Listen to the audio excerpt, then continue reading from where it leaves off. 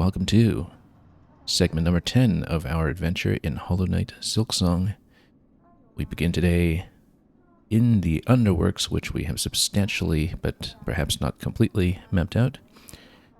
And we arrive here shortly after having obtained the first new traversal power that we've picked up in quite some time.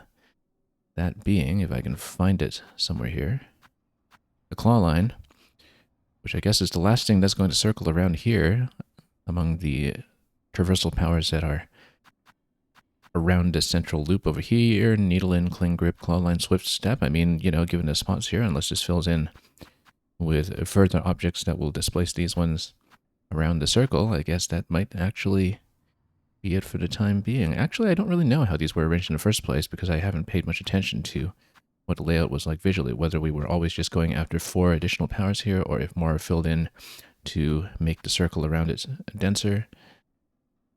But on the assumption that this is all we're going to be looking at, well, the claw line is the most substantial upgrade we've had in some time. It is essentially like a grapple, but it is kind of this forward-facing harpoon, very different from the grapples in other games in the genre when it comes to which directions you can reach.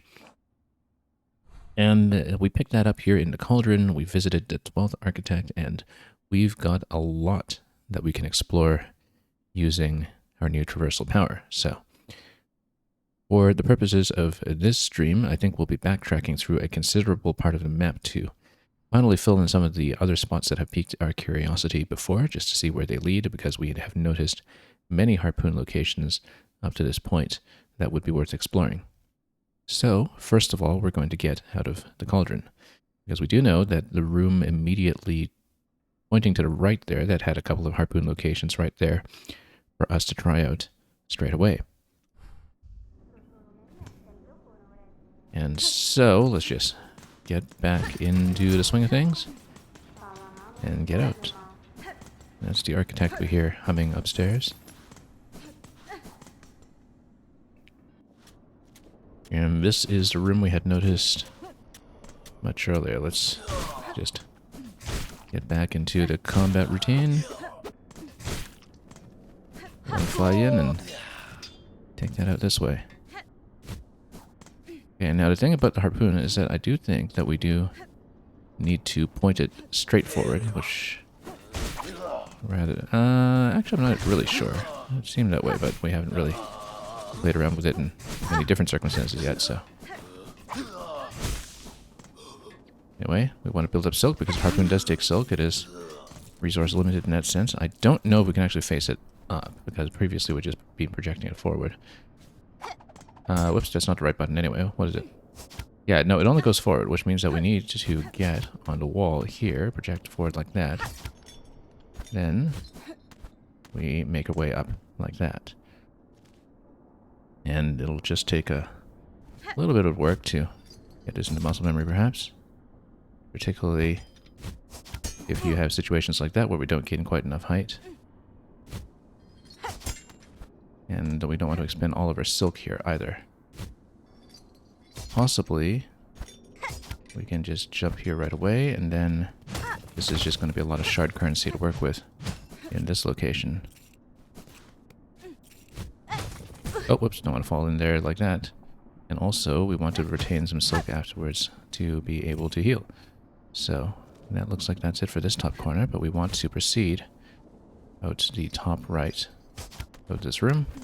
We do have a minimal recharge on our silk bar when we do completely expend it, usually just enough for one harpoon shot, but it means that if we have so little silk, we can't really chain very many of those together, so consecutive harpooning and grappling along with a claw line is going to require a little more juice than that. Also, this is still shut. However, is this something that you can open using the instrument needle in? I don't think that it's kind of gate, but we should definitely try.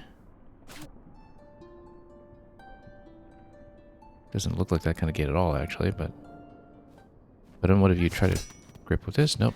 So there's some kind of switch. Look at the threading over here that we need to look for in order to get out. Unless, of course, we can't get out this way at all and we have to take the lift back up to the whiteboard, and this is just an entrance from the right side only, rather than an exit that we can use now. That's always a possibility, so we should just check down here. This is where we had traversed before. This is where we had come in earlier. I guess we should just go back up to the whiteboard. The alternative, of course, is to use the Ventrica location over to the left to port out of there, because then we don't need to take the long way through the Citadel to get to the different places where we want to go. But even in the Citadel, there is, of course, a conspicuous grappling location in the top left that we want to check eventually. Given the circumstances, I think we're actually going to go back to the bench where we came from. We're going to take Ventrica out, now that we've seen what this particular exit looks like. Oh.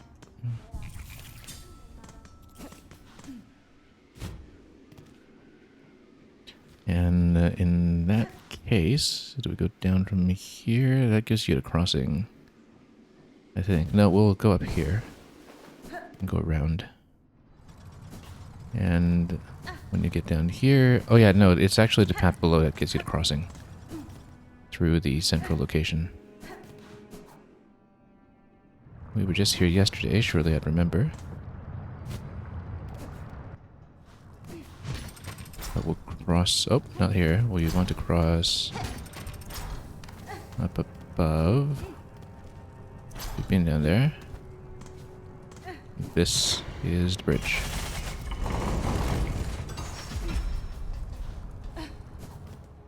And then we'll take this back to one of the other locations that we've seen, up the Grand Bellway, and then we'll take the Bell Beast out somewhere much further. Now, I do know that one thing we will want to go back to check at some point is the slab and the adjoining mountain next to it, because even though we don't have cold protection at this time, I do think that there were a couple of locations that looked like they were traversable by Harpoon. But, you know, we might as well just backtrack through the map by going bottom up, I think, because we know of some conspicuous locations down here that we absolutely want to check. And so I think Far Fields is almost certainly going to be first, unless something catches our attention along the way.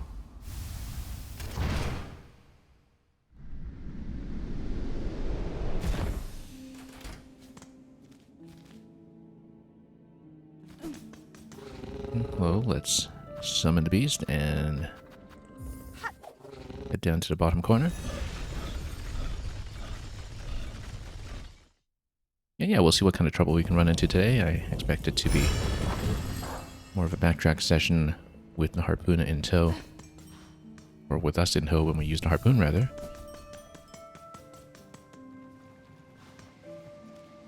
And we will, of course, need to build up some silk when we have the opportunity. Further down.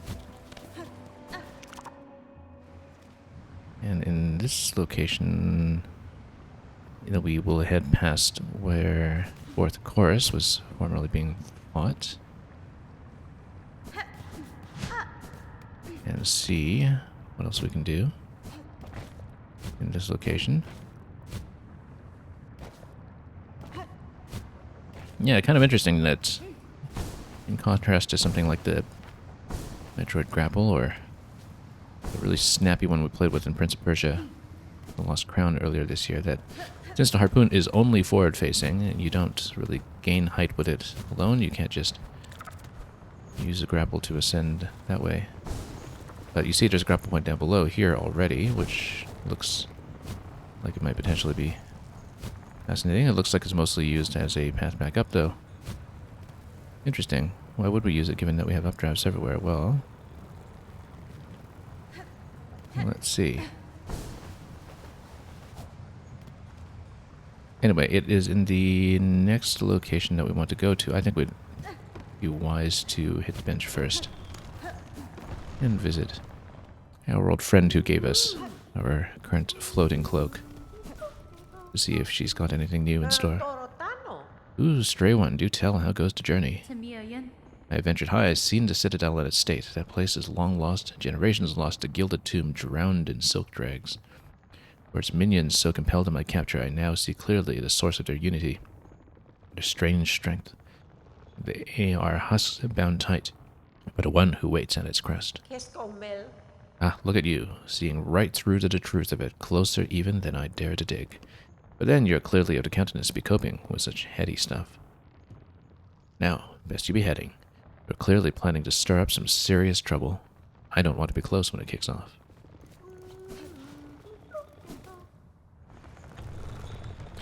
Alright, let's continue then and see what else we can get up to. Perhaps much higher. I don't know that we'd actually traversed to the top of this room previously. Yeah, we had, to the top left. We've been there. We've absolutely mapped that out. Of course, it is worthwhile to see what else we might have not previously grappled onto. I actually don't even remember what was here. Yeah, this was just exit out the other side. I don't know if there was anything that we wanted to look at here that we hadn't seen already. I don't think so. Just a lot more silk, which we'll gladly take. And return path this way. As well just grab some silk while we can. Right, and this was just a continuation to... Whoop, nope, didn't want to dart forward like that. Yeah, just to board us around here. We've seen all this. Did we actually come down here previously, though? Yeah, that's just open. So nothing new on this side. But since we climbed all the way up here, I thought I'd check now. So let's go on to the spot that we really want to check, which I knew long ago was bedecked with those grapple-friendly rings. What was this again? Oh, hang on. We actually need to float over. I'm going to float through that. Return this way.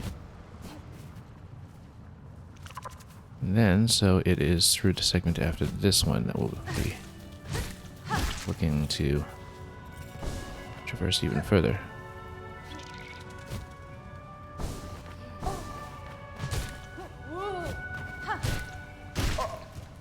There we go. And we'll mind those ones that project spikes everywhere, if we can. Or we'll just tap them. Nice long reach on that.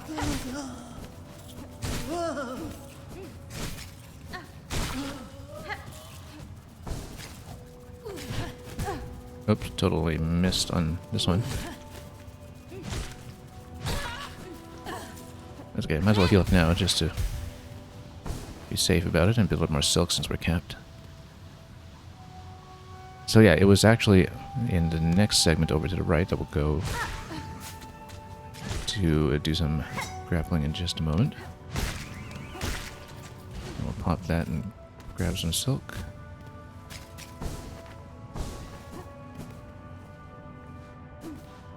This was the location where I think I could not ascend any further, so...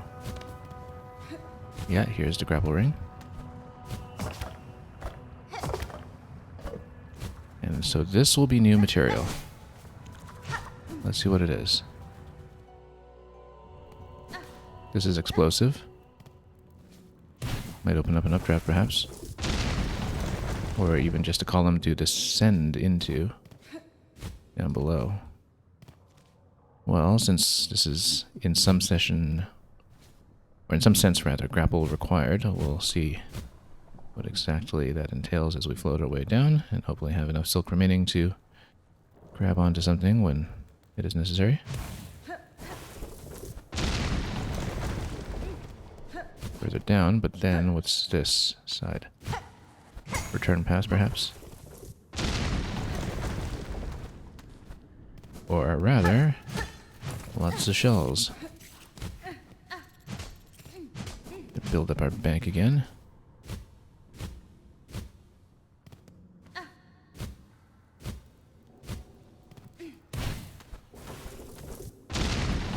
Okay, let's carve that out further, and then probably platforms everywhere. Let's mind some of the spiky wall jump locations, which look very volatile in their own right, because you wall cling onto it and it disappears, so we do want to be rather cautious here. And just descend slowly to see what we're dealing with. I'm sure speedrunners will eventually just drop, and are likely in fact already doing so, having plotted out their course, but we haven't, so we have to fall carefully down below, way below. I wonder if there's going to be a big fight coming. This absolutely looks like a big fight coming once we pop this and see what it entails. Oh, who's here? And should we have taken the magma defense?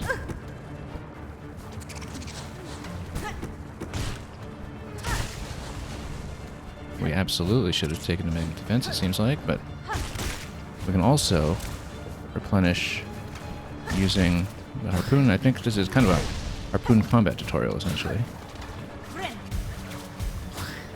Oh. That's going to be a little too close here. And it is going to be something of a run back. I think we should have taken the bench that is actually further over to the right, because that one is going to be decently closer, so. At least now we know what we're dealing with. And we should definitely take magma protection, so. Let's see what we'll replace with that. The healing speed or the multi-binder injector band is the healing speed. I think if we're putting on magma bell, it should replace injector band. We'll just find a longer safety margin to up the heals, but I think getting the 4 hearts back is going to be necessary. We can always change our mind about that if that doesn't work out.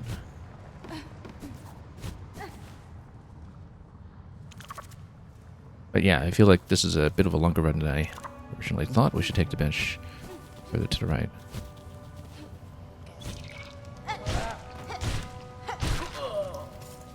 And bank up some silk while we still can.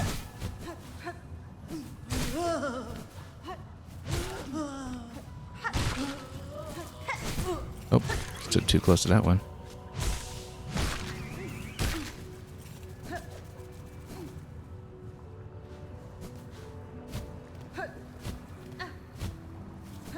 But yeah, we decided to go this way instead. Well, let's grab the bench first.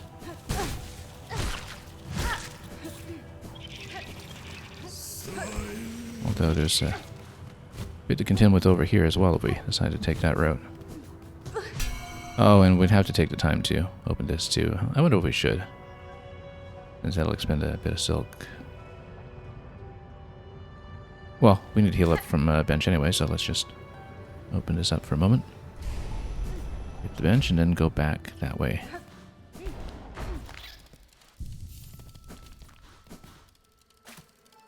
It might not actually be as good a respawn location for purposes of getting her silk back in order on the way back to the fight. And that's okay, there are a few different locations here that we can use for that. Just to make sure we tap everything. Then it is going to be, again, up in this location.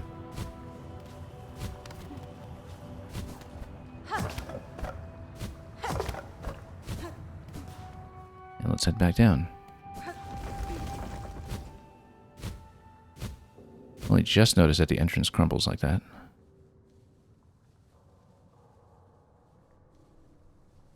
But since we've opened everything, we can just drop in somewhat safely, as long as we float down in a way that doesn't hit every spike. You see, like if you went straight down like that, you would have hit something.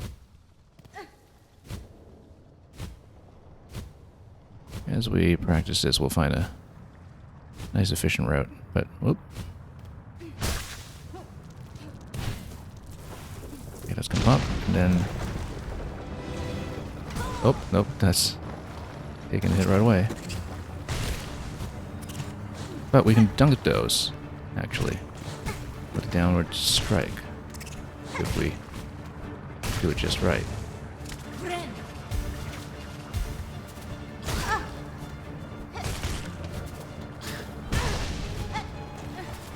Oh, nope, falling everywhere. This is a little bit awkward, especially if we have to deal with more of them now. We can actually use the harpoon to grab silk, which is good because you can potentially use that for heal as long as we stay safe. Oh, nope, got caught. But yeah, the harpoon is actually able to retrieve silk from enemies, which is something that is a very important nuance with it if you have a lot of aerial combat where you need to refresh halfway. Okay, kind of liking the idea of coming here for the respawn then. Oh, except of course we'll take every hit here. Quite unnecessarily.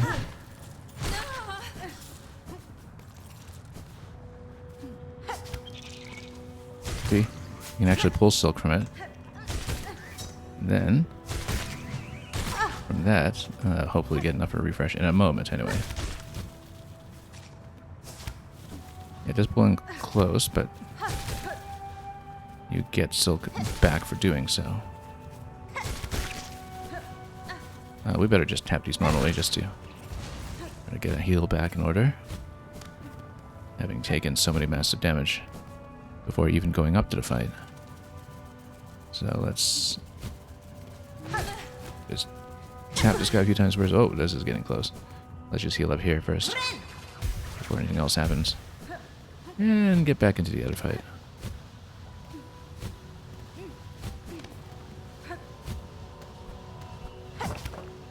The cocoon will solve a few issues for us. Now we do need to hang on there and wait for the refresh first on silk. Then we have the next location, or we can just whiff entirely. That's possible too.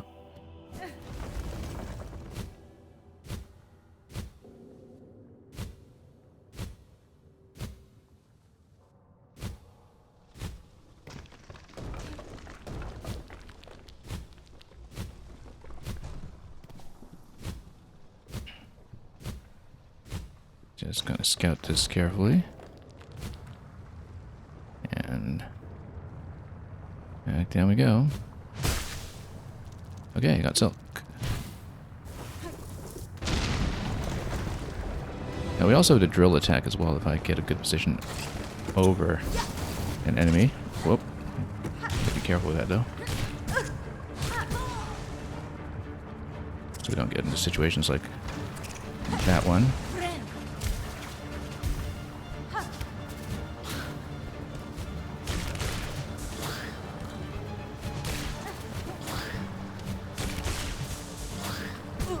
Nope, got shot.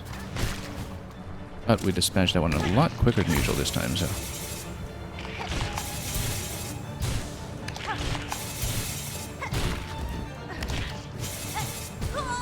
Fell down a bit, but we did get lots of silk for healing, so. Let's just heal first.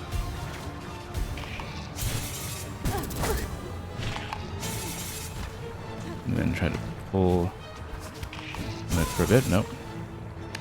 Do need to actually pull accurately, though.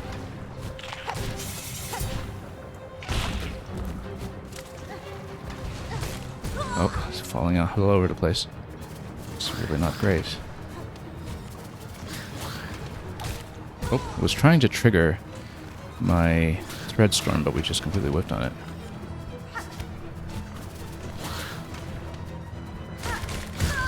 Nope. Too weak position. Descriptivist, you're saying it's a tough arena. Are you saying this from experience, either watching her playing or just from watching me crash against it? Yeah, well, I mean, we just got started on it. We're still learning it. That was actually the best attempt. You've never played a Metroidvania. Isn't there supposed to be one somewhere in UFO 50, or am I just mistaken? Because I know you played that.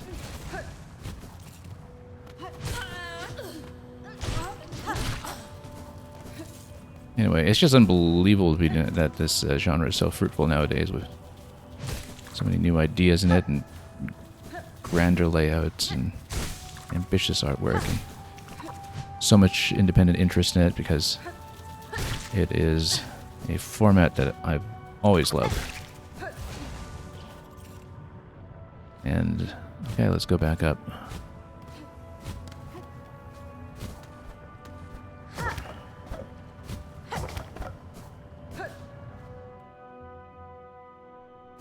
And you're saying much of UFO 50 you haven't gotten around to playing? Well, I mean, I guess there are 50 games in there, so understandable.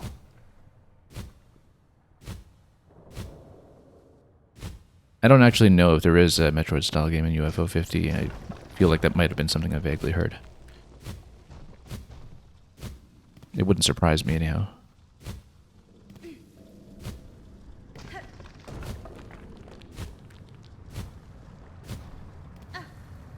Oh, whoops.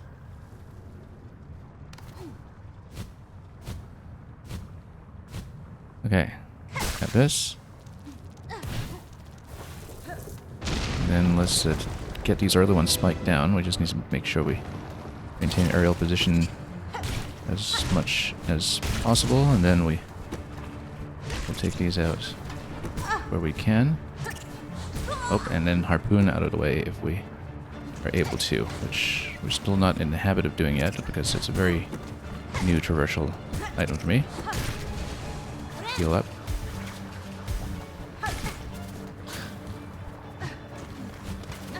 Oh, nope. Very unstable down here. And of course there's a bit of knockback when you hit somebody, and so you have to account for that sometimes.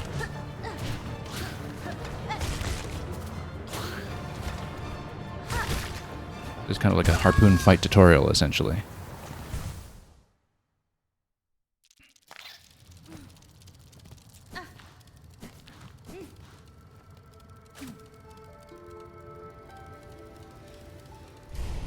Yeah, I'm very fussy in some ways about the term Metroidvania because I remember when it was first coined, and I know how the meaning of it has drifted over time, and so because back when Jeremy Parish coined the term in the late 2000s, I was reading him fairly regularly, and it originally kind of meant the subset of Castlevania that was more like Metroid, rather than just, you know, anything that's sort of between Metroid and Castlevania. But that ship has kind of sailed. I mean, you know, it refers to just such a wide spectrum of designs at this point. Because I find that sometimes, you know, if you have something recommended to you as a Metroidvania, and you're more from the Metroid side of the family, so to speak, that there are a couple of things that can potentially throw you off in terms of what to expect. But every game sort of roughly in this format has its own design priorities, its own balance of exploration and combat, etc. And in particular, its own style of progression or collection systems. I always thought that the Metroid and Zelda series specifically were actually kind of a two of a kind in terms of how the way that your character gets stronger in terms of collecting more health, etc., is very task-oriented. Not much in the way of currency or grinding or crafting or anything like that for the longest time. Much more just in terms of being able to prove specific things that you can do or reach specific points. And Castlevania is much more in the RPG style territory of leveling and stat management and so on, and it's very different. Hollow Knight is kind of interesting in that you have some things that are based on currency, but whoops, not very much, and the character progression is very deliberate in a way that I think is very satisfying.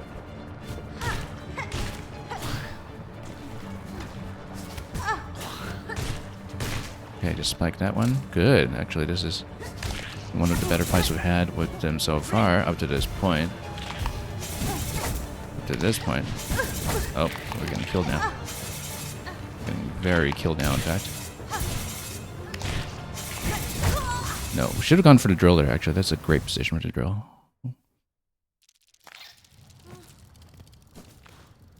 You're saying harpooning those hookshot targets dangling in the air looks so satisfying. Yeah, again, it's a very different kind of hookshot than you typically see in this genre, in that you have to be on the same horizontal plane and shoot forward. A lot of other grapples that I've seen in the past usually use grapples to resolve traversal obstacles that are about gaining height, but here you kind of gain distance, and then, yeah, it's very interesting because you have to spend silk when you use it normally, but then you actually manage to steal some silk if you hit an enemy with it. And so there's a lot of resource management that you can do that is very, high risk, high reward. With the way that it's set up in this game. Oops. Speaking of which, just heal up right now so we can build some of that silk back.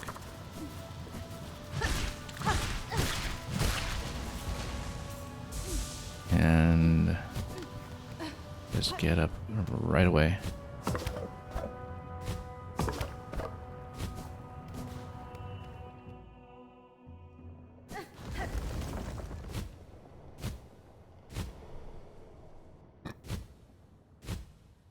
So we'll see how we do in this room. I feel like it's very doable. I don't know how long it is and how many more enemy waves we have to deal with, but mostly just a matter of not falling in the lava. And getting up high enough that I can sustain myself with a lot of downward strikes. If I can stay above the enemies most of the time, then we're in great shape. Okay, full bank of resources going into this fight. That's a great place to be.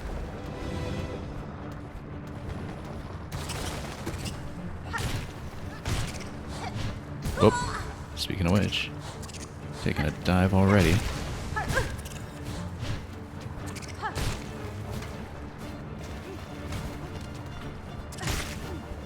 Okay, good. Now this one is a bit tricky because he launches explosives. I don't want to whiff quite like that. We want to get above him somehow. And, oh, it's not going. That's not going at all. That's actually taking a huge hit now.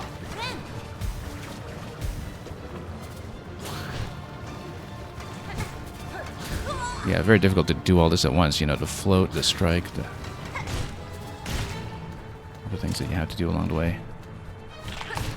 Now we can get above these guys, and I'm in great shape, but we're taking, again, too many hits.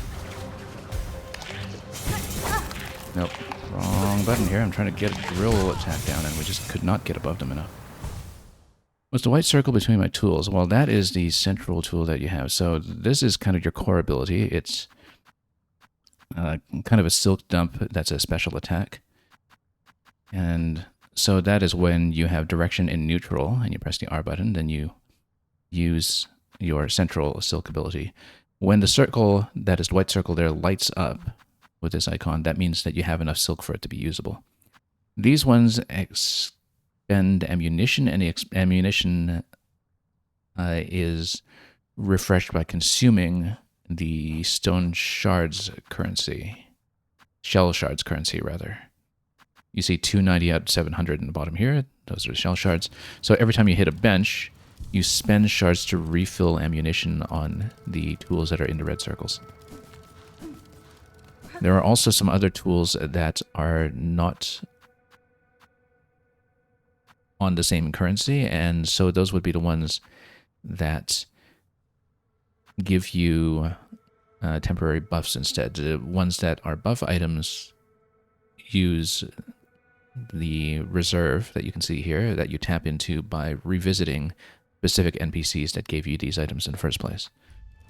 And so you can sacrifice one of the slots that you use for a weapon and use it instead as a buff item that gives you something like attack power or additional health.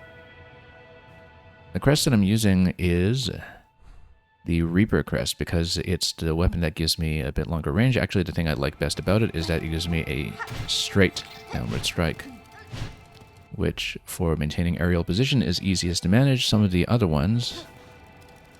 So every crest not only gives you a different kind of attack and a different special power when you do things like healing. But for example, if you went to Beast, which we use for certain fights, then when you do a downward strike, it would kind of pitch you forward like this, for instance, right? So you'd have to really know what you're doing, although sometimes we've found it advantageous for some specific fights. And then the Hunter is what you had at the beginning of the game.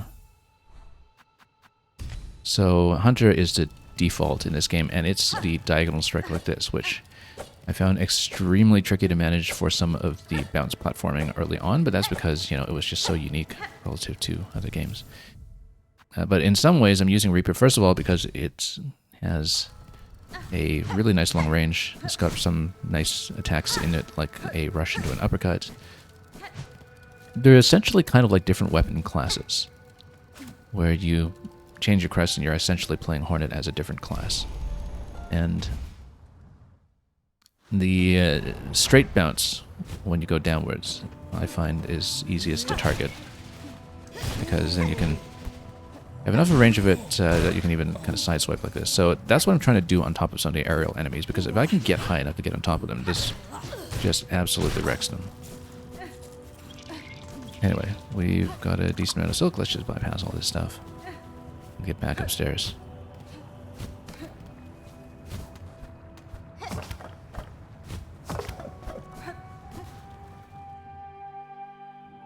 But yeah, I'm using the crest that essentially lets me play Hollow Knight. This is the setup that is closest to the original game with the long nail item in the first game, the long nail charm that gives you an extended range, which was a bit of a crutch for me the first time I played Hollow Knight. The first time I played Hollow Knight, I absolutely stacked up on weapon range. As you get better in the game, you start using those slots instead, I think, on things that are a little more useful if you're willing to take the risk of getting close in. But absolutely, my first time through Hollow Knight, I prioritize weapon range. And of course, we're spending a whole slot on the compass right now, like we did with the original Hollow Knight. When you get to learn these games and learn the maps, then I think the compass becomes much less critical.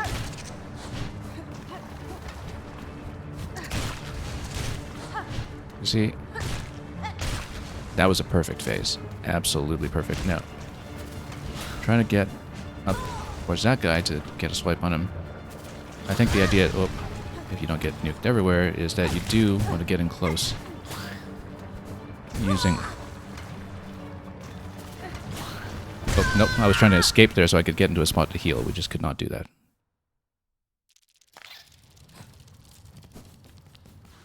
Yeah, I'm trying to get above that guy. You do kind of need to grapple into him accurately with a harpoon. And then try to get a bit of air above that, I think. Once you get a bit of air above that, and then things would go a little better.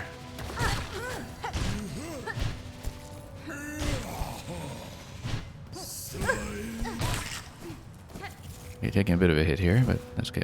We'll just deal with it. We'll get some silk back anyway once we are at the cocoon, so it's okay if I spend some now. Oh, let's make sure we get that silk replenishment. See, it spins this minimal amount in your bar, just giving you enough for one grapple.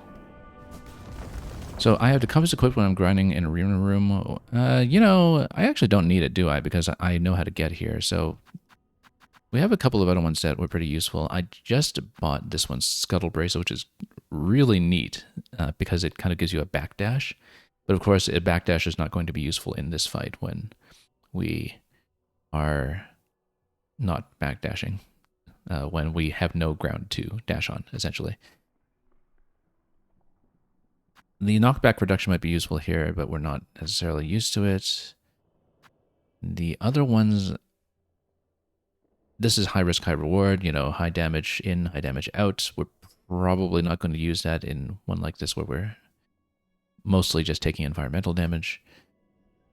So right now, I actually don't have a yellow one that's more useful than the compass. If I were to take off the compass, the things that would go best together would probably be Silk Speed and Scuttle Brace, because Scuttle Brace gives you the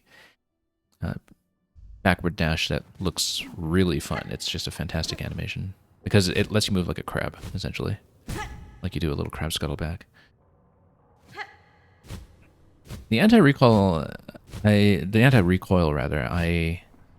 have not really played with yet since obtaining it. I know that I played quite a bit with the one in Hollow Knight because Hollow Knight, particularly when you're learning it early. Whoops, definitely. Wow, what a terrible entrance this time. Definitely has a bit of a learning curve when it comes to situations where you put yourself in danger due to recoil against enemies that you're tapping. Here, I guess we've had some situations where we tap into something and then fall down into the lava, but we'll try not to get into too much of that. Anyway, you know what, let's just heal right away here. I'm not messing with this. We're not using silk much initially anyway, we just need to get into the center and tap these guys from above. Oh, don't want to miss. And you see, they take environmental damage if you tap them close enough to the bottom.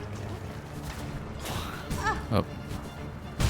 No, we really need to use the grapple to go up. Look at that, just got nuked. Yeah, I think you have to close into those with a grapple. It's just, we don't have that as part of our movement habits yet. We're sniped there multiple times. You know what? I'll show you the scuttle brace because it is actually really neat. We just picked it up last stream. But I decided to keep run speed over it for the time being. Because this is just the coolest animation. So normally, you do a dash, you can hold down dash in the direction you're facing. With a scuttle brace, if you do a down dash, you can reverse. And then you can reverse, I mean, it's kind of like just like dashing the opposite direction, but then you maintain direction to, you know, use your other weapons, I guess, and other things like that. And then you can even do a little bit of platforming with it. It's a very low jump because you're moving like a crab, and crabs don't jump very high, but I think it's just fun to watch more than anything. We haven't really found a good use for it yet in a live situation, but I haven't really brought it into a serious battle yet. Yeah, I mean, you know, the Hornet is technically part spider, and so it is spider movement. But it's a side-scroller, so it still looks like a crab.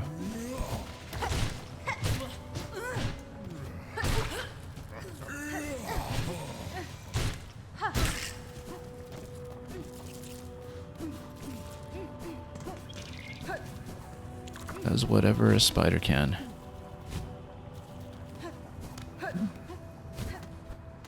Especially if it involves spinning silk.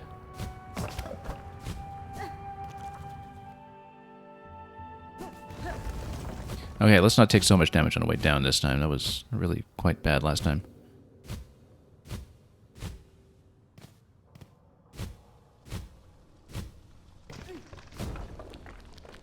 I'm definitely having trouble using my Thread Storm in midair for some reason. It's not reliably triggering. Maybe I'm not always watching what silk bank is available, because I feel like maybe switching back to the spear throw might be really good in this fight. Because a lot of the enemies might be vulnerable to it.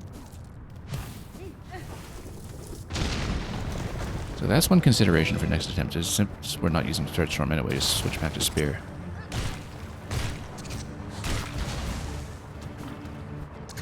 Okay, that guy's way too high now.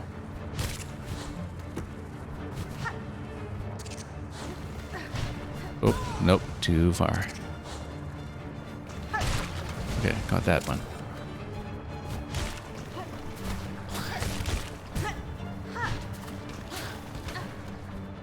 Okay, got on top of it. That's, oh, lost it. There we go, got it.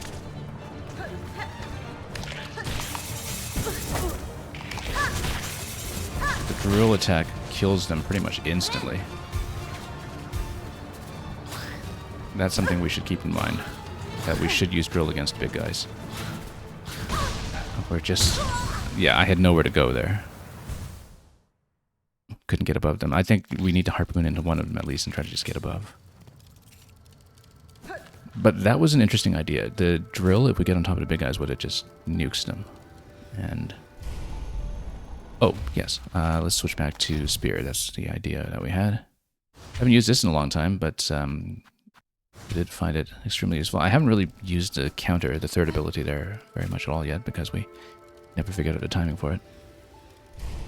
Yeah, the net bug is very cute. You're saying he's working so hard for me. Very much so. I have to see exactly where we're sitting on that bench.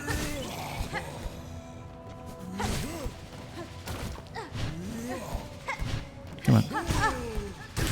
Let's hit this somewhat accurately.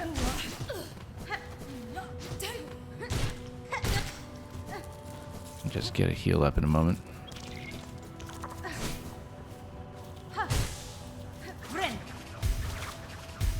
And the rest we'll just take care of with the cocoon replenishing the rest of my bank of silk. You know what? Can we make it all the way over? Okay, not quite. We could have if I'd committed to that early, I think. Like this. Yeah, we only need to use one grapple. The float can do the rest.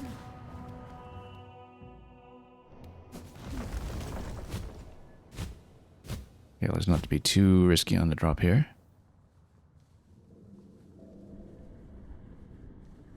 So yeah, maybe for those ones that launch the bombs, if we can get the spear throw against them, then we might be alright.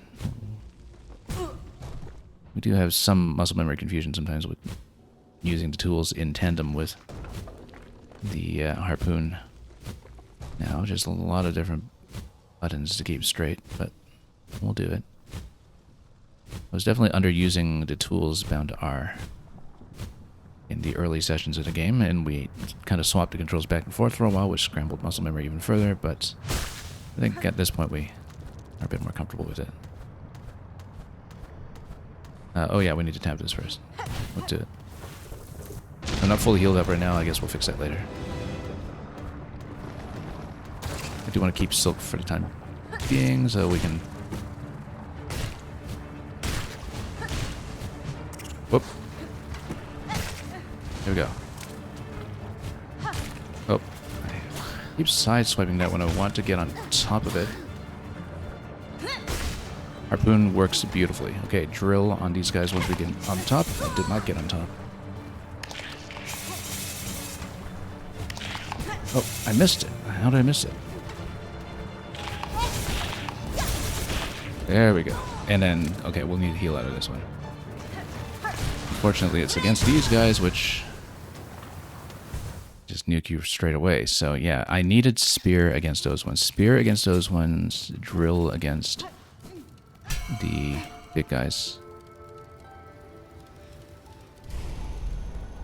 So the auxiliary weapons are going to make a big difference here. Since we're not really using the curve claw on the top slot, despite it being technically an anti-air weapon, a little hard to trigger when we're wall jumping everywhere. Maybe I'll consider putting a buff item there as well, but I think spear is definitely the right way to go for a fight like this. We found this much earlier with some of the other fights with lots of flying ads as well, that spear does wonders. Alright, let's just heal this up and replenish the silk when we're up top.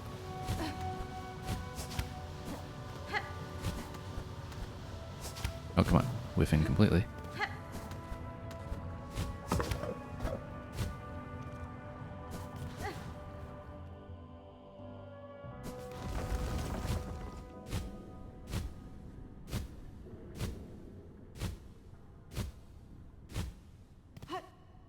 Okay, let's not hit spikes on the way down. Let's just be careful here.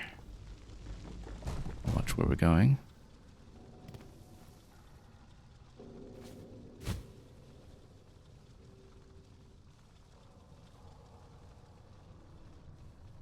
Replenish from the cocoon down below, and then we will be in a decent resource situation. again, we can get on top of the initial spawn. Oh, that was nearly a disaster.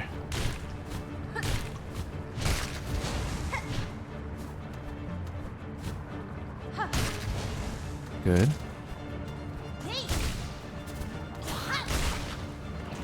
Great. Get on top. Or to drill. Come on, drill. Could not get on top. That was the problem. So now we need to tap them for the heal, I think. Let's just heal up from the side first before we do anything. And then get out of here. Oh, nope. Too low. No, I just cannot get on top of them. There we go. Now we get nuked by these guys. Nope. Took too many hits there. I mean, we could have come out there with a full health pool. We would have been fine. But just a little too much awkwardness when getting into position. We didn't get high enough above the big ones. You need to get higher, I think, before the drill kind of triggers properly, particularly because, you know, it's sensitive to your directional input.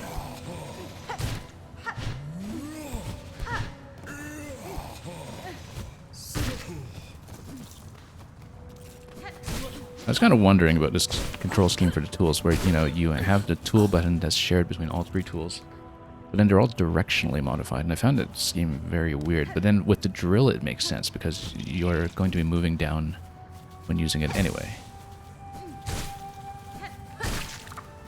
The other ones, it's a little bit awkward, I find. It's maybe the one thing that I've really had a lot of trouble adapting to in this game, is the sub-weapon usage. Where it's very easy when you're having a lot of intensive movement at the same time to misfire and wind up with the wrong weapon. I mean, I guess it's not that different from something like a Kirby or Smash Brothers style moveset, where you have directional modifiers on absolutely everything, but it does take some getting used to. But the drill at least feels very intuitive, because I'm doing down sub attack and it's actually going down, which is not the case with other weapons.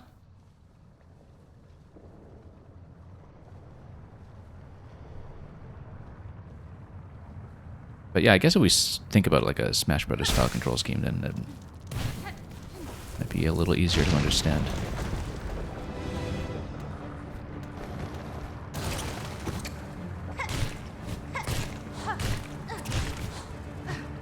Oh, no, just fell in exactly the wrong location. Okay. Nope. Nope. So, single tap and single harpoon will do it there. Single spear, rather. We need to get up to a heal against these ones before we die. No, just getting zoned up by every projectile. I wonder if that's the last wave, because, you know, dealing with both of those at once is extremely tricky. But we just need more health going into that phase. If we have enough health, then we can afford to at least blunder a little bit and get into a central position. And we're still not using the harpoon very efficiently to do so, obviously, because using the harpoon to move into an enemy's range is something I'm still not used to yet in terms of how to gauge when it's safe to do so, and maybe we should be practicing that a lot more. Like how you follow up on the attack. Something that we're just not accustomed to. Because when you harpoon like that, you can't really do a second attack into it right away. There's a bit of a cooldown. So it pulls you towards, then there's a momentary delay before you can actually take the swipe. Yeah, because you actually bounce back from it. Like if you hit, then Hornet hits and then bounces back a little bit, but in that animation you cannot take the swipe. So there is a particular rhythm that you need to master in order to get that done. We need a little bit more silk for a first heal here, just to get Get that out of the way, and let's just tap this guy quickly.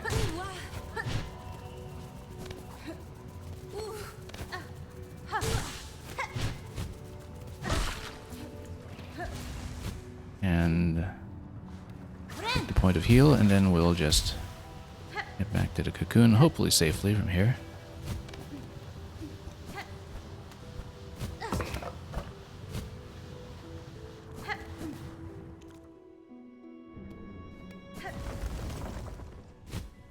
But yeah, if you can get into a good drill position against the big ones, that works out wonderfully. Particularly because we've upgraded our weapon damage on the tools as well. And so the damage output is quite nice on those now. We should be using that whenever possible, really, since we aren't short of stone shards at all. Whoa, that was close.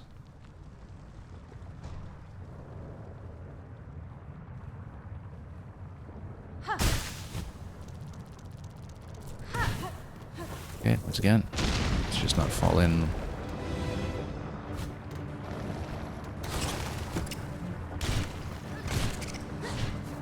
Oh, nope, you see. Have to watch that side dash. Sometimes when we are in totally the wrong position. Oh, nope, too low. But single spear at this point will do it. Yeah, single spear and single tap against those. Let's loot him down a bit and then drill. Good. Oh, almost. We need to heal. But we will heal. And we'll be just fine. Perhaps not. No, except knockback there. Let's tap him normally if we can. Just to build up more silk. Rather than use the drill right away. Now, this is the crew that is difficult. Oh, not enough silk for the second spear yet. That was a miscalculation. Okay, who's next? Someone's next. Something big. Oh, escape sequence. It is an escape sequence. Okay, that's fine. That we can do. No, that we can't. Well. Okay, luckily it's not an instant kill. No, that's not a wall. Okay. Okay.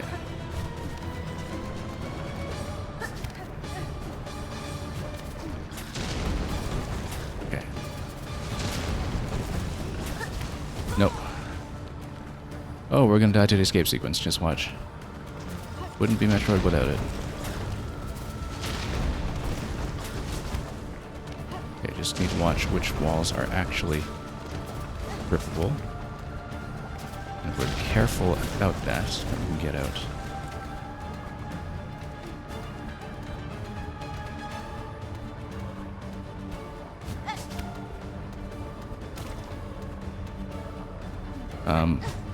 What? Okay. That was worth it. It's been a while since we had an additional mask fragment to work with, honestly, so. 068, saved by HG Rumble? Were we really? I mean, certainly hope so. I think, actually, a couple of things in this game we've sort of used tactile sense as a replacement for sound cues in some ways, especially when things are off screen. I guess we have to get out on the left. Okay, there we go. Okay, that was a bit harrowing, but we are going to probably try to change back to Threadstorm. And yeah, the next thing to go to here will be that rightmost part of the deep docks conjoining our fields, because I believe there was another grapple-based gate over there as well. So we'll go to the left side bench and hopefully not take a death along the way as we try to build up silk again.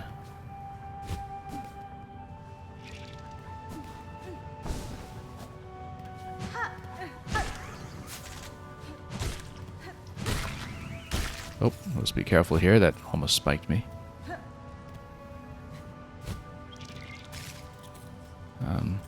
Can we just...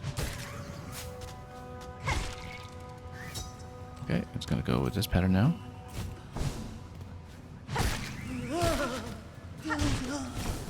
Oh, that was also close. Much too close.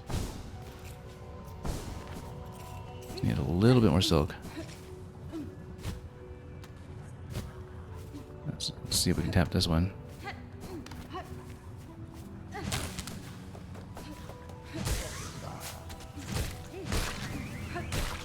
Okay, get out of here so we can heal.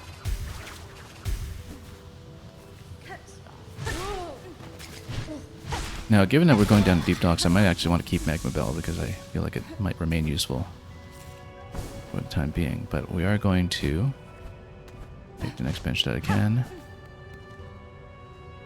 which is going to be back at the Seamstress.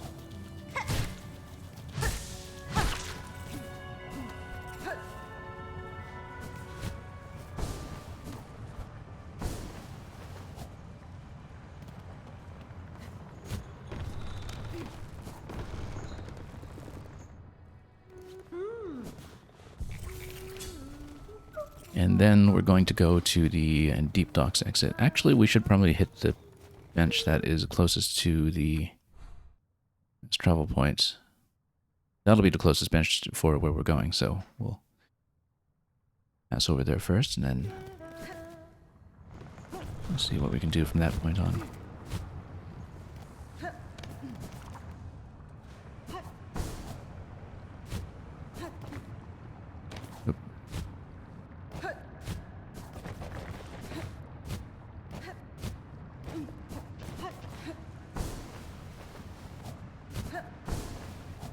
Okay, up here, then we just go up one step. One rung. Hit that bench and then back to the docks. Not here, that was the one above. What is that room? I don't remember. Anyway. I feel like for the mask fragments and for the spool extensions, spool fragments I guess, that the challenges have been quite proportionate in terms of how hard the game makes you work for them. They've been a consistently satisfying and rare reward.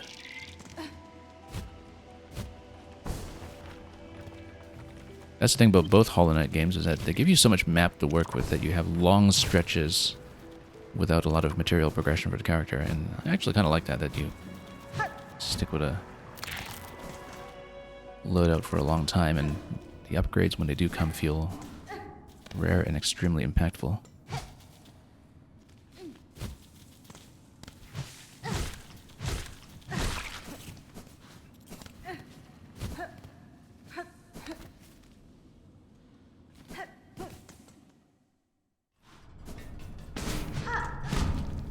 Okay, so we want to go down. I believe that was a harpoon gate, and it is in fact one of those. So we pull the chain and we'll see what we're going to uncover on the other side. Oh yeah, we're still on Spear. I have to remember that so we don't accidentally think that I'm on Threadstorm. We're also still on Magma Bell instead of the fast heal injector.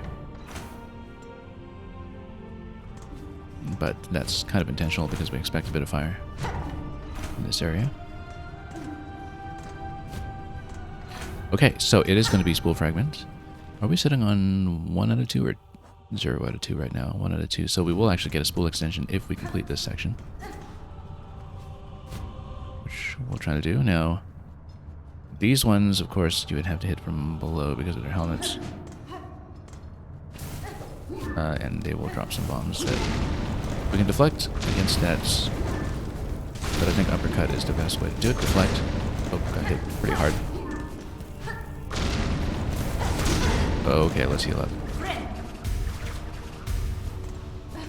Yeah, you can kind of go harpoon against them. But I like uppercut. There's a way to do it instead.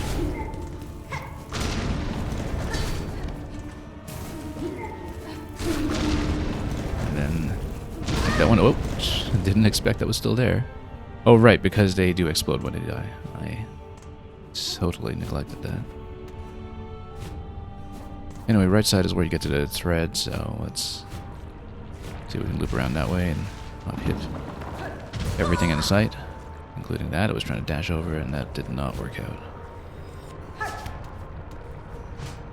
Nope, that also did not work out.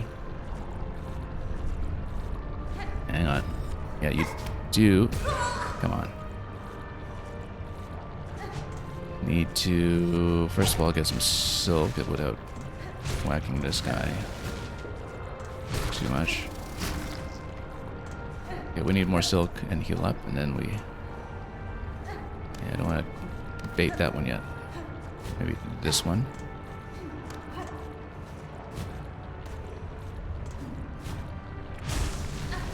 Now, they spray all over the place when they point down, so let's be careful. Now, you absolutely need to boon over on this side, otherwise you just don't make it.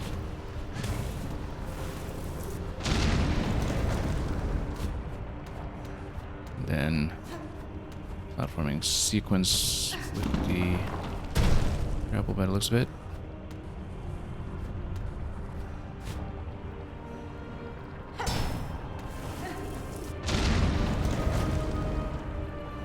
Then we'll just see what we do here. Okay, so... Interesting, that grapple works against the bounce locations. The harpoon actually makes it easier to bounce off of them. It kind of auto-bounces when you hook onto them accurately, if you can.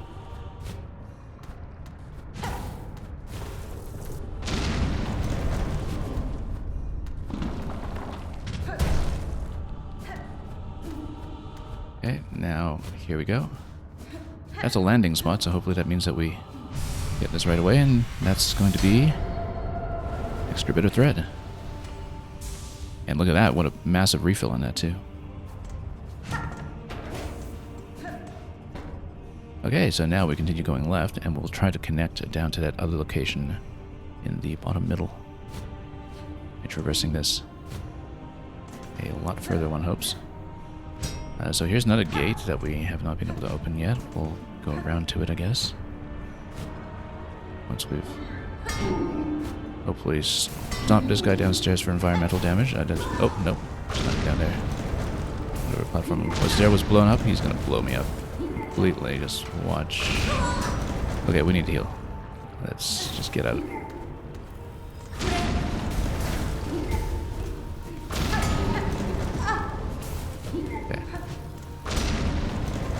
Did he blow himself up? He doesn't blow himself up. He's very well protected. Let's just get him.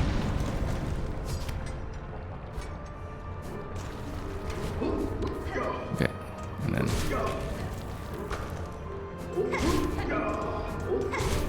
Yeah, we'll tap this too. That opens up that passage, but we want to see what's up above, so we'll... First of all, go up above.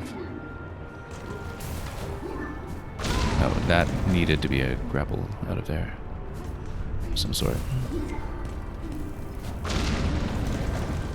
Okay. Nope. Hang on. Rolled a little excessively at the end of that jump. Okay, that's alright. We're at a nearby bench. We'll just go back down there. And... I'm thinking, yeah, we can stay on Spear. There's a lot of aerial stuff going on here. Drill isn't useful against those guys with the helmets, but the Curve Claw might be, so we'll stay on this so we have some options for both up and down. Yeah, drop back to the left.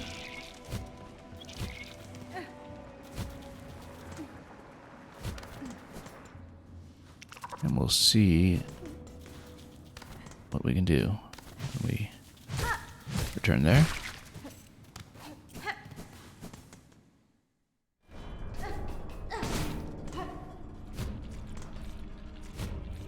Through this gate. Yeah, we'll skip some of the bombers if we can safely get around them. I just really don't want to deal with them to whatever extent we can avoid it. Maybe it would be helpful to tap the cocoon first before we lose everything. We can't really get to it very safely at the moment, though. Okay, we did get some silk back, which is good, because then we can heal from having put it down there, assuming we can get to a safe location. That was not a safe location. Not a safe location at all. Let's see if we can get enough silk going here. That's okay, that's a safer way to get a cocoon in that spot. So, expect a little bit of awkwardness on the way there.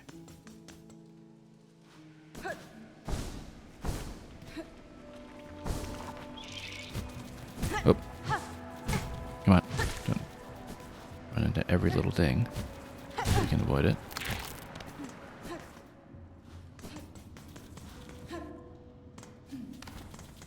Just try to build up enough to get another heal going.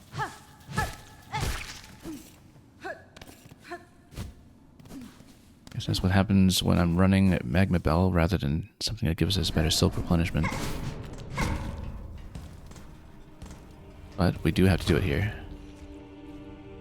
Very clear that reducing the lava damage from just falling into pits is going to keep us steady in this whole area.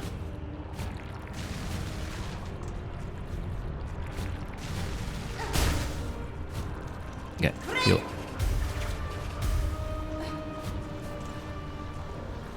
We need to deal with this guy, I think.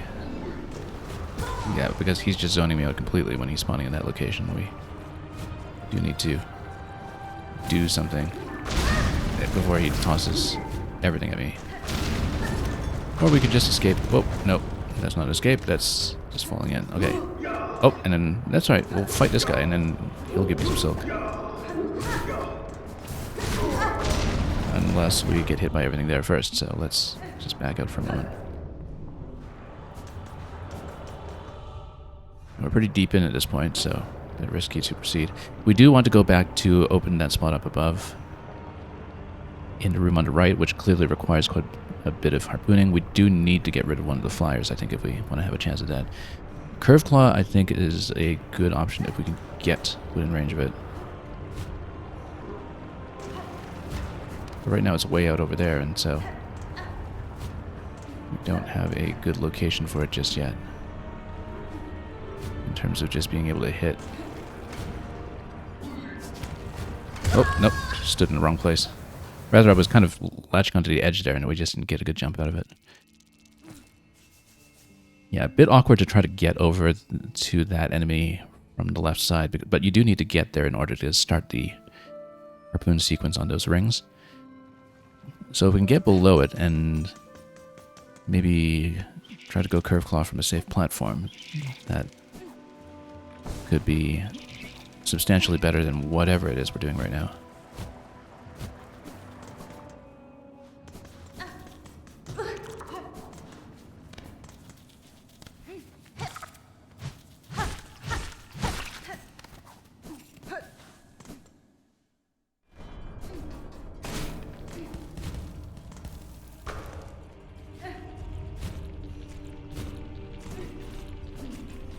Okay, back this way. So yeah, this is going to connect a path over to the center middle, and then might be some other paths that we can connect along the way past that. So see if we can get rid of these one at a time without taking too much damage. You know what? That actually hits pretty hard. With oh, that hits me pretty hard.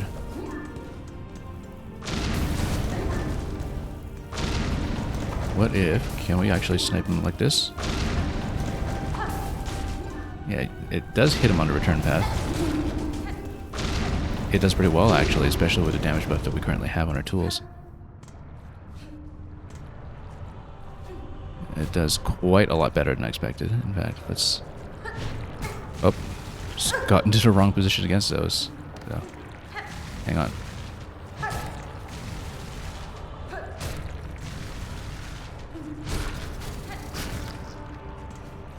Just trying to get to the point where we can have enough silk to heal before we take on the next part.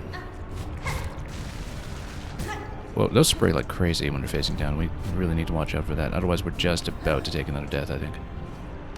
We're not careful. Nope, nope. Shouldn't have jumped into it. That was a bit of a reactive adjustment jump, and that got me into a spray. Yeah, they spray way, way down when they spray downwards. Gravity works that way onto particle effects, apparently.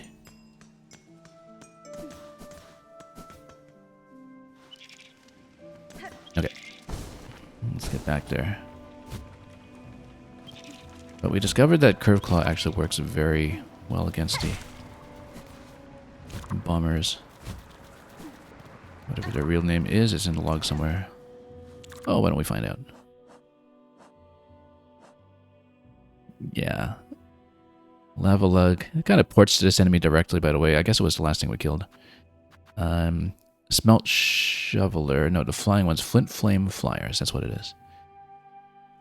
Brave worker carrying unstable flint flame and wearing a heavy bell to protect against potential ignition. So, yeah, it's not going to die to its own attacks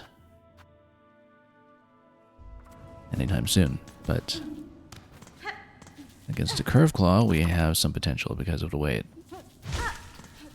flanks around them at the back. Hits them from the bottom. So let's just take out whatever we can as safely as we can. Get back to that cocoon while we're at it.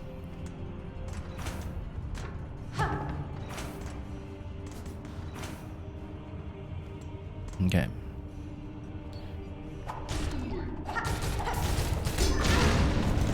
Okay. Yeah. Okay, just spent a good number of those. And that's okay, we'll easily get that shard back in order.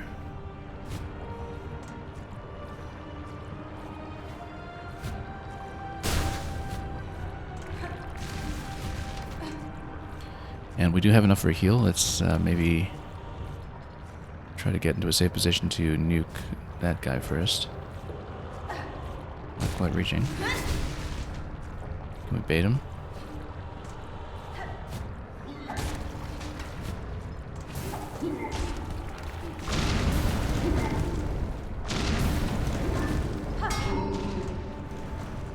Okay. Whoop. These just get all over the place. Look at those projectiles, they just go everywhere. You know what? Let's try to skip him.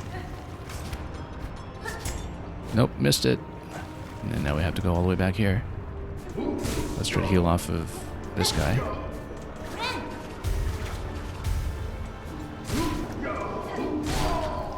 We can get some silk off of that, then maybe we can go harpoon off of that. And then at this location we can start... Oh, whoops.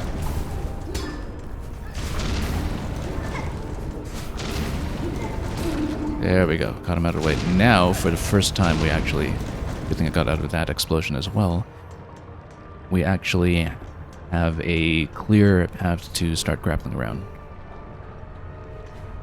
For the very first time in this room. Yeah, let's wait for the refresh here.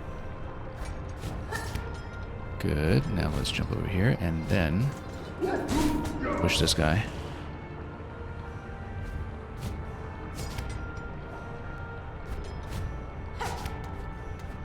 And now let's make sure we always wait for the refresh so we have more grapples available.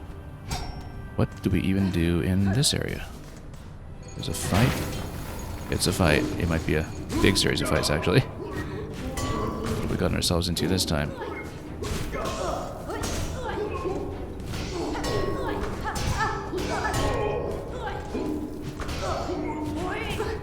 Okay, we need to get out of here. And then try to get back into a position where we can heal. Oh, we have these guys now. These flyers that are everywhere.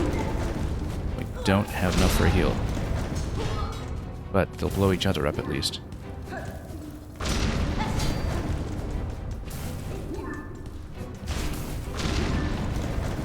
can just get more swipes? Nope, couldn't do it. Takes a while to get up there, actually. So by no means am I confident we can even get back to that cocoon. But at least we know what we're dealing with. Now, he does a tremendous amount of friendly fire, which is great, because then the flyer essentially clears the board.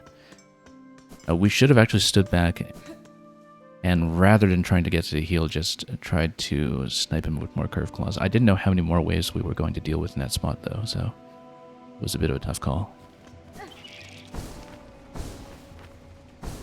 And that looks like a really difficult location to get back to, just because of all the problems that can happen with the enemies we face along the way. So by no means do I expect that the currency we picked up won't just be right off. Rosaries that we lost along the way, about 200 I think, that we were sitting on. That's okay, we don't have too many massive expenditures we're saving up for right now, given that we've strung quite a lot of bees together. And maybe we can just drop down this side without pulling aggro on the one up top. Yeah, we'll just skip him. We'll see if we can do something about this guy when he comes over.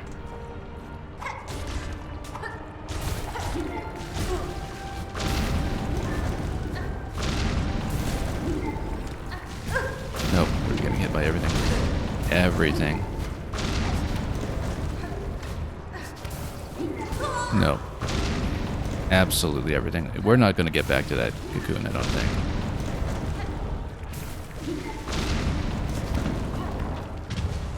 Let's get back here for safety.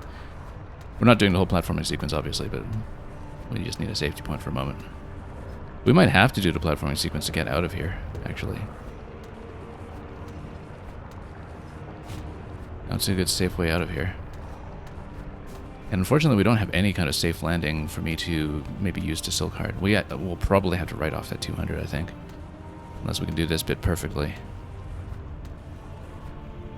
The entire challenge sequence with things falling from the ceiling. We actually do have to do it. If I take a death here, then we take a death here and we lose it all, but...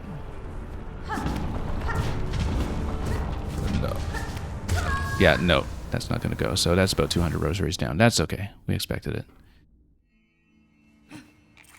Yeah, very difficult run back to the arena fight that we wanted to go to. We're just going to write off that cocoon. It's got nothing. I don't care about it. And that's okay. Rosary income comes so easily once you get back to the Citadel anyway. I don't think we lost very much. We've got a pretty good bank of beads at this point, in the event that we need them for maps and fast travel stations and whatever else. So, yeah, the Silk Eater is what we didn't use that time. We didn't have a safe place to land to use it once we saw that we were in great peril, even if we wanted to. And I'm not going to use it for something like 200. It's like if we're up in the high hundreds or up to 1,000 or so, then we'll use the Silk Eater. But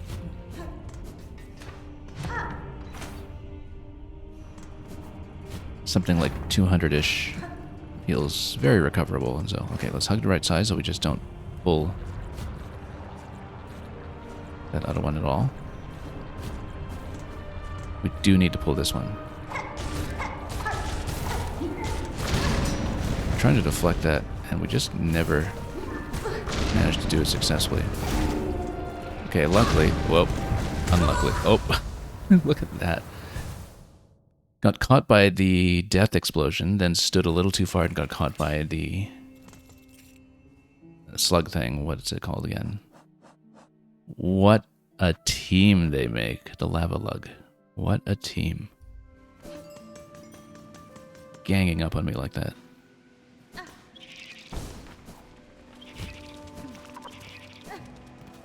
So yeah, this run back we haven't even successfully made once yet, so... But I think I have the right idea of not pulling the first one at all, sliding down the wall, and we'll just try to boomerang the second one with the curve claw. And I think that has to be the approach. Because until then, we don't have a safe passage to grapple over to the eventual fight that we want to get to. Yeah, we just don't pull that one.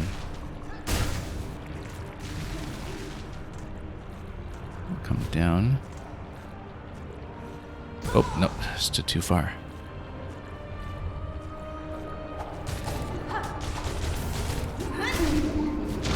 Okay, speared him. That actually worked pretty well.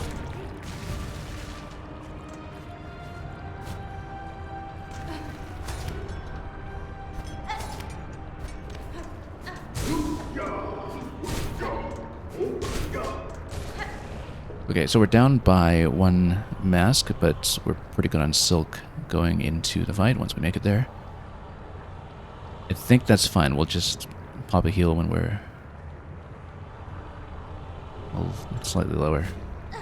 If I can make it back here without the magma protection, without falling into the lava, etc., then we might change that charm out for something that is a little more appropriate to this group fight. But given that one of the risks here is going to be the bombs, no, we'll keep the magma bell.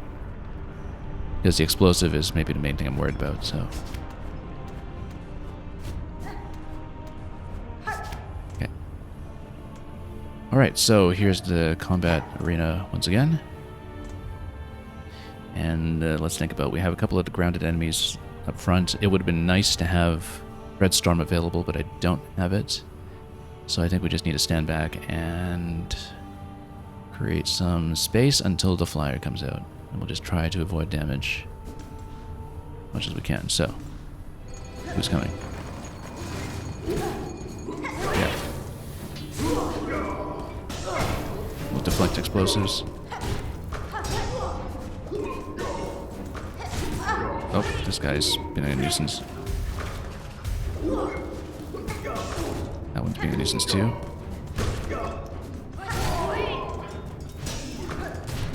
Oh, okay, now this one is the one we're actually worried about. Whoa, okay. I'd like to tap him for a heal when we can. We need to avoid the bombs to do that, and we did not get out in time.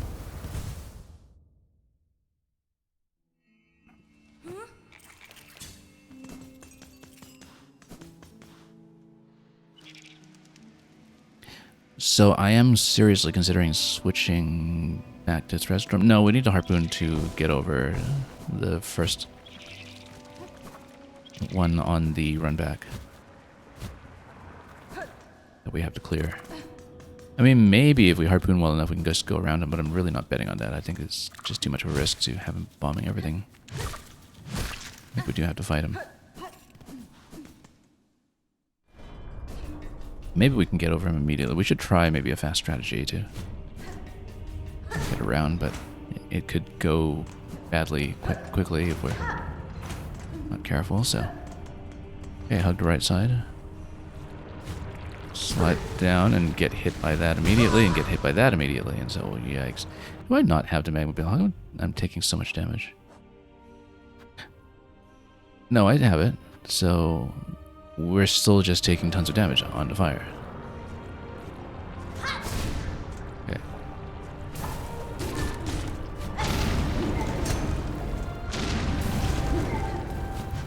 No, just... These guys... Yeah. I mean, luckily we really weren't sitting on any rosaries at all, so... That one really does zone you out like crazy. Curve Claw spam worked against it previously, but, you know, we're expending quite a few shards on that.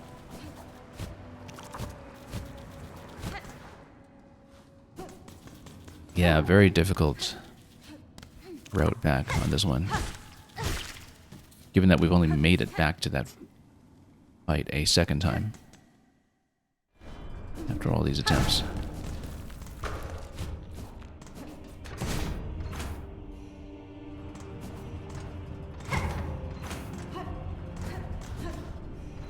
Okay, hug. Jump over a little earlier this time so we don't get caught by every lava lug in sight. Stand slightly over. We can catch him. That totally whiffed, incidentally.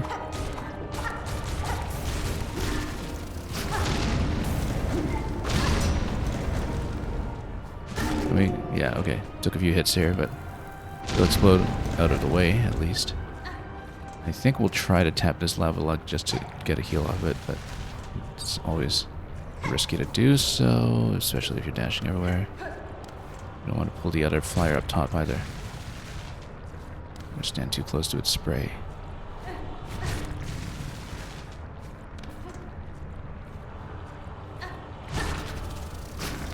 Yeah, didn't get much out of that, but that's okay, we'll keep going. Oh, and we'll get silk off of the cocoon too, so...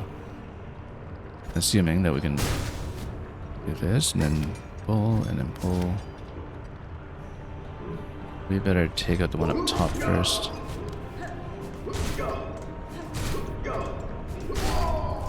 Good. And, yeah... We should think about when to pop the heal. Maybe I do it right before the fight starts, because then we can replenish silk off tapping any enemies.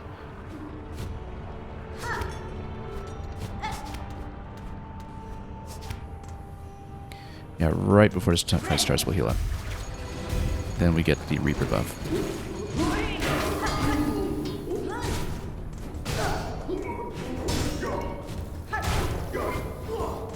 Okay. Oh. Okay, then at least we have a bit for heals before we get blown up. Friendly fire off of this guy will at least do a few things. Doesn't hit himself, but will hit his allies. And hit them hard. And hit me hard again. Okay. The range on this is just incredible. We really need to go curve claw on him, I think. Got him. That's not the last. Whoop! Explosion. And then that's what we deal with afterwards. However, it's grounded enemies on that wave. That's fine. We have a chance to just tap them and replenish. Yeah, we're not fighting the flyers very well at all here.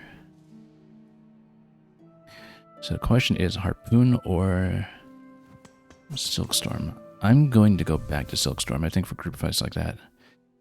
Particularly against Armored. Threadstorm, rather. That's going to be a little bit better. Do we still want Drill?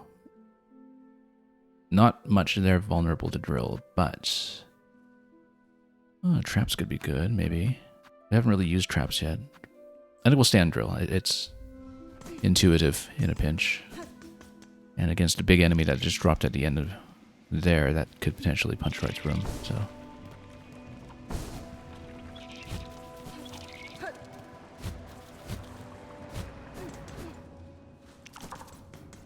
But yeah, Curve Claw spam against a flyer I think is the way to go. We just need to dodge around him and toss.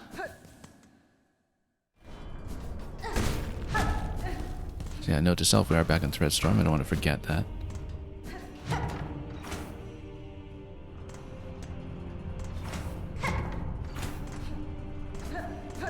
Hugged right.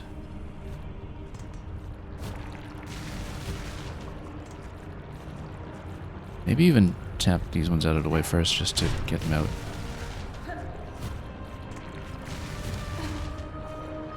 Get some silk and get them out of the way, more importantly. Just take it patiently.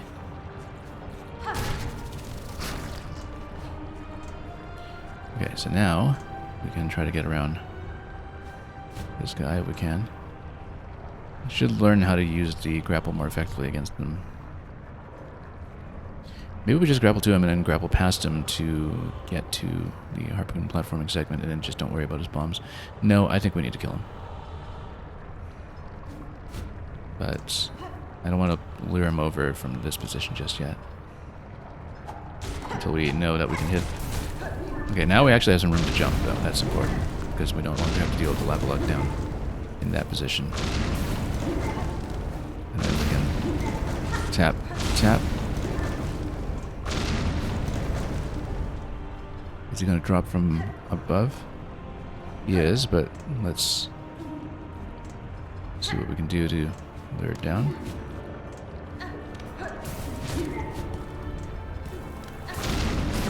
Good, got him safely. He's going to blow himself up down below. Okay. This is the best we've ever done this sequence. by far. So getting this one out of the way first seems essential, so we actually have an additional platform to return to. Now let's grapple over and get back into the fight. As said, let's grapple over and get back into the fight. Our accuracy leaves much to be desired.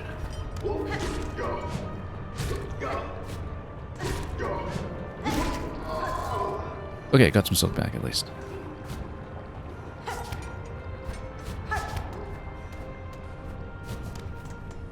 So, once again, we don't have enough to heal at the outset right now, but Thread Storm against the first wave might actually be good, as long as we don't get caught by them charging in everywhere.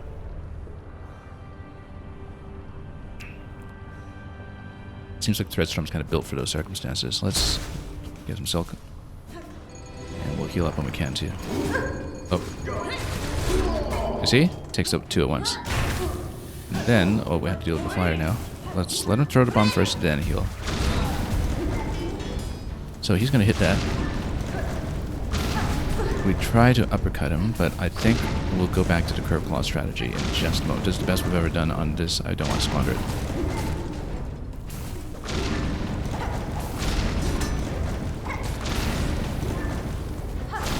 Oh, too risky to try to tap him like that, but we got him.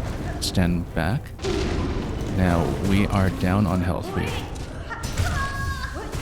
totally got jumped by that guy. That's the best we've done that fight, though. We were just too low to really strategize around the big one. The big one is helmeted. Drill is not going to help. I'm beginning to think we might want to replace Drill. We can try to trap. I actually have not tried to trap before. But against the grounded enemies like that, trap could be very good. We have not really used it, so this will be a bit experimental. As we take it into a live sitting over here. Live setting, rather. And we'll get back into this, and then... Yeah, I don't want to use the trap right away first because I want to save them for the fight, but maybe I should have demoed one here just to see how much we can get done with it. Because even in the initial part of the fight, if we lay traps before we kind of get into the fight, that takes care of the grounded enemies. But, as we could see, if we had a good positioning there for Thread Storm just wrecks the first wave. And we just need to try to avoid taking too much damage while that's happening. But against helmeted enemies that are on the ground, I feel like the traps could be a solution. Okay, we tap the middle one here when we can. We'll just let it circle around and we'll hit it a few times. And then we have some room to work with.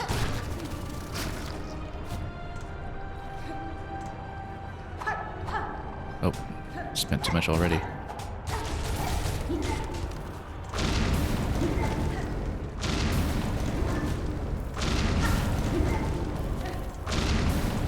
Go around a little bit. Good.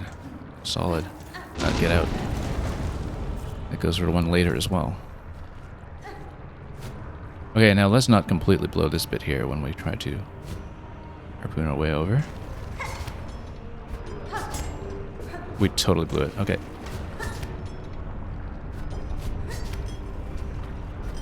Okay, let's stay here until we can get a nice jump over without dealing with that guy yet. Let's let him walk.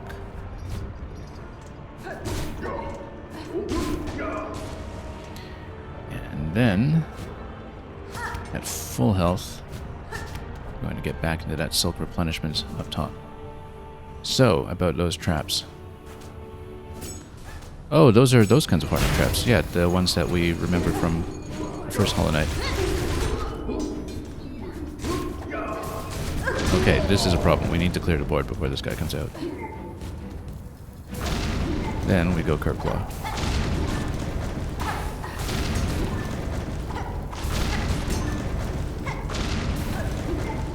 Then we go below if we can. Whoop.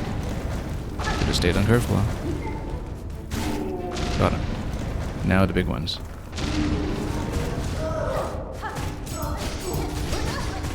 We need to get out of here and heal.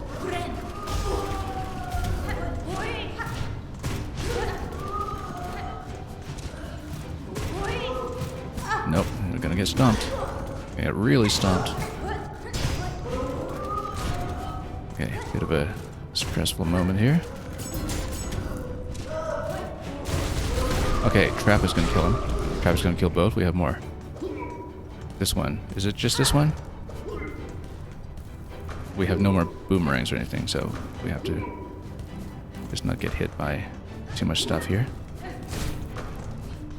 How come it's just one here? Did we just kill...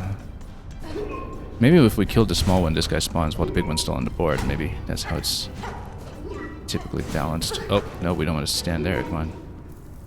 It'd be embarrassing. We died to our own attack. Come on. Nope. Nearly got hit by that. There we go. That's not the end. But we do have the opportunity to heal. If we can heal right in the middle here, that was such a dangerous position. We have no boomerangs left. Okay, that seems like a particularly tough set. It was going to go on that long. And we did expend so much of our resources, as you can see, just by blowing everything up. Traps worked well against the big guy. We overused them a bit. But yeah, after this fight, for the first time in the game, we might actually want to unbundle some shards so we can actually get our ammunition back, because I've spent more sub-weapon ammunition on that sequence in that fight than I have in any other sequence in the game, just by trying to use so much Curve Claw as a solution. It does tell me that maybe we shouldn't be so reliant on Curve Claw for getting around the first one that we see early, because we do need to save it for the fight when we have so many flyers on the board. So we should come back here and then whoop, close. Wait for this to circle around and tap it 3 times. If we can actually lure the flyer on the left up, we should try to go around it and just skip it, because we're expending way too many resources on it, I think. Might even lure this guy with Harpoon, because... Oh, we don't have a Harpoon. That's a Silk, or rather Threadstorm. Not Harpoon, rather. The Spear. We're not on the Spear. Okay, let's try to hit him with one. Bait him over. Bait him over this way. And after having baited him over, let's just try not to fail at all the platforming immediately afterwards. We do need to wait a little bit for the Silk to refresh when we're that low. Now we're in trouble. Silk needs to come back. Now we need to deal with that, and then let's just go back here. That didn't work out because he chased me with the bombs, but...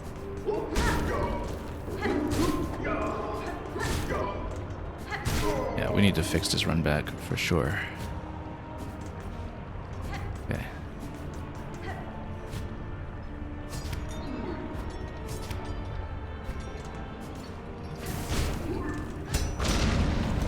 Okay. Is he just gonna follow me all the way up? Maybe not. Alright, so we're here. We can get Silk back. We did not use much of the Curve Claw, just a one initial shot to pull that one away, so resource-wise we're doing a little bit better. Traps we should save for the big guy as he comes in. Yeah, I thought they were going to be grounded traps, but no, they are actually the traps that Hornet used against the Knight in the first game. I didn't realize that. But I think that does kind of work as a strategy. We will not try to overspend them. Okay, so first fight here, we will go Threadstorm right away, I think. Use the flyer. And, oh. Losing too much against this one here. Let's just blow him up with friendly fire. And just try to deflect.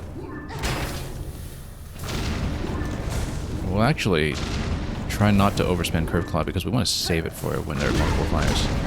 Except now we're in trouble. Okay, fine. But when he's flying low, then...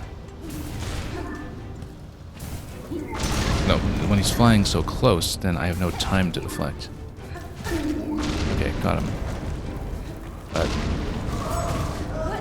Okay. Okay, got some traps going.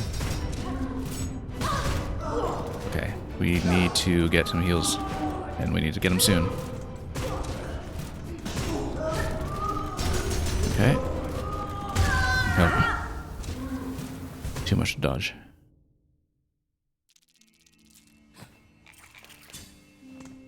Okay, that spends about half of the resources that we had. That's fine. We'll probably break open shard bundles. We do need lots of ammunition for this fight, I think. I think traps against the big guy are the way to go. Then we can just dodge him the whole time. But we're running around too much there to just kind of get set up and avoid the little shield guy with a symbol. We should actually learn the names in the enemy log at some point, but... I mean, who are we dealing with? Smoke Rock Sifter is the one that we were dealing with. Who's the jumper? Deep Diver. Well, I guess that's what he does. Yeah, this is the one that kind of crawls up and down between platforms as well. And even just going through deep docks, we already had enough trouble getting around him in the best of times. And so I think we have to go trap against him.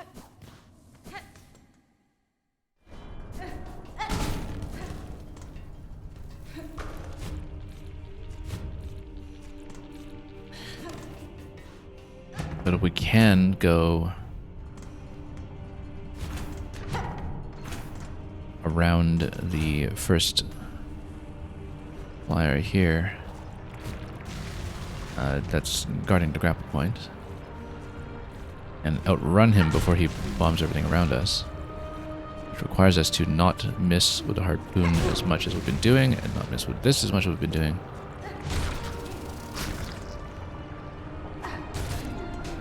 Maybe we can get something done here.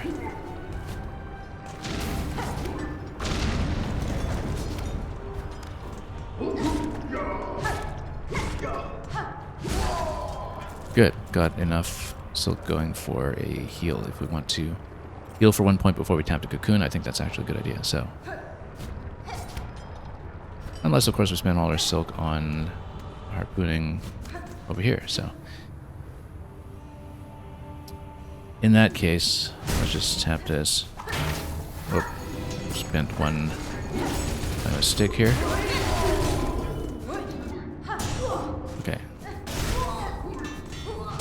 Bounce back. Again, let's just do it the way we said. Oh, I don't want to dash into that stuff.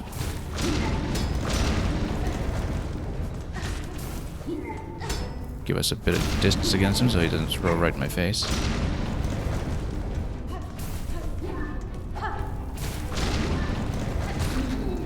Got him. Traps. Lots of traps. And then we'll try to heal up when I can, since I do have the requisite silk to do so. Now I don't. Okay, now we do. Yeah, so you take out a small guy, the flyer does come out. That's what it was earlier that we had to deal with.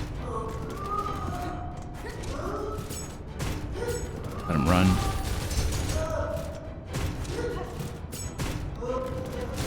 Okay, good, got him. And now we have this to deal with. Oh, no, we're getting nuked.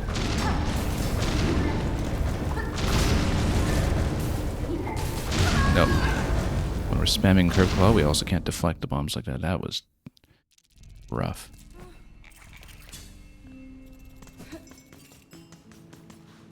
Was that the last phase that we'd seen, or is there another one that we know is past that point? I'm not actually sure. I don't remember if we got past that part. I don't think we had.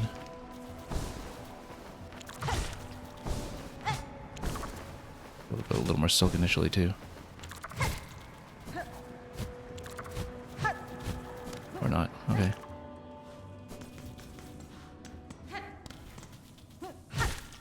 Oh, also, no, I didn't restore enough ammunition at the bench because we didn't have enough shards. So for the first time in the game, I think I'm finally going to break open some shards and fill up the bank.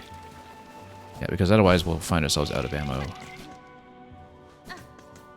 from just not watching what happens. So, shards, let's see how many of these bundles that we've been saving up we actually want to break. Let's break open a...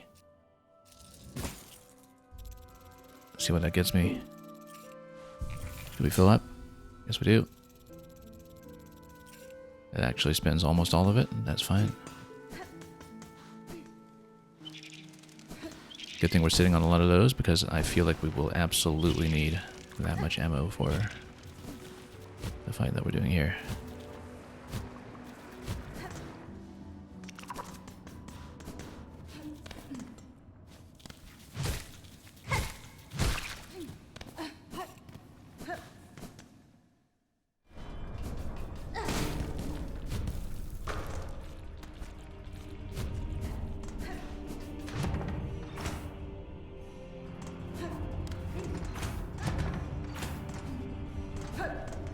Okay, there we go. Let's try to tap this one without taking too much damage. Just 3 times will do. We'll have a good bit of silk built up this time. And we're going to try to bait that other guy. I guess technically we could harpoon through him, but let's try to just get one good solid hit. Going this way, good. Draw him over. And then...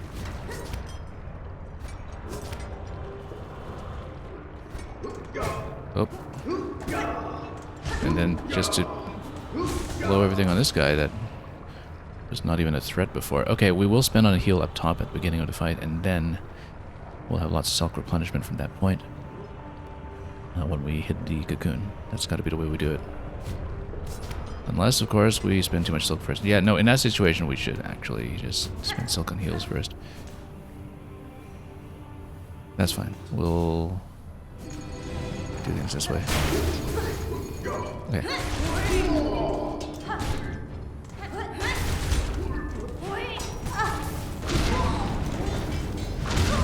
Nope. Blown up immediately. Very awkward position there. And we need just a little more ammunition here. Let's just break another one. There we go. How does one acquire the Hornet Twitch badge? The Shadvisor was asking a minute ago. I guess... oh yeah, you're looking at the one up above. I think there's some kind of Twitch drop program going on right now that's encouraging subbing this month, but I don't know. I know I have drops automatically enabled for watching me play this game, but I actually don't know what the unlock condition is because I didn't even look at that program at all, to be honest. I think everybody who was streaming this game got opted into that immediately. So yeah, 065 is saying you have to subscribe. Like and subscribe.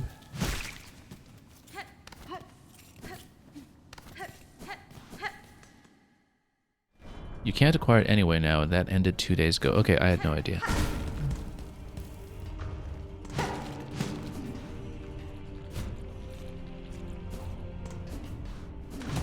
Yeah, I never actually looked into what that drop was for, to be honest.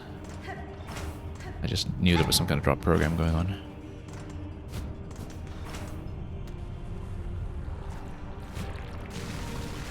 Tells you how much attention I pay to the whole monetization side of this.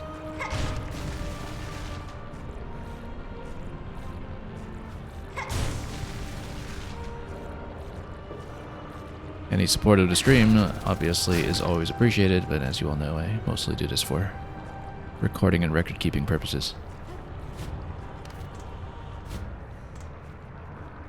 Okay, let's wait for this guy, bait him with one shot. Maybe we don't even bait him with one shot, maybe we just run over here, bait him this way, then we don't need to spend a first curve claw. Just need to bait him up, and then we go down here to continue, and then... yeah, just trying to optimize ammunition right now. And then this thing, like, we can't stand that close because then I just completely whiff. That's the issue. That's why we were missing earlier. We were actually standing too close.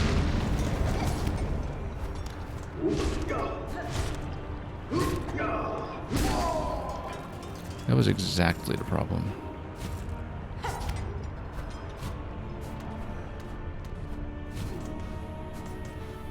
Okay. Initial spawn here. Let's try to tap as many of those as we can. Oh.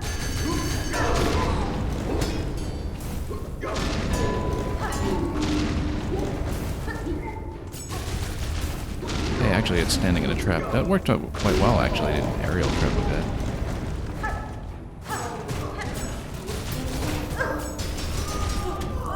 Except for getting hit by everything here. Let's silk up. Heal up, rather.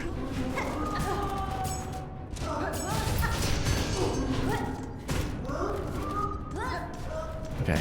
We're running out of traps, so we really can't get hit by that so much. Got him down, good. Which means we have some time to fight this one and build up some silk. We'll try to tap normally just to build up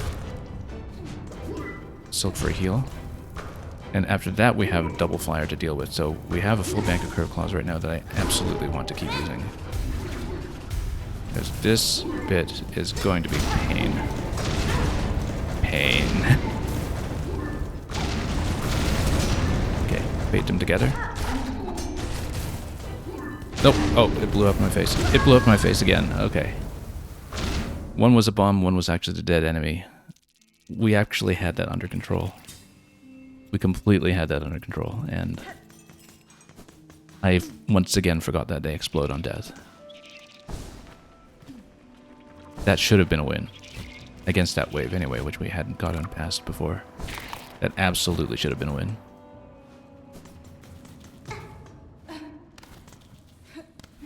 Now, I don't know how many ways there are beyond that, but if that is the last one, this is very winnable. We did expend way too many traps. But the traps, when we put them in high position, actually work really well against the flyers as well, so... In conjunction with the Curve Claw, I was mainly thinking of the traps in terms of the big charging enemy who jumps around everywhere, but since the traps kind of do continuous damage when they walk in their proximity, if you toss them up high against the flyers, they are really quite good.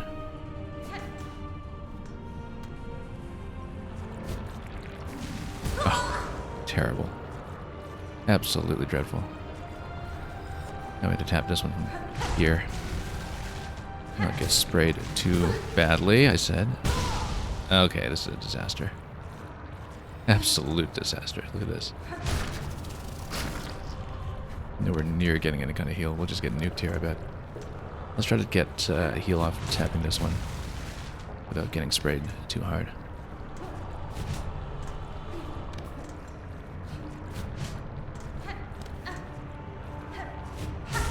Okay, good. We should be able to heal off of this. Yikes. Okay, then we'll bait this one just by standing next to him, leading him up. Now we have to wait for Silk to refresh before we can continue.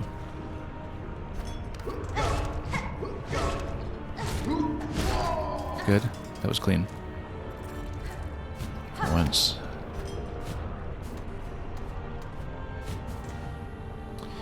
Then we tap into Cocoon for the Silk, and then we try to go Silk Storm on the first wave here. Mostly fine. Except we now need to deal with this. Okay. Leave one over. We want to heal when we can.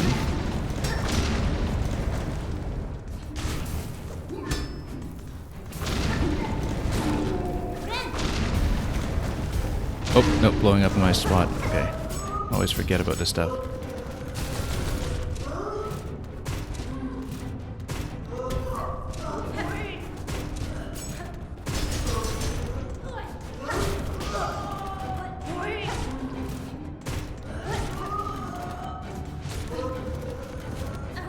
Hit guy first so we can not deal with him.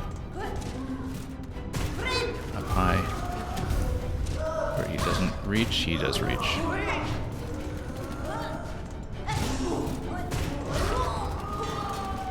flyer comes down at that point, that's okay, we're done. Now, if we can replenish Silk for the heal at this point, we should.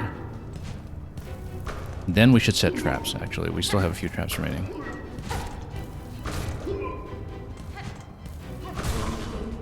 Okay. Okay. Okay, we need to heal. We need to heal. No, didn't get in position. Just... Wow, that one. Let's break some shards. I still like the setup though. Curve Claw plus traps plus Storm. I think it is the right idea. We're just getting closer. We just need to be a bit more precise about a few things.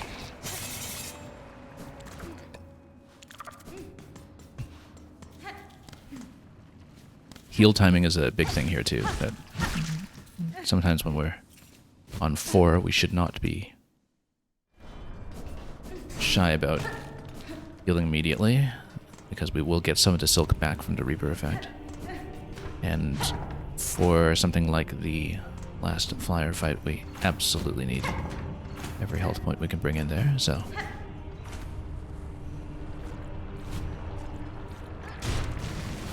Just tapping there for Silk.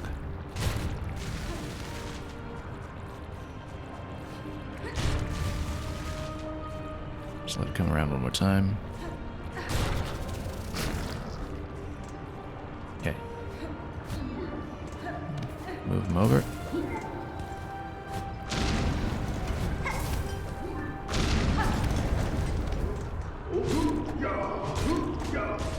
Okay.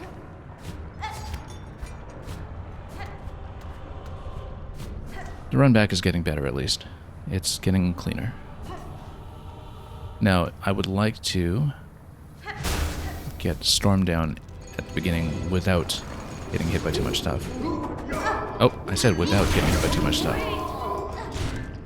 It's okay, we only got hit by 1 point here, but then we have the bomb to deal with, and then now we have this guy to deal with, which is not ideal.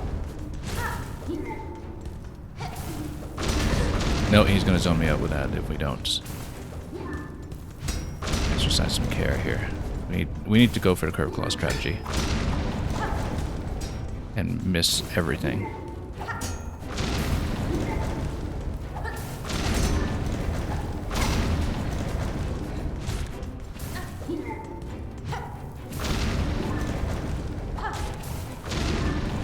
Haven't had a chance to really swipe him.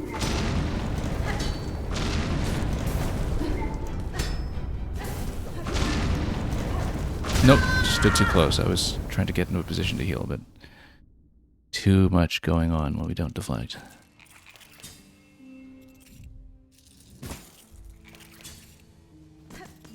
Well, this has certainly been the most expensive fight in the game for me in terms of materials, just because we've been using the sub-weapons so much more heavily than we have at any point in the game. That's okay, that's just part of mastering more of what you can do with the very flexible setups that you can get here.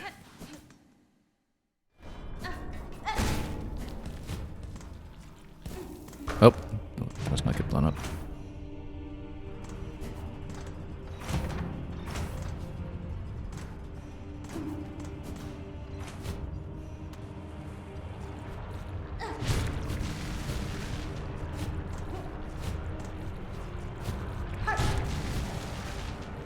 Just get in and tap this one a few more times to move it out. And that way we have a safe location to bait the first flyer. I said bait the first flyer, will come over and play. Come up, come up, come up.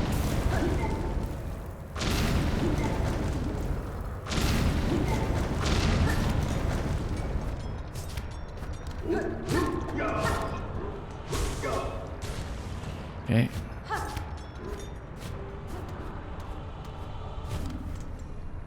Almost fell into the spikes there, but we didn't, so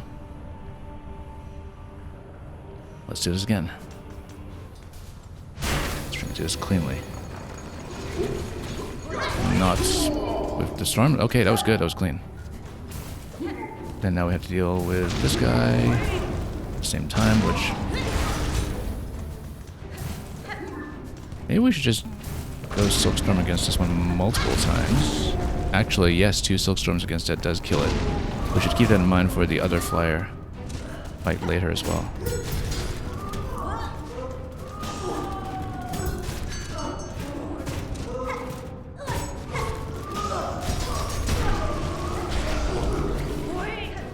Okay, good.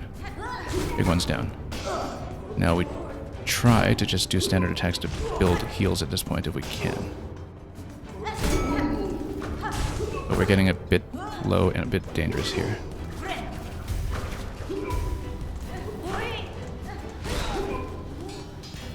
Okay. Main thing is that we need Silk here, actually.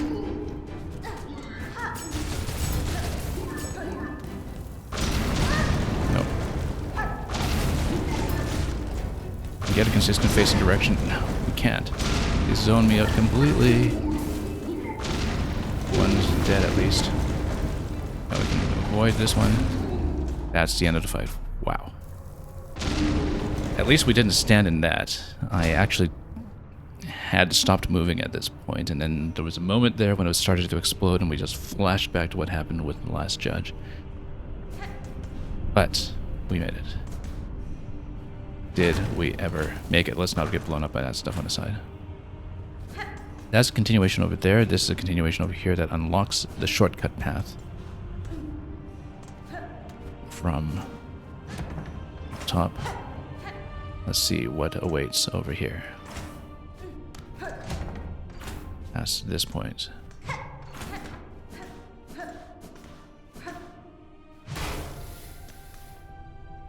Gotta proceed carefully, even though we'd expect some kind of reward at this point. Get some silk to heal off that one? Not really. Maybe off of this one. Be nice if we could not die to this, but...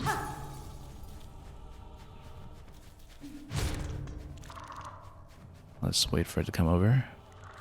We'll see what we've unlocked. Still not enough to heal. Oh, here's another one on the ground. Let's tap this. Okay, now we can hit.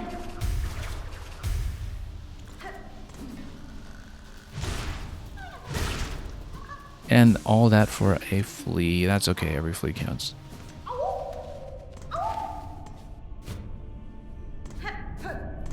That seems to be a particularly difficult flea. I mean, we were talking about how proportionate it was to really work for some of the spools and masks. But, yeah, that was, I think, by far the most challenging single flea that we found so far.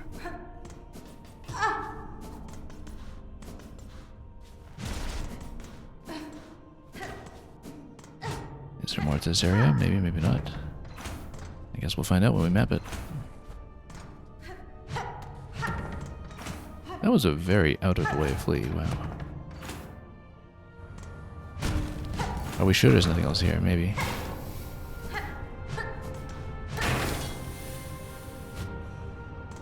See a bell up here. I guess that's just decorative. Potentially. We can ring it, but not much going on.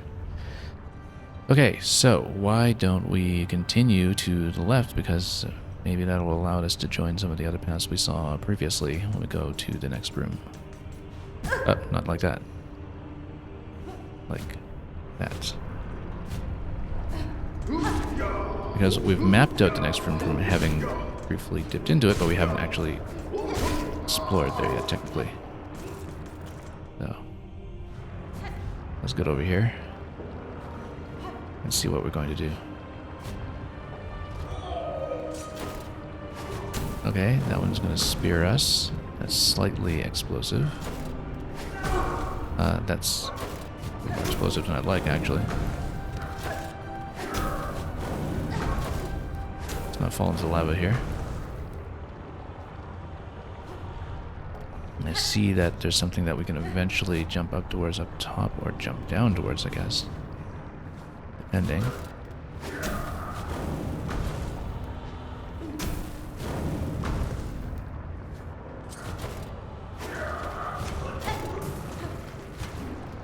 He's going to jump everywhere there, but we haven't had a chance to kill him, so I guess we'll go over here first. And it will be a passage that winds away up top.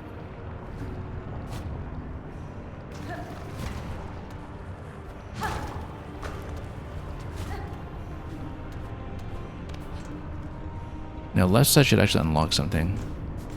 So we should hit the lock first, because then we have a shortcut passage. Oh, it actually crosses the bridge over to the other side. That's interesting. Right, as one of those. So we should check it, because that would be the only way through either way.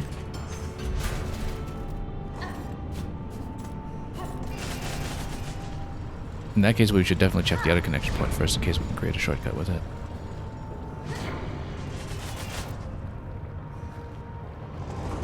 Because it looks like this sequence continues to the left. Let's see what's here. More hot coals that we don't really want to walk on yet, but oh, got out just in time before we got dunked on. More sluggos. What did we just do? Open up a passage up above that. Oh, okay. It's a pretty substantial shortcut coming back down here. Well, that's good, because then we can head back up at our leisure here, and then that gives you a bit of a midpoint continuation from the main entrance from Farfields. That then allows you to go further left. Okay, so pretty clear to me that the object is to go all the way to the left, though, bottom left. Oh, that was dangerous. But we have heals now, so we'll take it. And we will continue this way. Whoops. Try not to get hit by too much.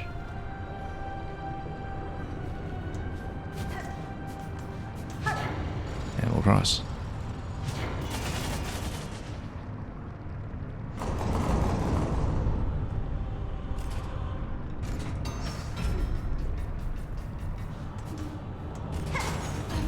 Okay, what do we got here?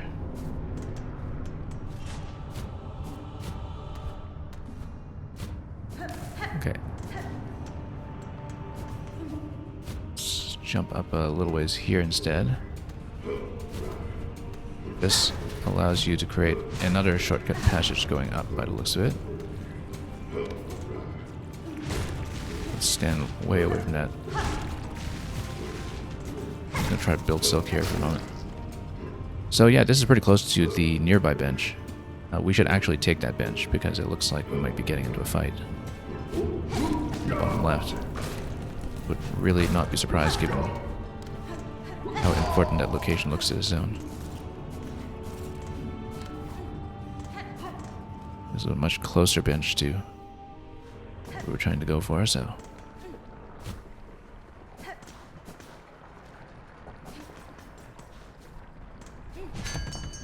We can see what else Forged Daughter still has kicking around, but I think we bought all of the permanent items that we need from her. And of course, if we're using too many tools the way we've been doing, then we'll eventually get back to the other shard bundle. Again, since we're still in a lava zone, we'll keep Magma Bell for the moment. But the rest of the setup should be fine. We might want to switch back to Drill just in case. But again, actually no, because so many of the enemies in this zone have helmets. Trap is better than Drill.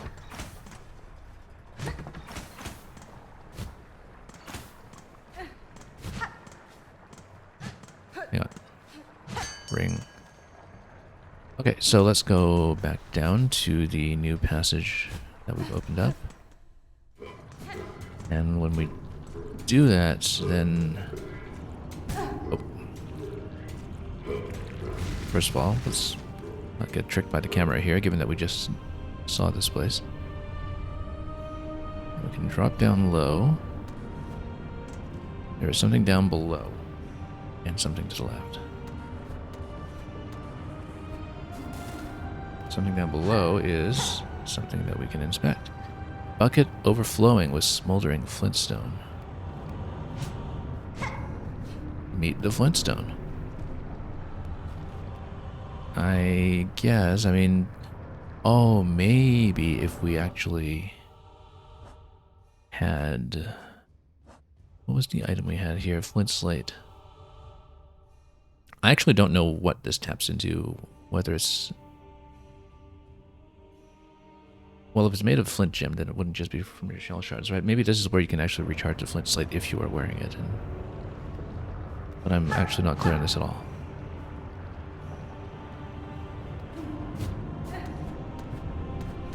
Maybe. We haven't used a flint gem. We don't know what resource it taps into for replenishment. Interesting that we have all these boards here. This is obviously going to be a fight.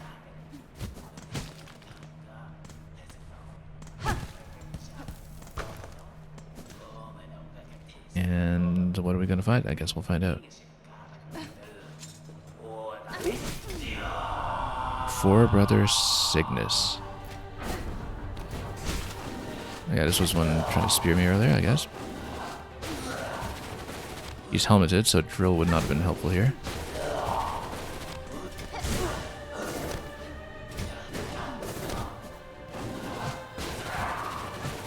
Nope. Getting a little risky. Let's heal while we can.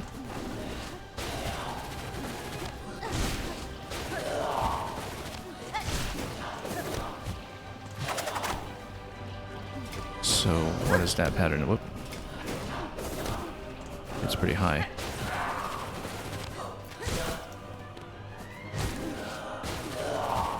Okay, just jump over.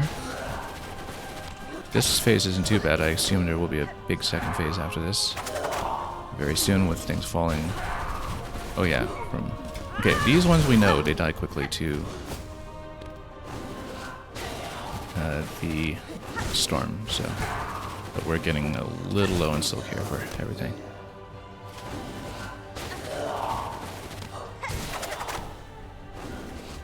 Okay. Okay. Let's get an opportunity to heal when we can. Oh, standing too close. We should have jumped out at one first. Yeah, squandered that heal, unfortunately.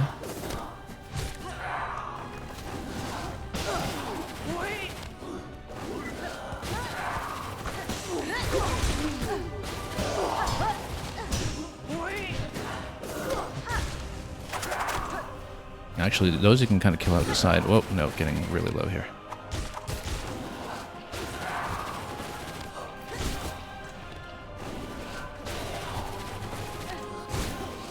Need an opportunity here to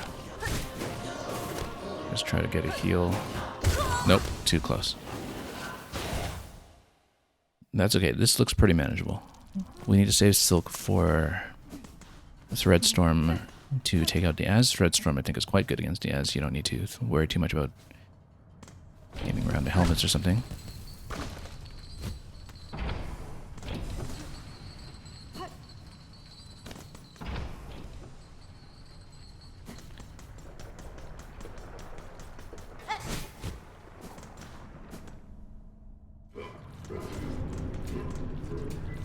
Let's build up some silk off of these ones.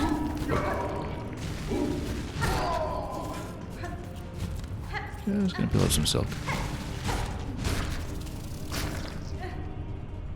Oh, no, and then keep forgetting about this.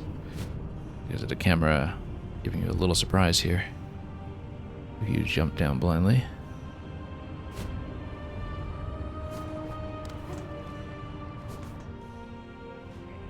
Okay, we've got a good bit of silk available.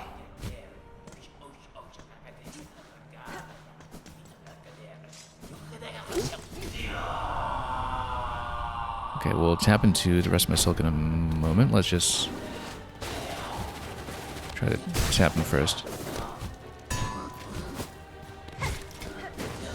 Oh, no, I keep forgetting how high he jumps when he does that. We just need to really give him some space.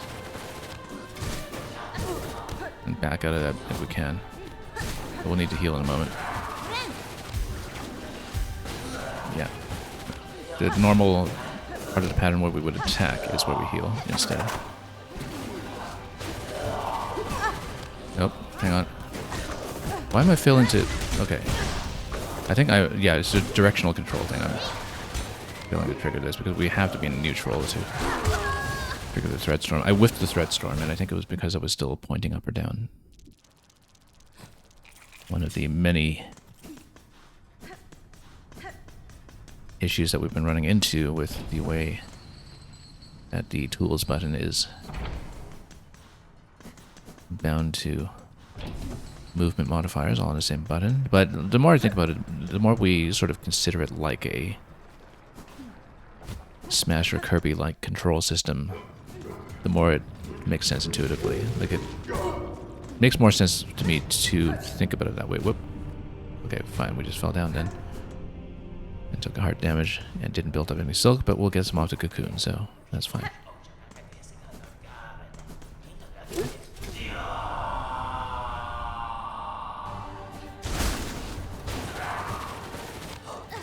Yeah, we need to keep silk handy for... Oh, and we need to back out of that. We just haven't been able to defend very well against that attack.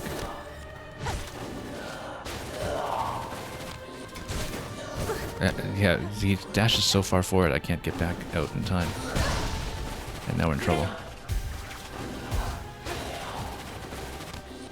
Need more silk for the ads, so we can thread storm immediately. Oh. Kill him immediately, good. Yeah, jumping over him with that forward attack I think might work. Okay, good. Tap, tap, tap. And then we can get into a heal. Oh, no, that was a bad idea. Shouldn't have done the side dash.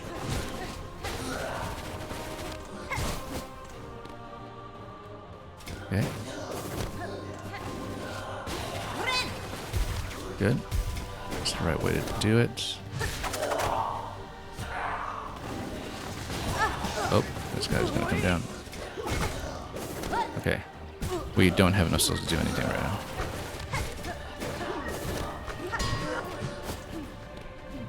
Now we punch that guy out. Good.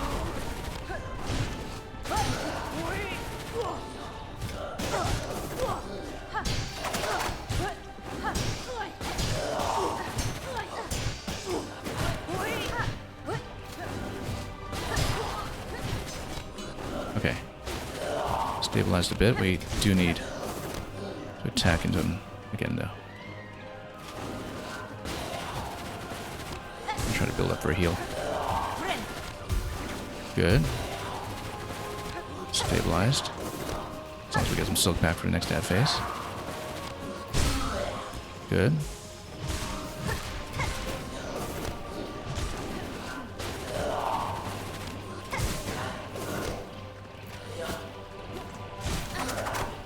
Okay, something new over here, I think.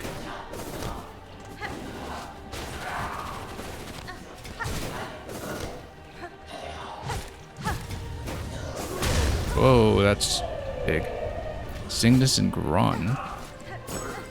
Okay, that's an interesting phase 2. Is that my trap? That's my trap. Okay, we're getting tossed around here.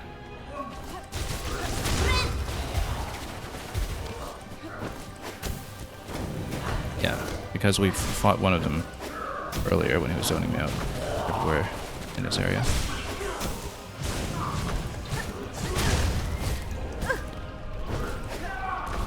Yeah. Okay, healed up. Good.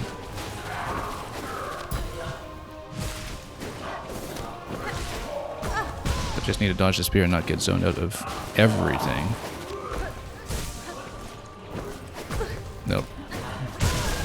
Nope, got smashed. I was just about to heal there, but we were a little bit too low on that attack. Great additional phase in that one, though. That is, I guess, what we should have expected, given the way that Gron escaped from us earlier.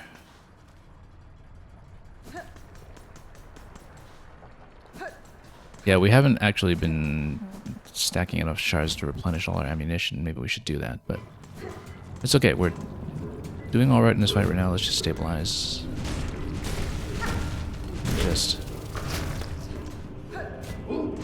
Yeah, we had a couple of pretty perilous moments there, but in a few critical moments we did actually manage to get back to full health, but okay, now we did take a little bit of damage here, unfortunately. We can get a little bit of this back just by tapping some enemies, we could.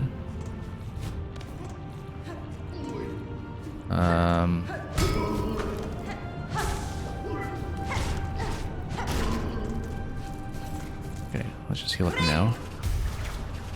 Oh, should heal up shortly before the fight, actually, like right before we tap Cocoon, so we can get the Reaper effect. That's okay. We're going to get plenty of silk off the Cocoon anyway at the outset.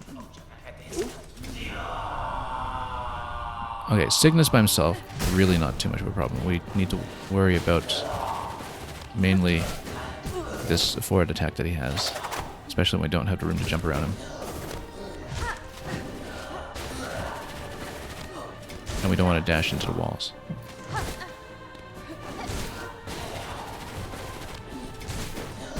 Yeah, unfortunately, yeah, when we dash into him right before he does that attack, we have a lot of trouble getting out of it. Okay, we will need to heal up when we can. Oh, missed. There we go, that's the right way. Okay, then up over here.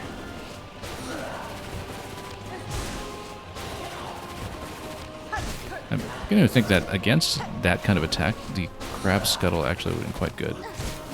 Because then you can reverse directions much quicker.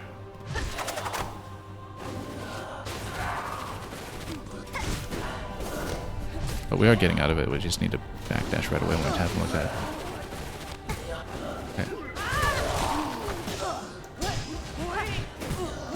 Okay. No, we're getting knocked around.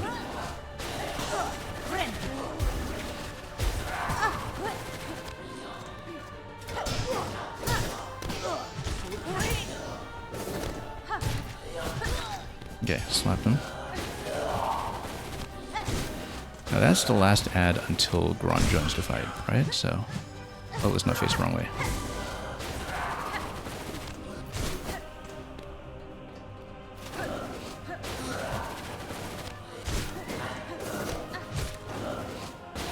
Just need to watch out when Gron's phase begins. Especially if there are ads in Gron's phase. We don't know if there are yet.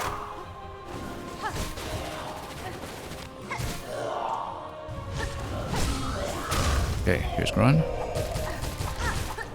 Just smash him as much as we can. Just go around a spear. Just an additional attack to deal with. Can't be that bad, right?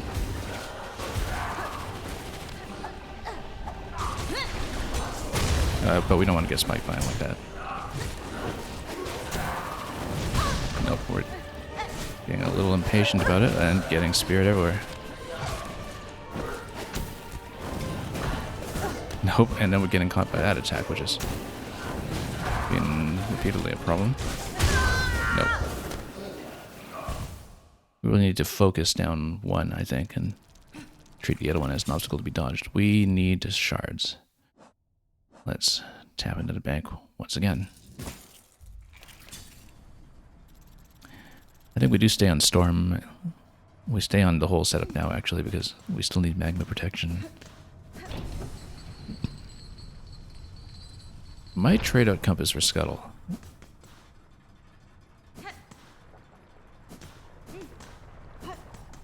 You know what? I'm going to try that. As long as we can navigate back here afterwards. So let's go with something different on yellow. I'm thinking Scuttle. I don't think knockback matters too much here. I think, yeah, from a combat perspective, Scuttle is going to be most beneficial. I believe we'll keep everything else the same.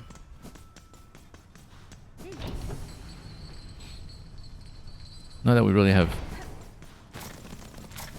much muscle memory, but the idea is that you can go and slap and then back out, right?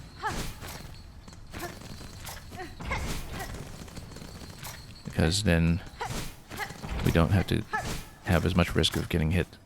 You can actually kind of combine it with the uppercut that you get.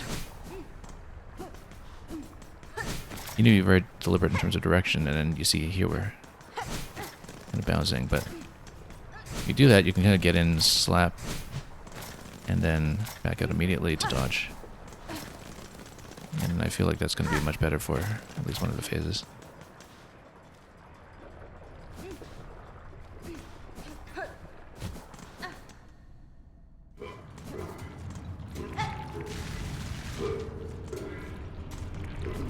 It's not really a habit of ours to use it yet, so we do need to learn it a bit in the live setting, but we'll see what we can do. Okay. Particularly when we're going the other direction instead, like that. See?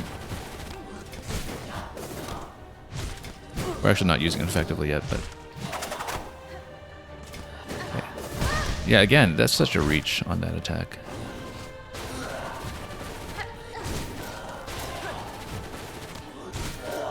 But then we can kind of backdash out of it. Kill that guy immediately. Whoop. Yeah, a little rough here.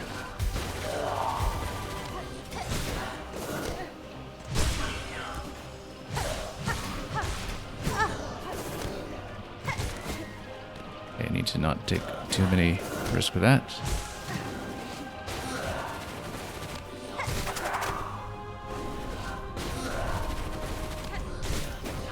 Oh, no, we should have run out of that. The Scuttle. Scuttle is actually useful in that precise situation, but we just don't have it in muscle memory.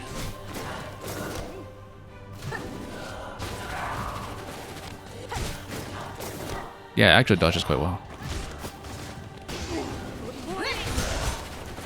Oh, didn't manage to hit this one up top, but we'll get hit way too much here. Just trying to tap in enough for a heal.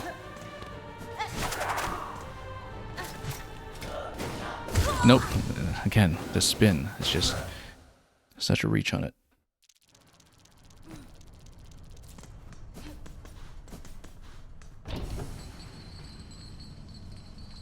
Tremendous reach on it. Yeah, we still kind of need to get back into the... Like if we're going left and we swipe, then we just need to learn how to do the pullback. Scuttle. Like that. Because then we can go for single taps like that, and then we should be able to stay safe.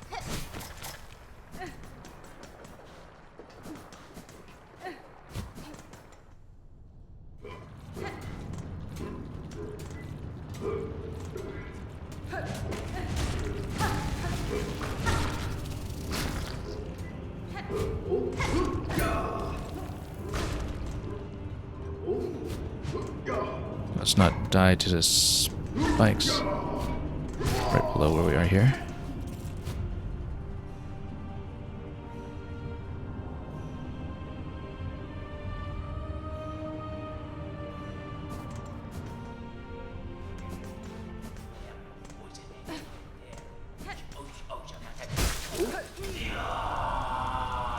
Okay.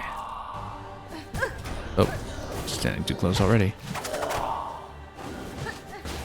Oh, nope. Yeah, just no good habits in this fight just yet.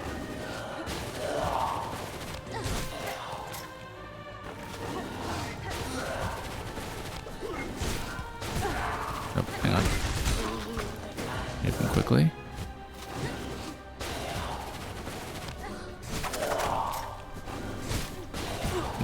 caught.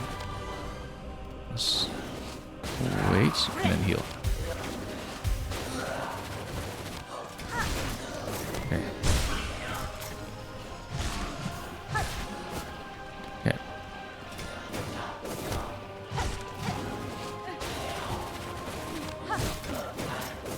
Yeah, it's a good dodge actually. If you can get it. Then we reposition. And then go for him again.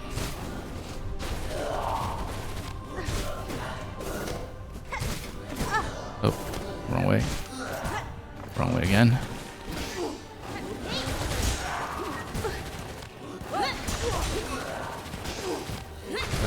Nope, missing everything here. We kept whipping the top one. Now we do need to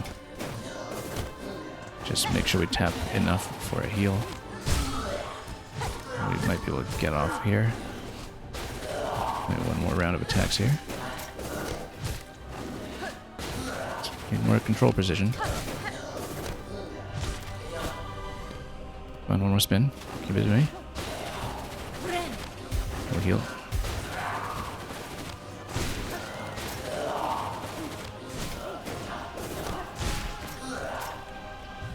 Okay, he's gonna come down. Now, I'll just try to trap them.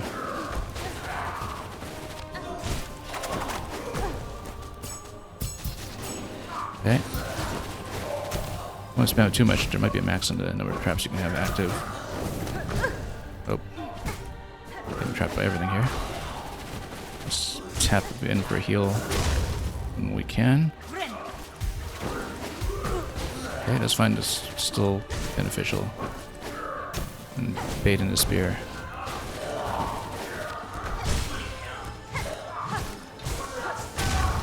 Okay.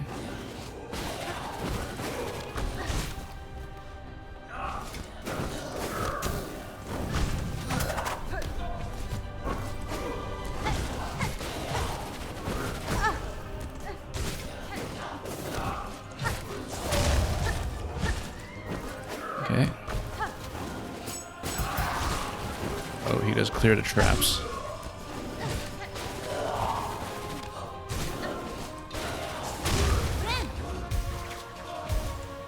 I'm gonna spin on that heal because I don't want to take too many risks. But that seems to be a bad idea because we're now way too low. Should have saved that heal actually. It was after the heal that we fell apart quickly. We need more ammo.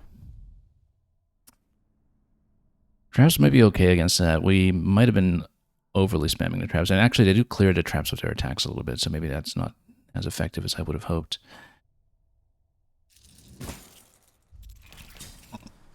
I wonder if there's another weapon that would work better there. Given that they're helmeted, I still think drill might not be good.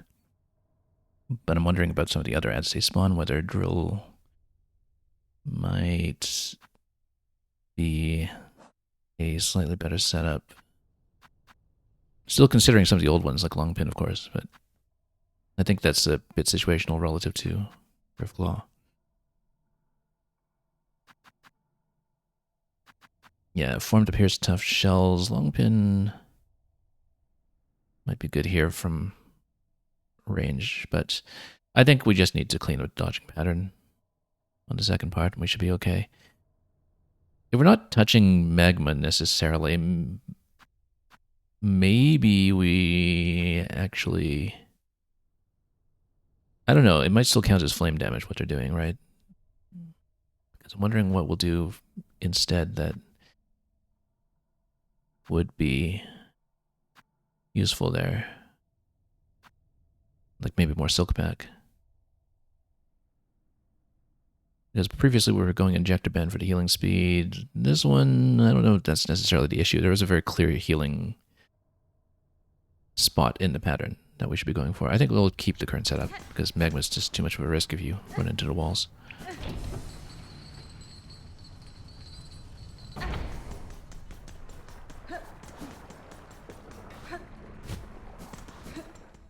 I do like having the scuttle brace for this fight, even if we aren't really necessarily using it very consistently.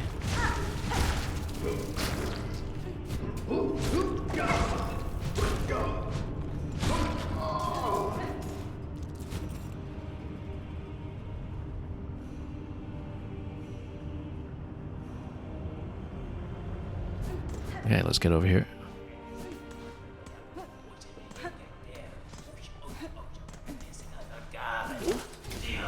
You know what? Let's not break the cocoon right away. Yeah, we'll probably do it by accident anyway, but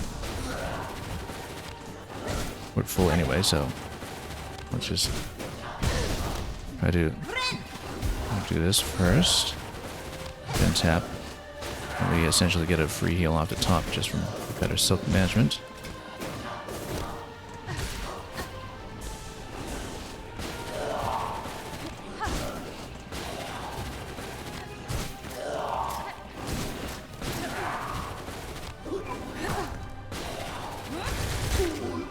Okay. Oh, got caught.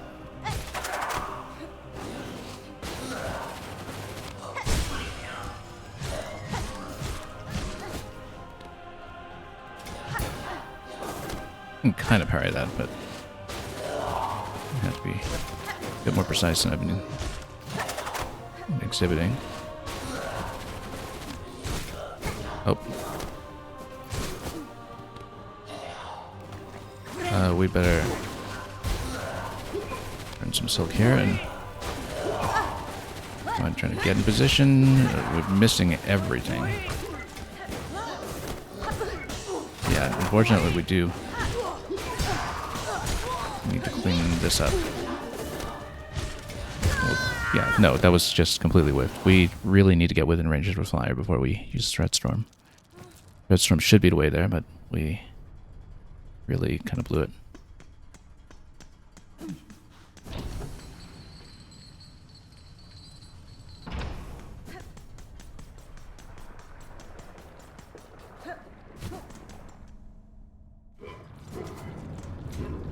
Just let this cycle around first and we'll tap it for silk.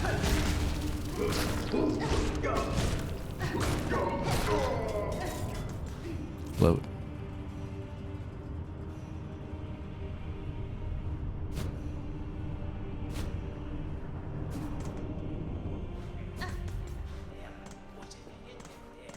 Okay, again, let's save the first cocoon if we can. I don't know if we will, but...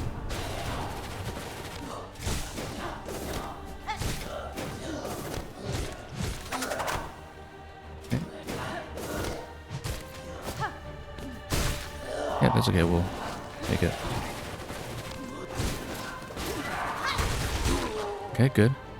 No damage off of it, too. I know that was quite a near thing.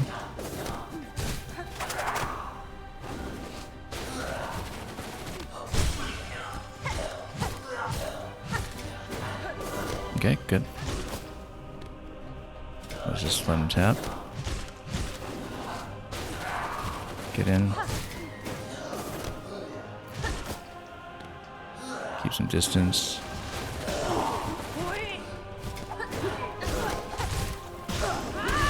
Okay, that was a directional issue. That's why we were missing with it.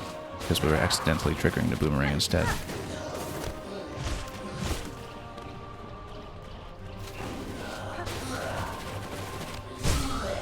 Good.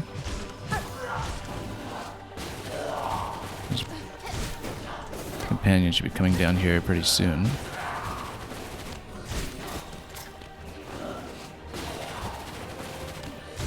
We're in the best situation we can possibly be in resource-wise, so only have ourselves to blame. We completely whiff it at this point. Yeah, it did get hit by the stomp a little bit, unfortunately.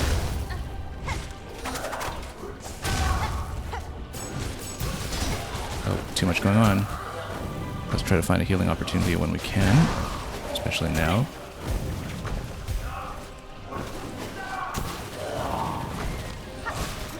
Oh, nope, dashed the wrong way.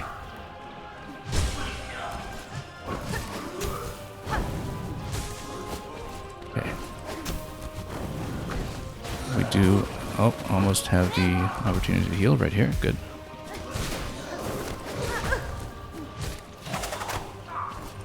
So essentially the same pattern, just dodging the spears. If we want to dodge on the spear, we can just get the same kind of pokes in.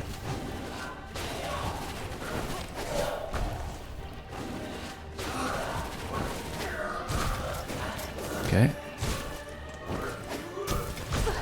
Oh. can. However, heal in just a moment.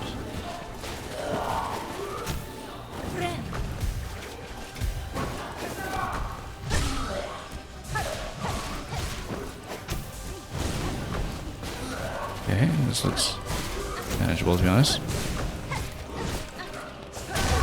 Whoa, the stomp has a quite large area of attack to it. We need to watch out for stomp in that sense, that we still can't stand beside it.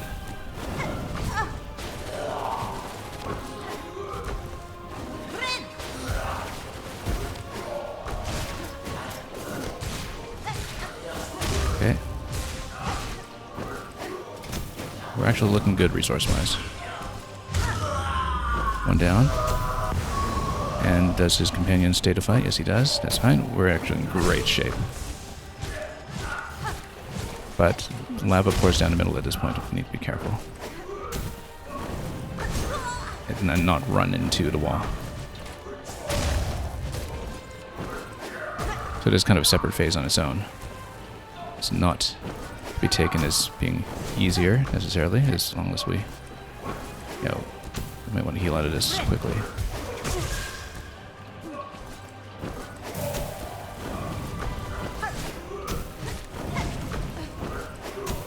Okay, watch out for the central column, then watch out for the spear. Oh, didn't want to find.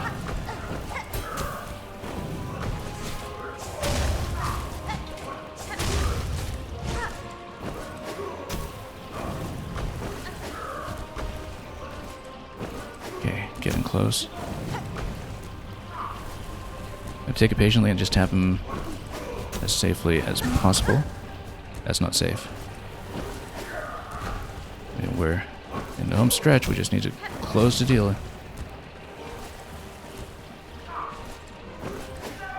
Patience.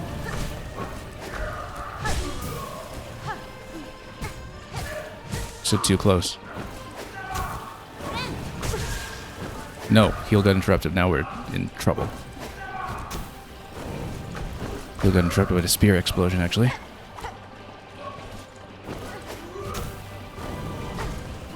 Okay, that was close. Yeah, we blew that last heal. That could have made all the difference. And then, yeah, exploding spear. Let's watch. Look at that. Haven't been able to get an attack in some time. Spear explodes, watch out. I haven't been able to do anything with him lately.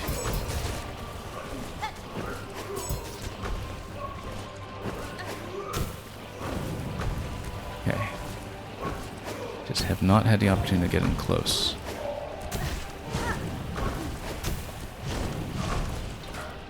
Okay. If we can build up enough for a heal, then we're in the clear. As long as we heal safely.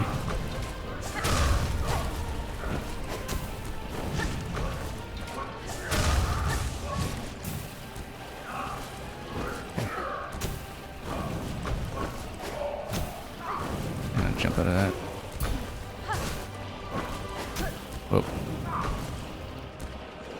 Okay, we do have enough for a heal, except we blew it again. Okay. Let's get we heal one mask. That's still progress.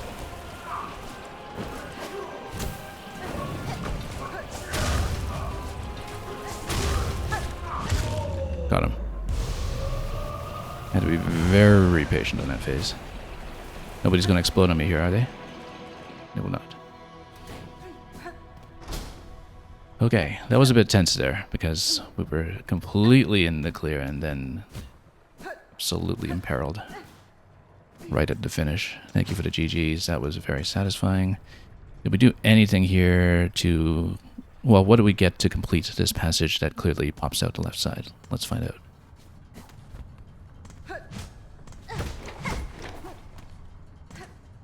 Bench. We'll gladly take it.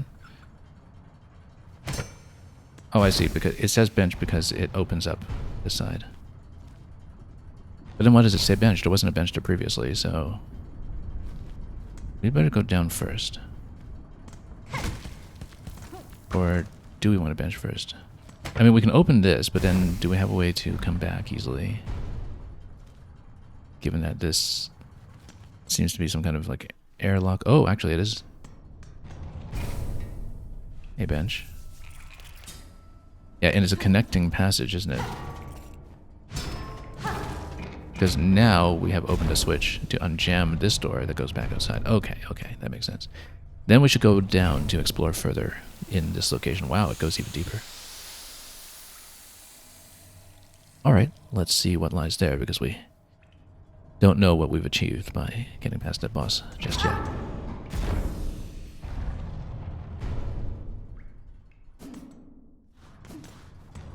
Obviously, this being the zone that it is, we're staying on Magma Bell.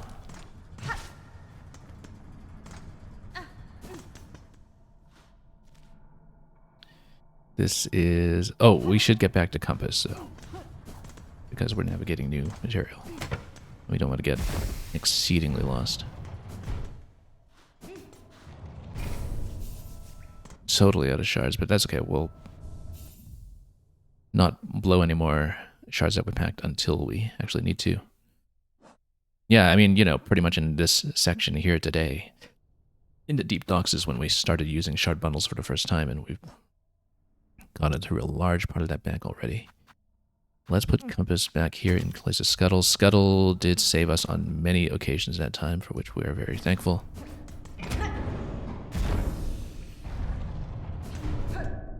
But for now, we'll continue this way. So this room seems to reach some kind of end. That looks like Silk Eater. Not that we've been using those. Saving them for a rainy day where it's raining silk. And this can be busted. What is that connecting passage? That's getting in the way, so let's see what this is. This symbol here, just lying here, I mean, I hope Sherma's okay. That's the first thing that comes to mind. Wow, look at this.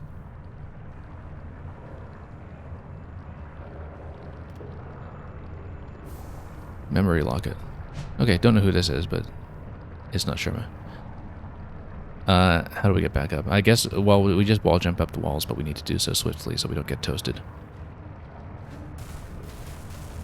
And without getting into the spiky bits. Okay. I think that's all there is to it. Let's keep going. Further down. What do we got?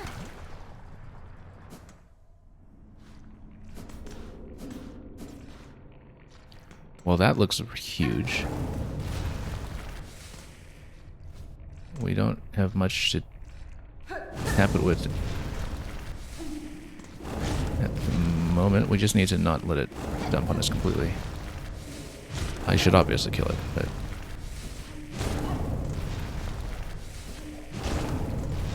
it luckily doesn't spray too much beyond its own column.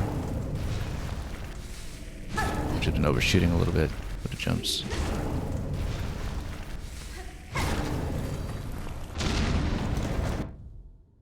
Lava Larga. Fully grown mollusk able to unleash a gushing torrent of burning fluid from its back.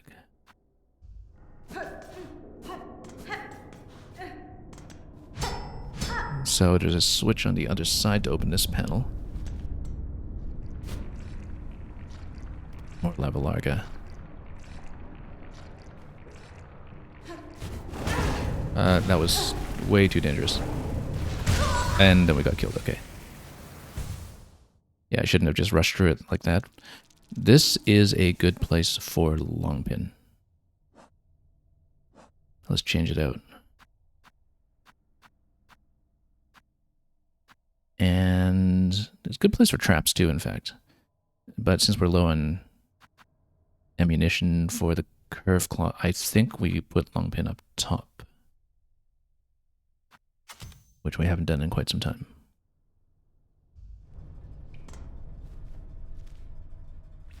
But I think we absolutely want it there.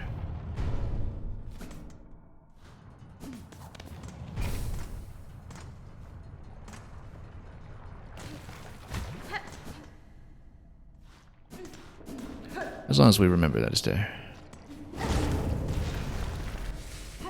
We can just bypass this. I mean, we can build silk off of it. I guess that might be helpful. You know, spear would have been useful here too if we attack some of those straight on from a range.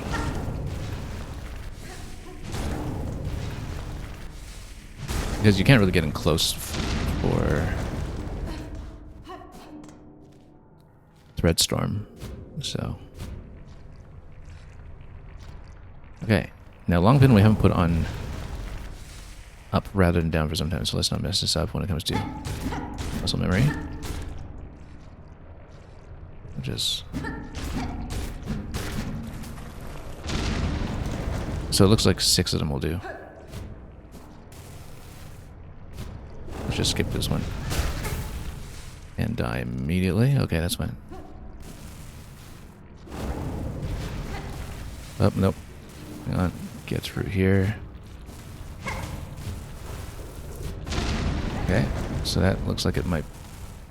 It's not a shortcut, is it? Nope. What is it then? What does that even do? Maybe it created a passage here for me. We just weren't paying attention. Wow, too close. This is a long pin situation as well, I think. That was totally flubbing the input as well. Now we have to be aware that those are an absolute pain when they're in a top position.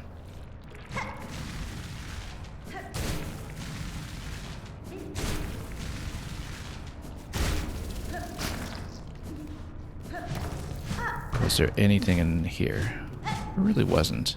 I guess you can build silk off of them if you're playing well, which we weren't necessarily doing. Let's blow that up. Let's see what passage is created as far as here. We can also go up to see what is above, but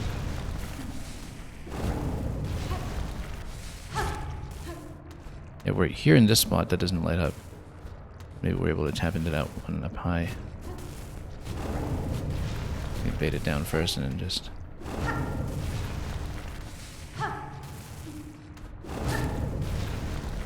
Yeah, we'll take it slowly. I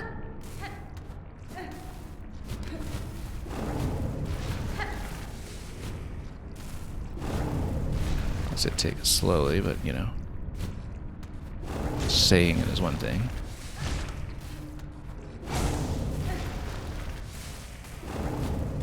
Oh, whiff.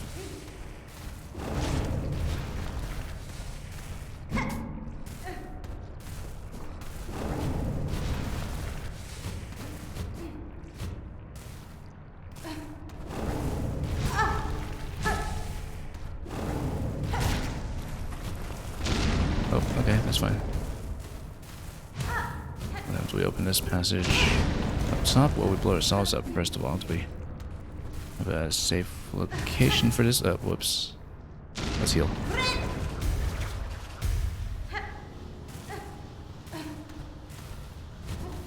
Let's see what kind of circuit we've created for ourselves here. So, this is a new area. What did we get down below then, previously, on that other area that we opened? Because that doesn't seem to connect. Okay, that actually gives us something here. Beast shard. Yeah, that's just more shards. Let's skip that guy. Yeah, because that's the thing that gives you 100 something shards, right? Let's take a look. Now we value the shards a lot more since we're using the auxiliary tools. Limited ammunition, auxiliary weapons, much more than we have before.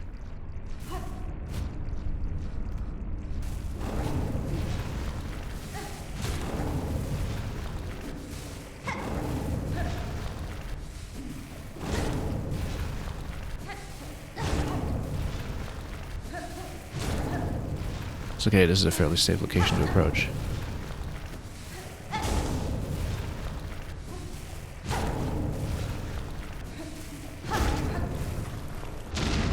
Good. to be aware of this one. Wow, that's a lot of stuff to deal with. Okay.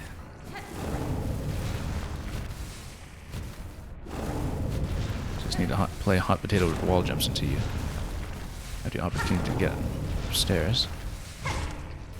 We should probably heal up soon before we get double nuked by joining attacks or something, but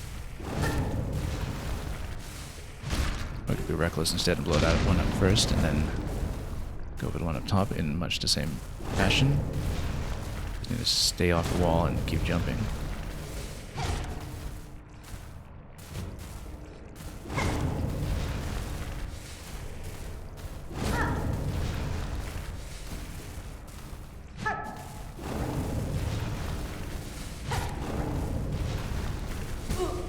Oh, we better heal.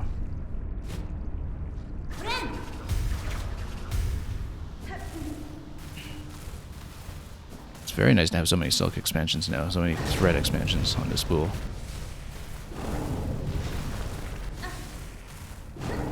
So we're not completely out when we do have to expend a heal. Good. Let's keep going. Who's next? Well, first of all, let's create a shortcut. Now, what are we uncovered over here? Another connecting passage over to a place we have not explored yet. This is interesting. An old diving bell. Its door is shut tight. An ornate clamp. Okay, so it's not prompting me for a key or anything. Or any other way to rest this open. So let's explore and see what we can do with it.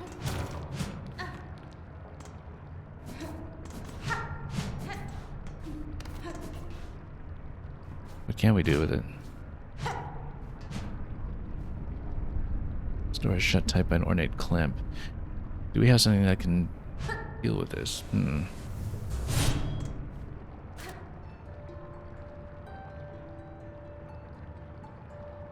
we just unchain it and drop it or something? This seems really quite conspicuous. Maybe we do need something to unlock it.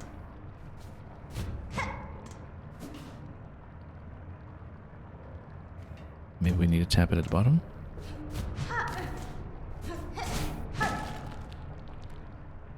Well, that's a mystery.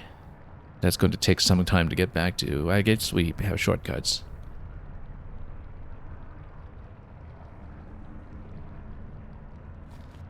Because that's a dead end if I ever saw one, if we don't know what to do here.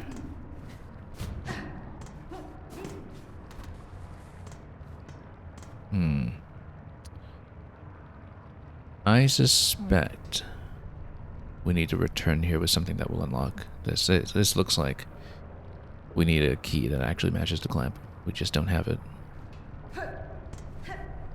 But at least we've broken the path over here. So maybe as we keep exploring, we'll find something that matches it. And we'll map it out and we'll see what it looks like on the map, because maybe if it looks conspicuous enough, then we'll remember it's here. Maybe it's something that we can find in this zone. Maybe it's just something from far away elsewhere in our explorations. And I absolutely don't see a way to proceed at this point, so... Needle in... Nothing. No walls to blow up around here. Yeah, I think we just need to match an item to it, unfortunately.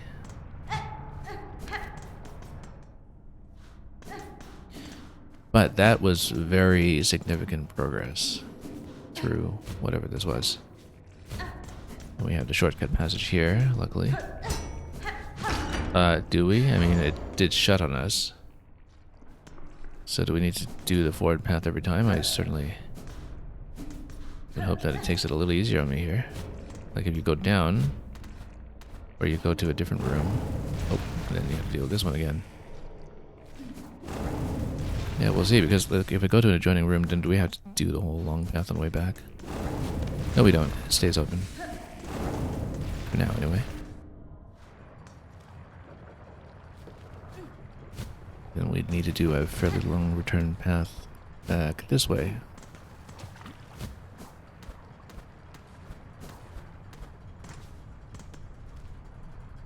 Okay, well, we got that extra memory locket at least. We have so many memory lockets that we haven't spent yet at this point because...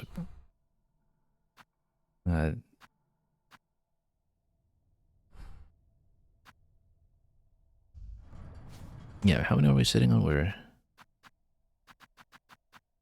sitting on 6. I guess it's because we haven't been using the other crests, and if we do, then we'll plug in as much as we can when we get some more use out of them.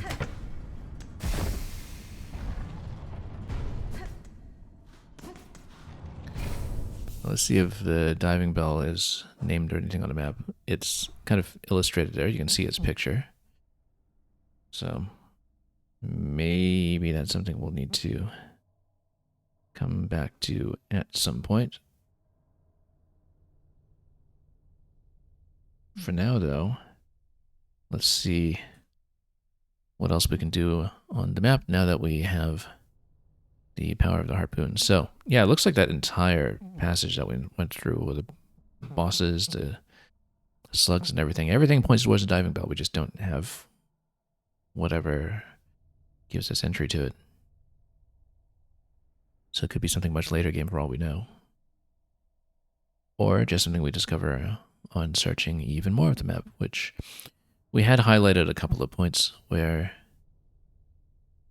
hooking around with the item that we have now, the clawline harpoon, might actually be useful. We should try to get back to some of that. We could try to go back to Bilewater as well to finally get the map for it, which, being a zone that we went to quite some time ago, is still kind of conspicuously missing. We could also see, with that path that kind of points left into the cauldron, there was a path by the exhaust area where we entered the Grand Bellway going to the left through what seemed like more of the mist that we didn't push through, and maybe that's something that could be open to some further exploration as well.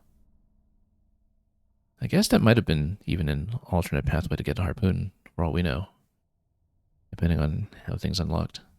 You know, if that was an alternate path to the cauldron that we might theoretically have accomplished much earlier. There is this door, a needle-in door to the left side of Wormways, which I think we might be able to reach now, but I don't exactly remember how it was gated off. So maybe that's the best one to look for next. And that we'll go to Bone Bottom and work our way up.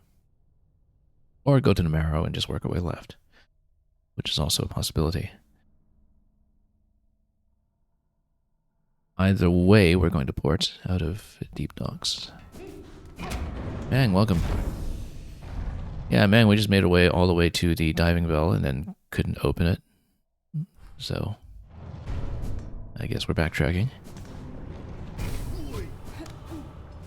I don't know if that's content that you've seen yet. I know you've finished this, but not 100% from what you said. We've seen some really good fights today, though, just here in Deep Docks. Some really interesting encounters. Difficult in some ways, but we've really had to adjust some things about playstyle. Tune them to individual encounters. You haven't figured out what to do with that too? Yeah, I feel like I'm just missing a key item for it.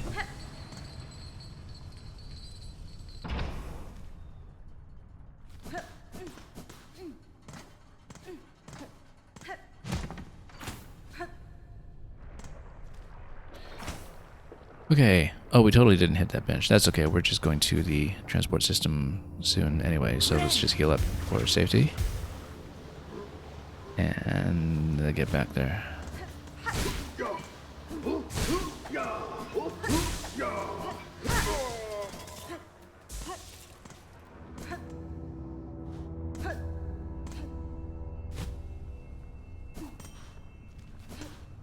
Okay, let's ring it.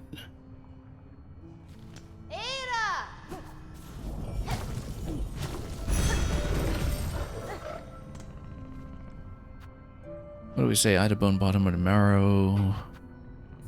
Let's just do bone bottom.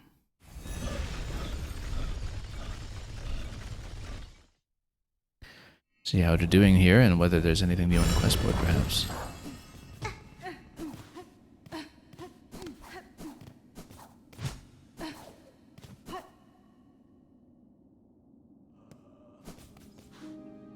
Yeah, pretty empty nowadays. Even more deserted than it was before, actually, I guess, from pilgrims moving on.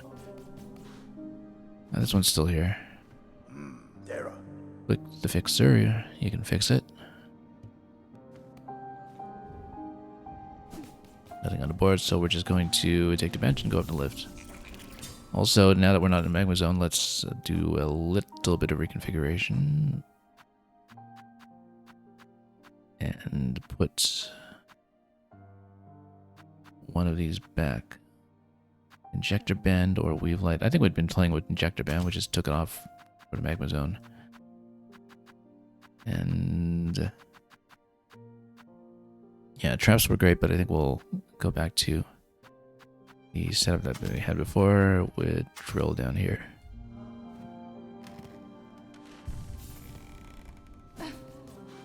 Okay, so up we go.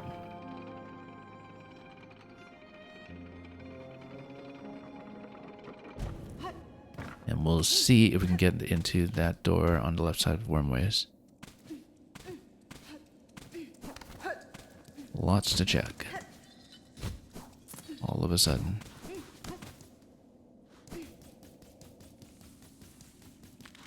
Oh, that's new. We hadn't seen these enemies here before, I guess.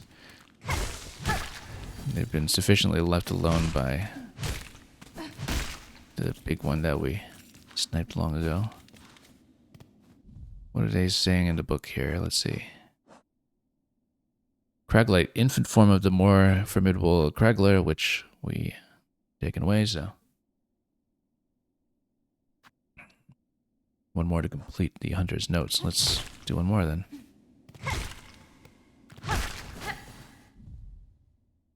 If left to grow, these young bugs will fight for dominance until only one remains. Well, now none of them remain, so that works for me. Anyway, left side and then up to make a try at the needle in gate over there. Also, we can always tap these for silk, but we don't need to because we have enough silk, or at least did. But now we should push through a little bit and up to the next level.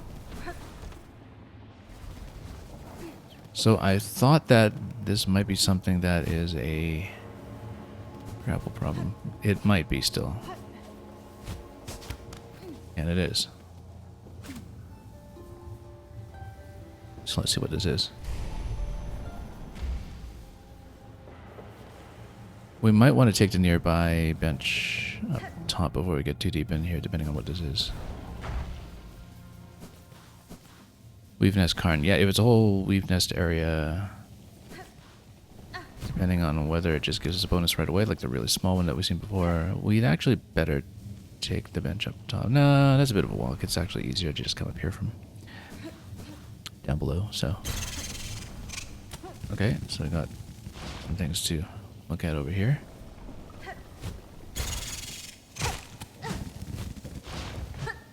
Come on, come out. Oh, wow. Didn't mean it so literally.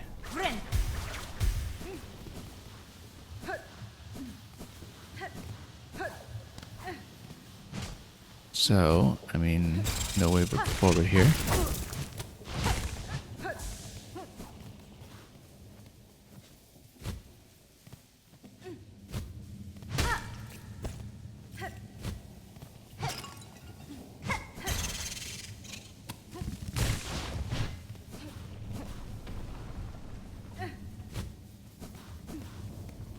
We're getting into a big fight here soon. Maybe we are, but maybe we'll see.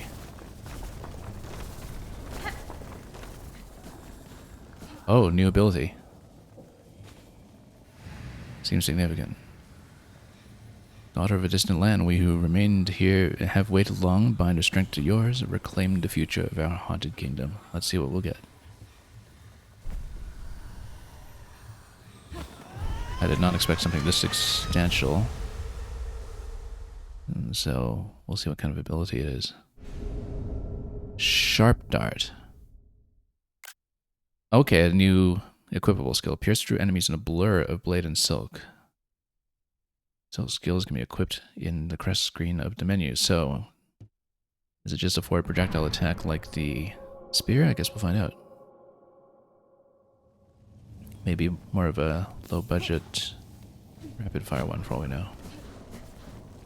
Well, we can get lots of silk off of everything here, so we can just try it here. See what happens. Oh, I see. So you dash forward and you are the sharp dart.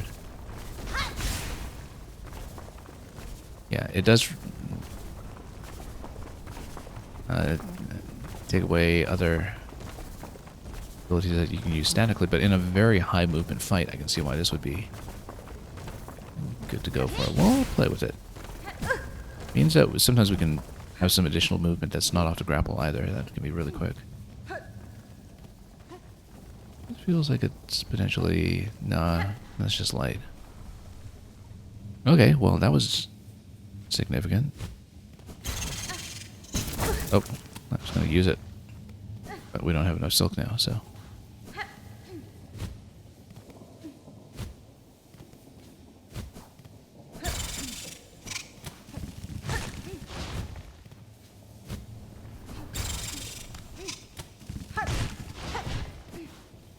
Well, now we can.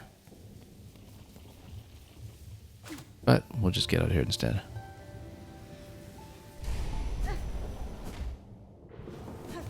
And think about which location we will check next. There's exciting shade cloak. Well, I mean, you know, this is an offensive weapon. I don't know if it's getting us out of trouble if we slam into a magma wall or something. So, a couple of locations we do want to check.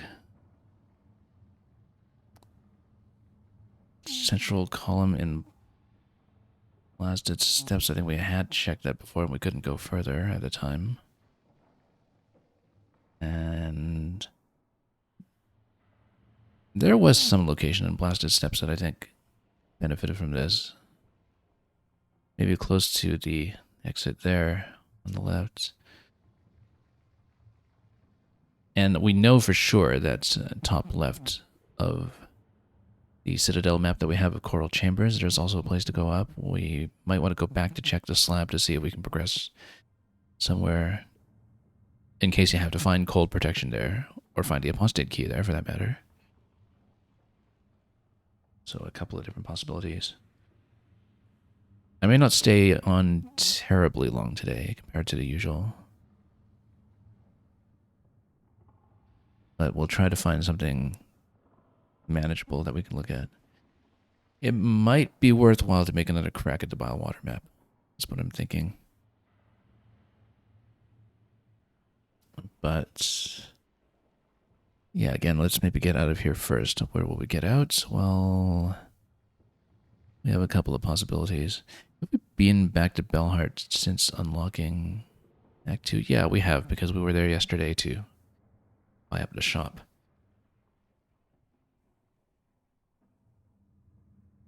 Well, rather than taking a really long way through Wormways, I think we'll actually go back down. I think it makes a little more sense to do so.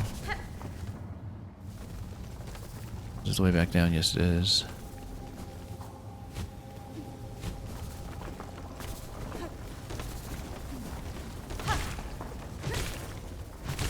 Maybe we can try to start through. Oh yeah, look at that, just kills it. You know, this is the first time we had actually killed one, because normally they just don't stay on the board long enough for you to take them out. But so we managed to get the Grom into the Hunter's Journal, so.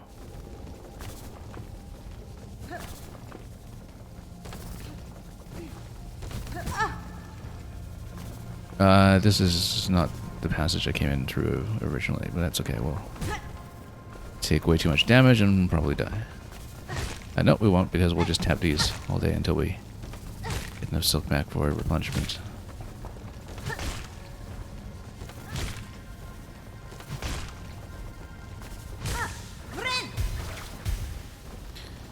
So yeah, oh yeah, it was the right side and bone bottom that we came in originally.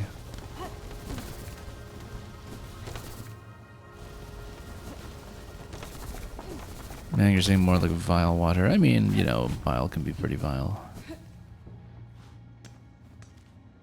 Actually, it normally is.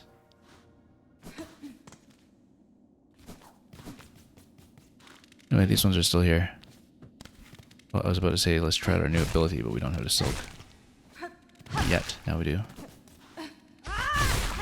Look at that. And yeah, you hit the wall like that. You bounce back a little bit, but that still gave you the attack. We'll play with this one for a while. It's forceful. I was getting used to using Threadstorm for a lot of different problems, but... yeah, the one thing that we haven't really used at all yet is the counter, because parry timings are tricky enough as they are, so...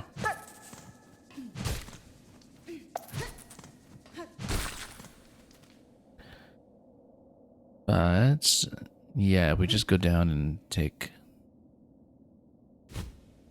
transport. I would like some craft metal eventually, because I need one additional piece of craft metal to get the tool that will get me to the architect key. We don't know what the architect key will get me necessarily, but I'm very close to being able to use it. I say we definitely check the prison. Because I don't remember what it was that stopped us from progressing other than the cold. But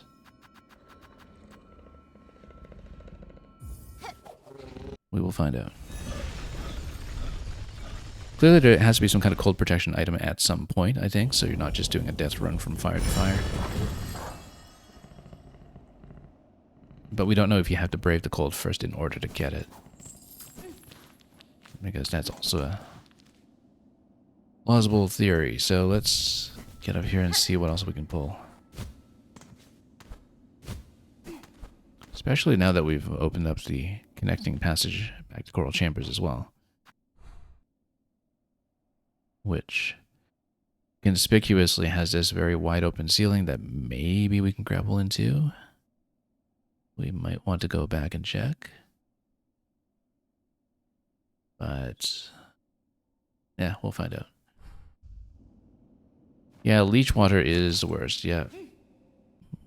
We fell into all that accidentally many times. Just poke this one from down here. No, he's just gonna sleep. Okay. Oh, whoops, trap. Wasn't even looking at that. So yeah, this needs a posted key, I believe. We don't have it.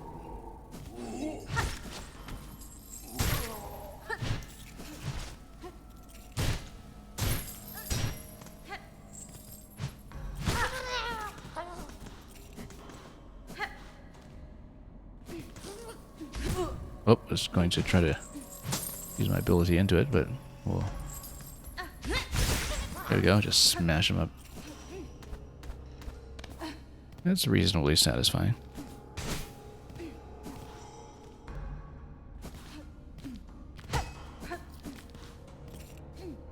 Anyway, let's heal up once we can. Yeah, it hits hard, doesn't go completely, but...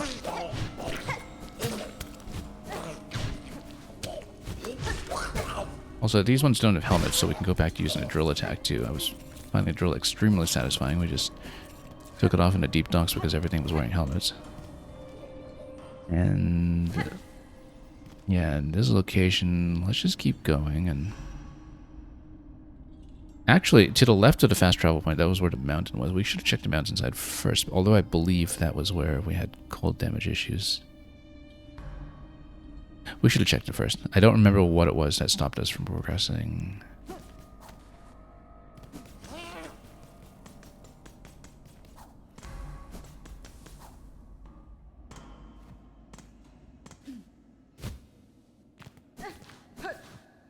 Let's bench up.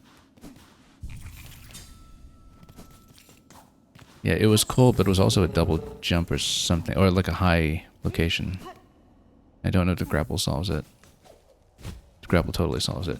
But we do need to go fast, because otherwise we die to frost. So let's go fast and try to get a flame.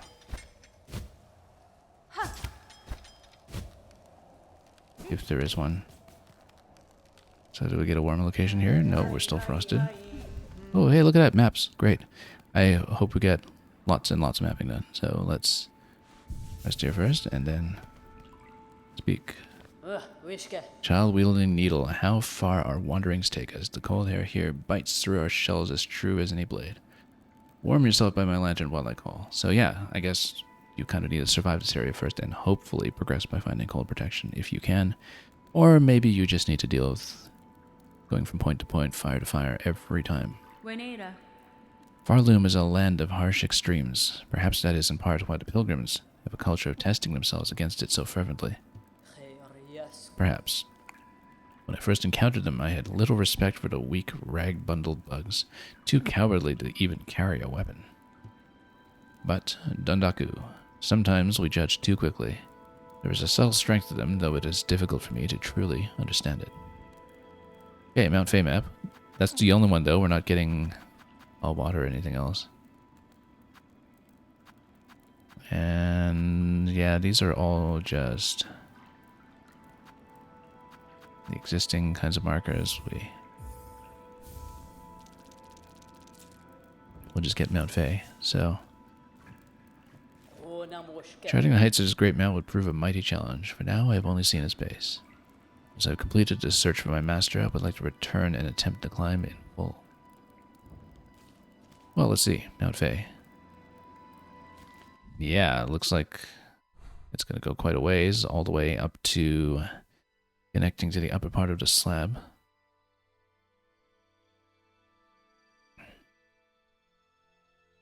Well, we'll poke around here a bit.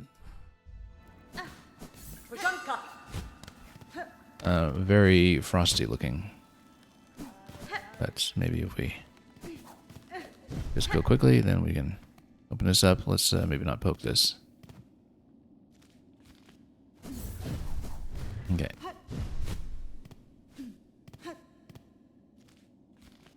Then this looks safe. What is it? Sister Spider is seeking commune with the creature atop this mount. Take the climb above as test. A challenge beyond even our setting. Upon that summit gained and creature hailed, know it shall choose what gift to grant, with death as likely as inside. Okay. Oh. Well, let's grab some silk. And then, which way up?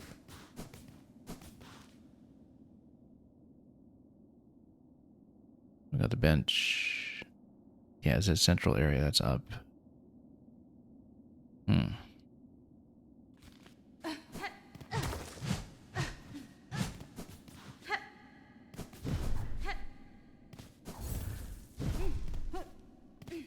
Well, I didn't really see anywhere to climb over here, so I guess...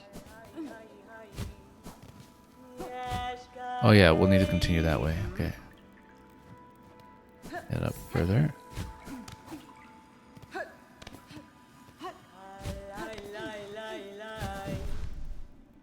Okay, that's not too bad.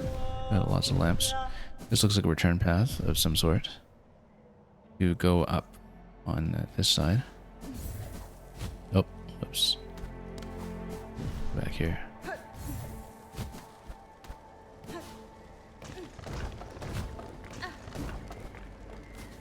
And oh. Except, yeah, oh. Hang on. Let's heal up first. Yeah, I do need to bounce off that creature, and then we need to grapple on the left side, so that's something we'll just need to do.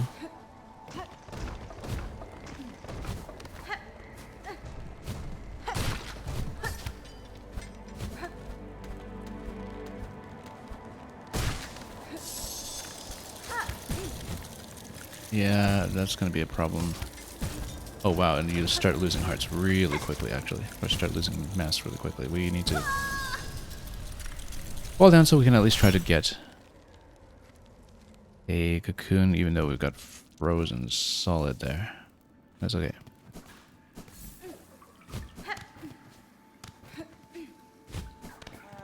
Yeah, because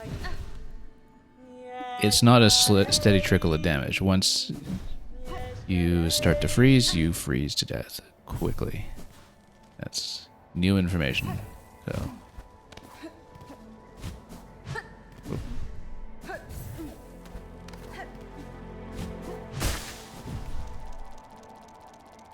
but anyway, if we do some of the grappling a little more accurately, maybe we can fix that.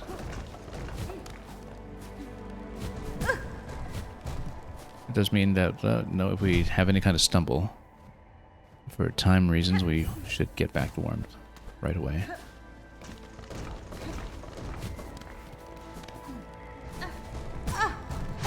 Nope. No.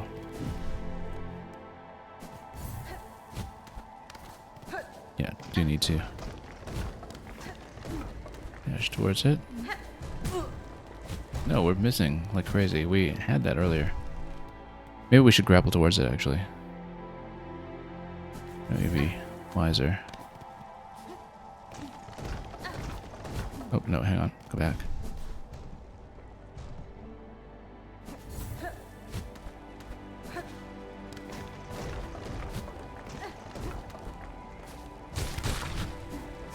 Okay, no, you can do that and grab some silk, but the issue is that we didn't get enough height to continue. Oh, yeah, because I was a little too far to the right, but that's okay. You are supposed to grapple off those then, for timing reasons. Harpoon off enemies is something that we're still not really in the habit of using well yet, so...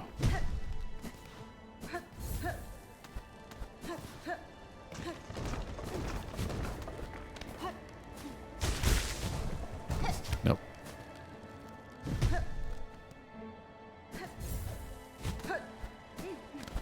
I think dash, jump, and ground or downward attack was a bit better here, but we're not getting it consistently under time pressure, so... Whoops.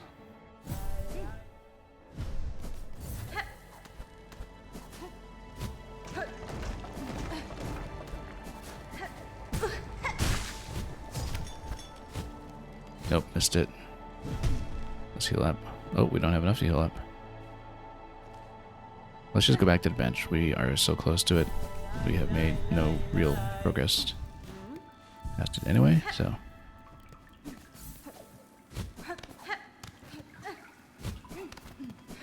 Nope, hang on, missed.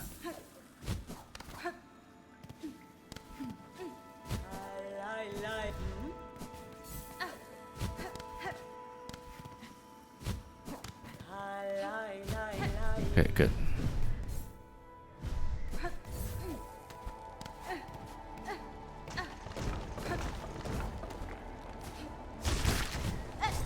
There we go, that's the way to do it, actually. So you can also do it quickly before you freeze to death. Oh, okay, now we're in trouble. Now we need to go back to heal before we die. Let's go back down and restart. Yeah, if you're reasonably quick.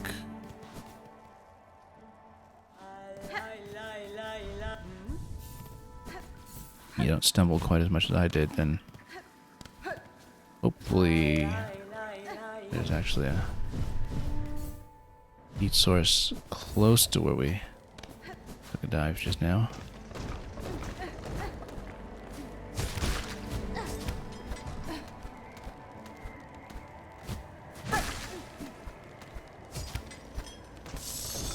But I don't know where to continue here, so we're missing something about that.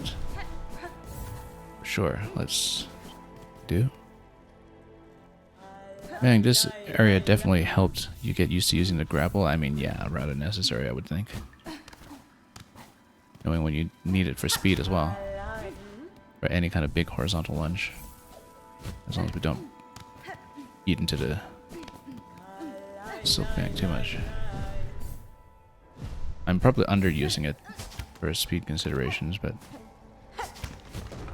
let's go back down and not demonstrate it that way. Where would we just go? Oh, did I just drop past the bench? I did just drop past the bench. Let's not read the map here. Let's just go back and try not to die here. What we're just about to do. Okay, good. Okay. Let's bench up over here. And then let's go back to the other bench. I fell a little bit far.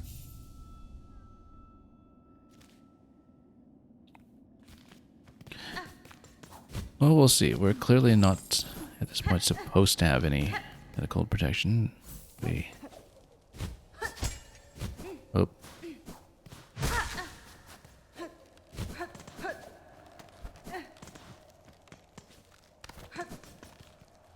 Just need to zip back over.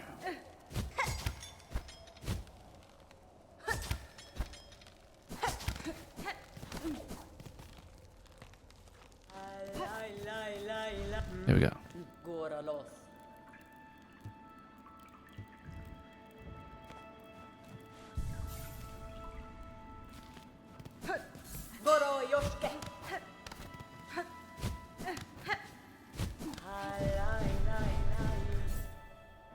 Okay, let's do this again.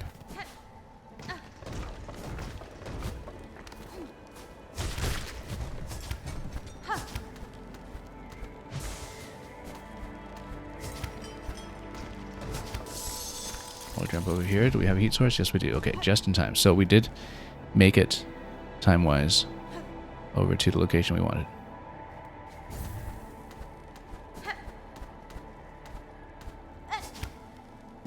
Oh.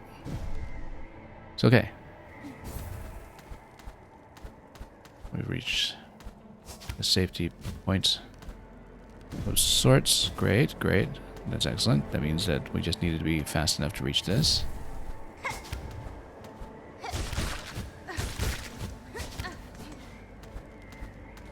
Okay. Oh, too close. But that's okay. We've scouted out a significant amount. We were just a little low in terms of height. We just need enough. Oh, we want to grapple there for sure.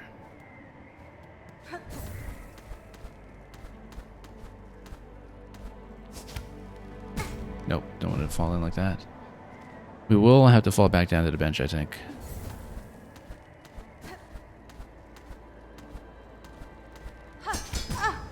We'll do it now, in fact. All the way back down if we can. Hit anything too hazardous.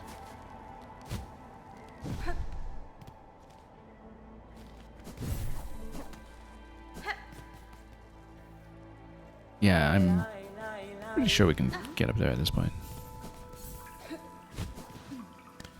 Wasn't too difficult, actually. Just need to not be too sloppy.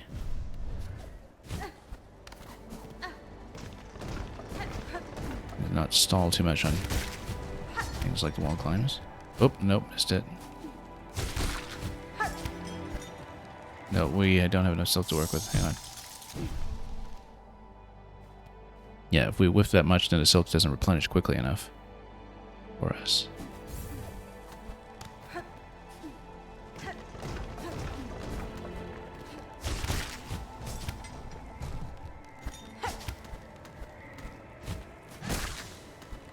Freezing's going to be an issue in just a moment here. That's okay, only one mask down.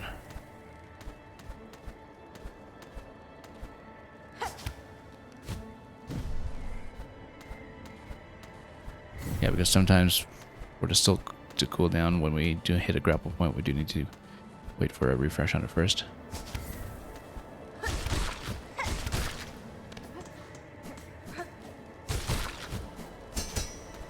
Oh wow, that was actually kind of accidental, but we got it. Do I get a heat point here? Yes, we do. Now this allows you to cross over to this side. We don't know if that will give me any kind of safety points. But there's lots of warmth here, so maybe. Lots of silk, actually, that's helpful.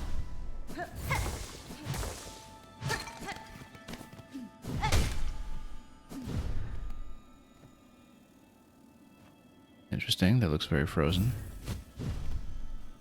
This also looks like an area that I would be falling back down, but you can fall back and to the left, potentially, if you look at the map. We might not want to do that yet, we might want to go up first.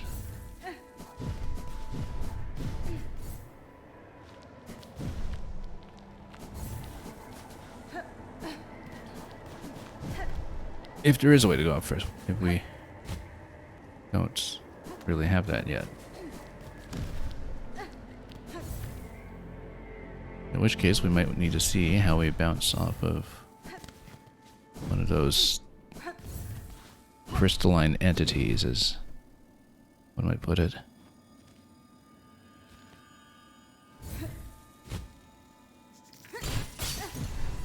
Shatters. I think the way to do it is to go down and then to the left, and maybe it loops back up to the top. Oh, there was a passage right there that we missed. I'm just gonna hit everything here, I guess.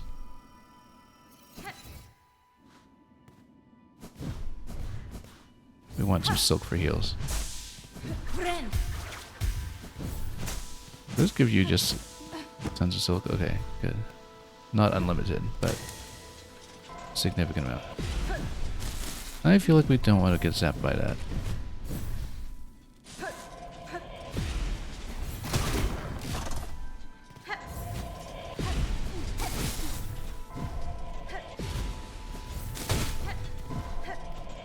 Oh, what?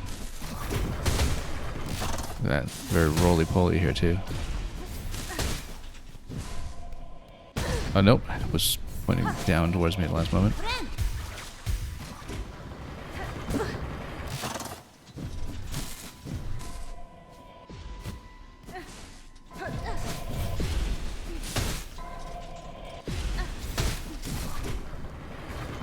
And then, yeah, I have to listen to audio cue for a roll. Servitor Boran. Broken construct built by weavers past, able to fire a focus beam of silk light to carve halls and chambers through ice and bone. Alright.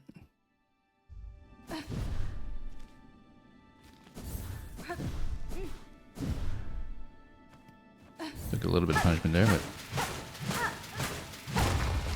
plus that, and then that creates a passage. Yeah, I do suspect that we just have to loop back up top.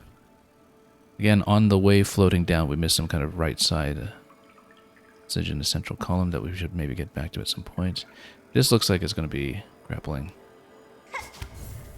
Not like that, we don't. Whoa, that was not great. Okay.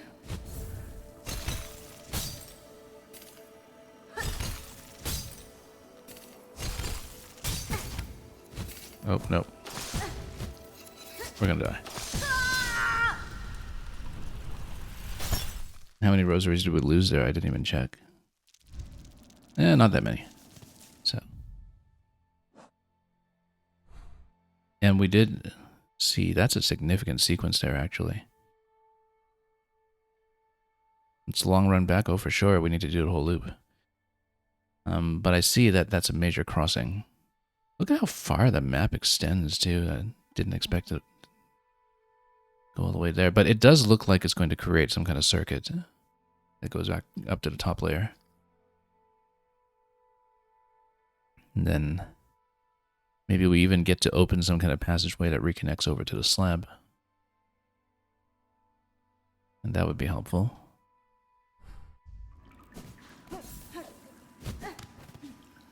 Yeah, we might not stay long enough to finish this segment today, but we'll try to get something reasonable done with it.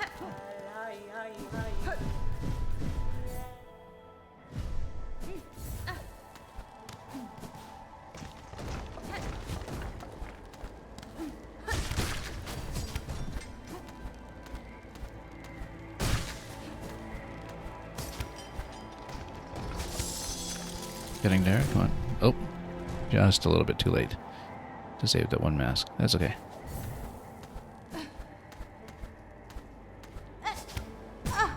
Oh, no. Just slightly short.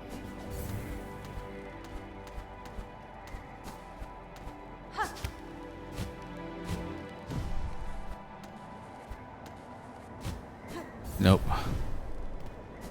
Fell off the edge a little bit.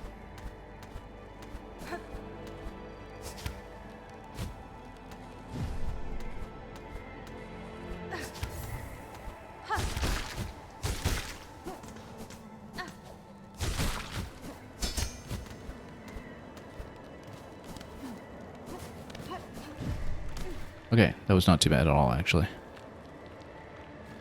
Really not too bad at all.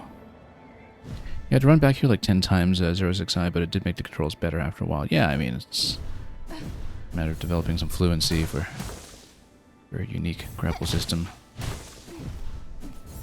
And there's a huge silk replenishment that we know is coming up as well. So here, let's try to drop into right side this time. We know there was something there. Let's be very careful. That's nothing, actually.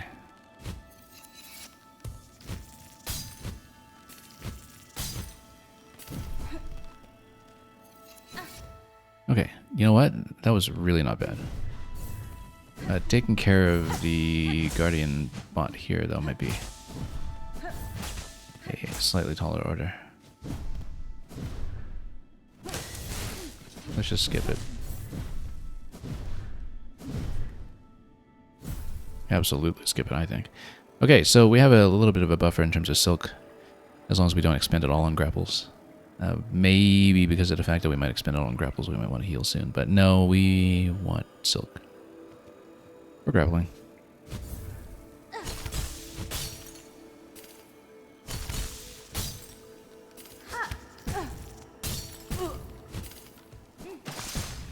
We're gonna die. Yeah, actually, since I took that much damage, we should have done a mid-air heal or something. That's okay. I'm confident we can get back.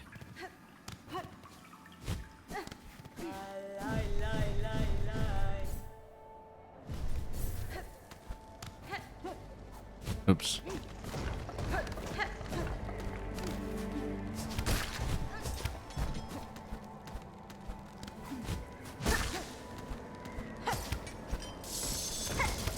A little bit slow, but we made it.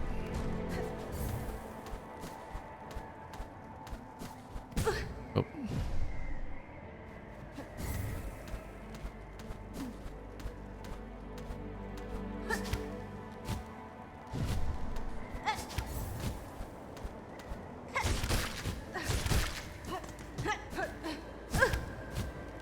Nope. Nope, I'm just dying to everything here all of a sudden. Need some heat.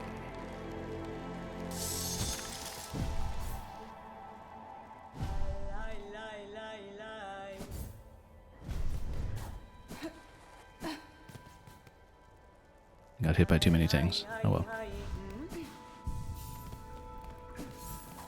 Oh, nope, come on. Back to the bench. Don't want to take that cold bath. Okay, so let's try it again. Come on. Too soon.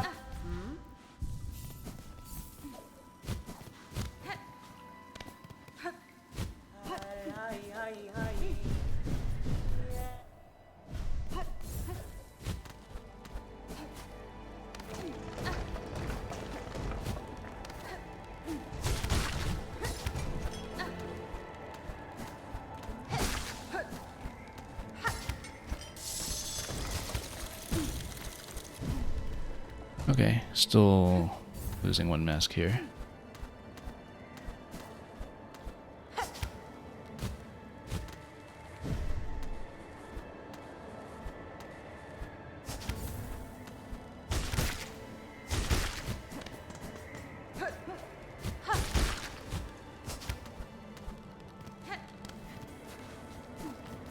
But we're getting back up here just fine.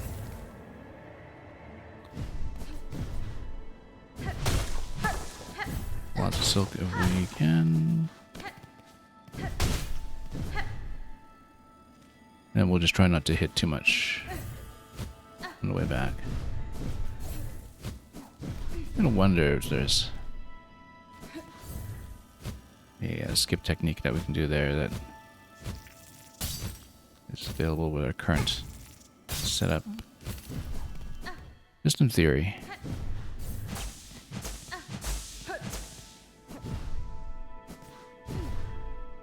I want to just heal up first and then maybe tap this enemy a bit to build up Silk again. So we... Well, and we've got tons of Silk up here. So we actually should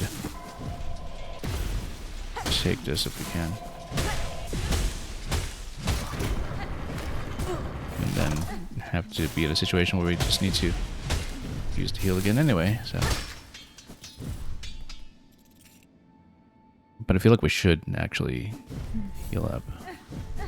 Otherwise we get into the situation that we did last time where we just lost so much health at once. Yeah, I think we need that. It kind of kills some of the Silk cooldown here, but when you tap into enemies, as long as you don't whiff, then replenish Silk quickly enough to have consecutive jumps. Or you can do this to yourself and completely make a mess of it. Look at that, it's just too short. Too short, and look at that, we're gonna die. Just like that.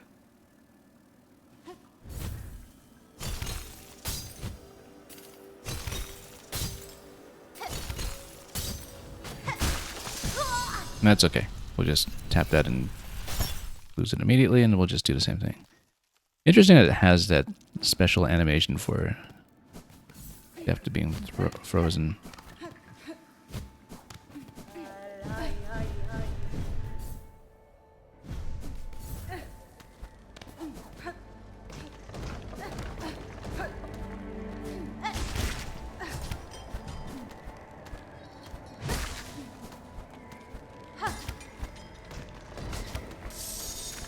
Okay, made it here with full hearts. Great.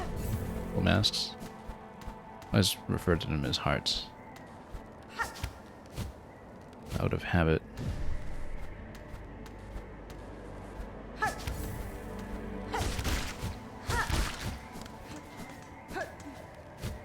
Whoops. Nope.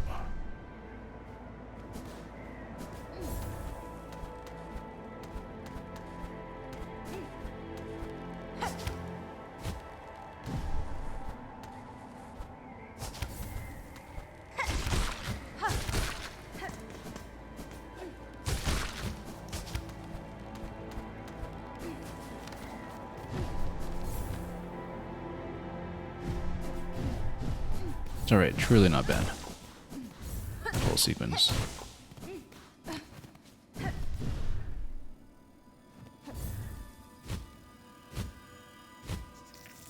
Let's just dodge before they get into the Kirby needle form.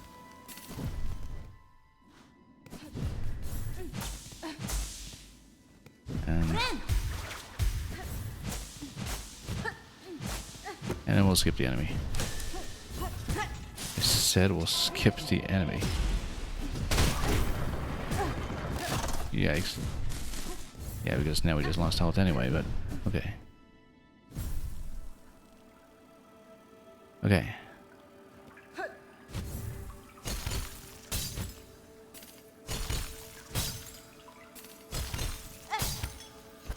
Oh, we skipped the cocoon, that's okay. I'm not sure how much I care because we'd just be out there anyway. It's only about 80 rosaries. I'm just gonna eat a loss, I think.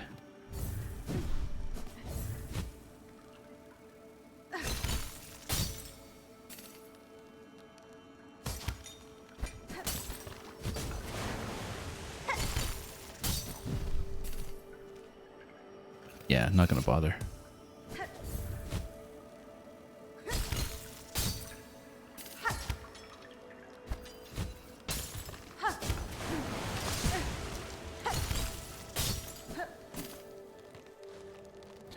Bench down below, which we can't reach. Let's see what all this is first. Rosaries, yeah. We'll scout. I mean, we should try to go for the bench for just reasons. but we can maintain more warmth here. So this continues up to the cold. And get more warmth. We will see about that bench.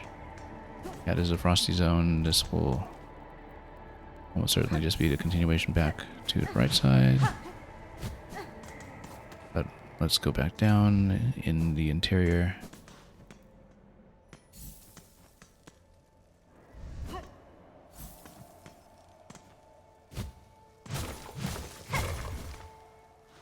And we can get through here. How much? Insert rosaries. Well, I mean, given that we have lots of sets of 30 to break, we are not worried about this one. Even if we just completely skipped the cocoon earlier and could have saved ourselves about 80.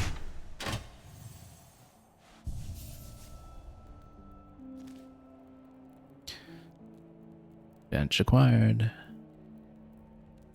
Well, let's see. We're in the middle of the climb. I think we should maybe try to push forward at least a little bit. Reach a natural conclusion point. It's tempting to stop here because I don't want to be too long, but we'll open up the entrance up top before we forget.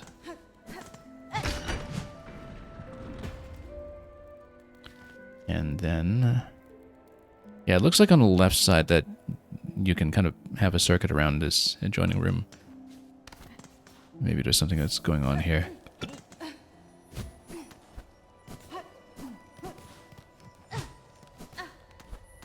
If you don't freeze to death first. Oh, that looks like a... Oh, I see. They can jump up through here, but you'd have to... And that would give me a complete fourth segment of the mask, so we absolutely want that. Then we need to figure out how to make our way towards it. With some strategic use of the grapple.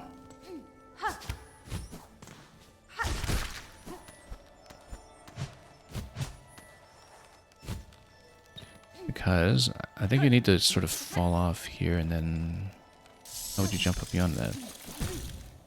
Maybe we need to bait the enemy down somehow?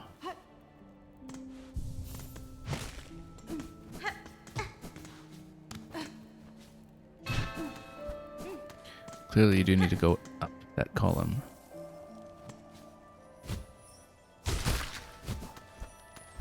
Maybe there's something we can interact with here to get a column drop, or... break something else along the way. Oh, we're at full health, didn't really need that.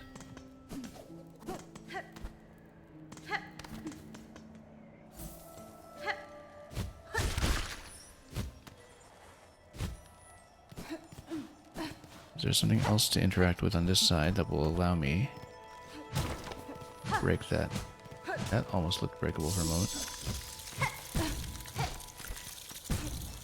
Okay, let's get out of here before we die. Not that we're dying very far.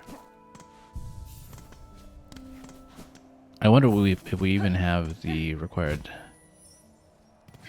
power or ability to do this yet. I mean, it looks like that's the puzzle, is that you need to figure out how it is that we already have the means.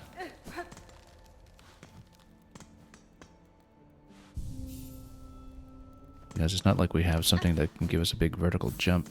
I mean, maybe it has some kind of game ability that becomes available, but I do feel like this is supposed to be a puzzle of some sort. We can bait that one down.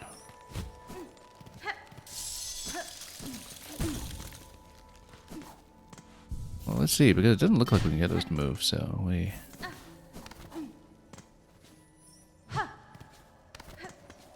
might have to... Yeah, because those just die instantly.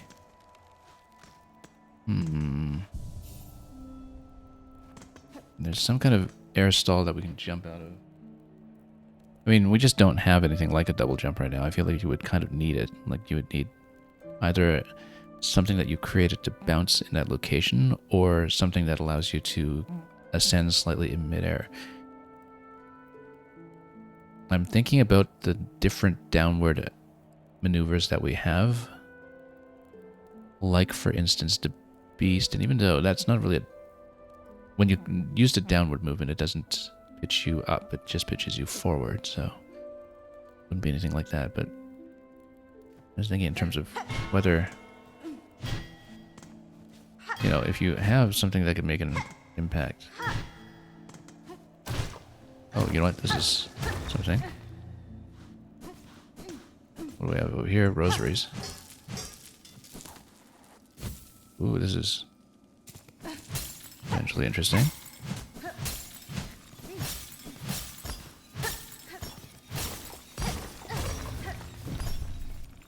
Somewhere warm, lots of silk. Anything here other than lots of silk?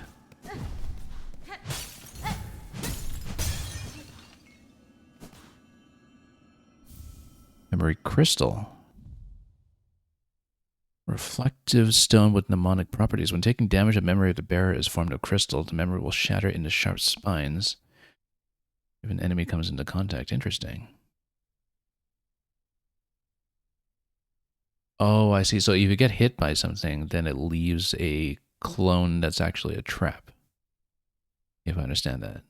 Like it leaves a clone trap whenever you get hit. On the board.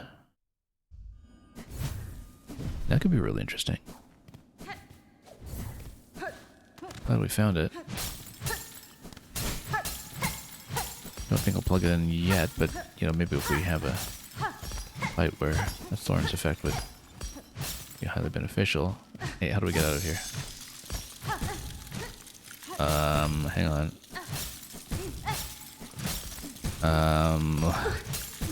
Oh, up. Okay. Yeah, we're gonna be warm just in time. There we go. That was risky. Okay, I'm gonna take one more look at this mask here. We can't find something to interact with for it right now, then...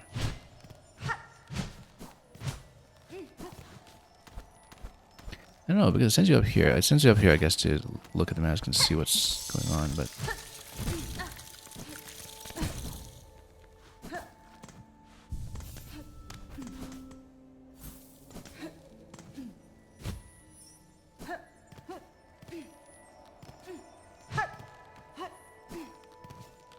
Yeah, because I wonder...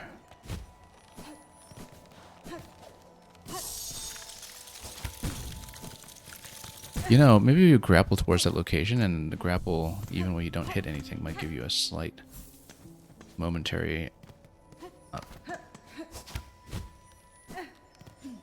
That would allow you to air stall and then pitch over to left or right. Like, we should try that.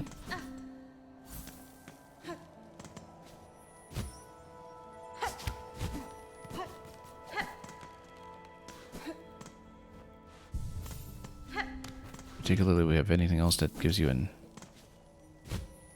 air dash effect. Like if you grapple directly under that slot. I wonder if there's something we can do to get on the wall. Not quite like that, but... Tempted to switch into something like Beast just in case the movement actually does make sense for this.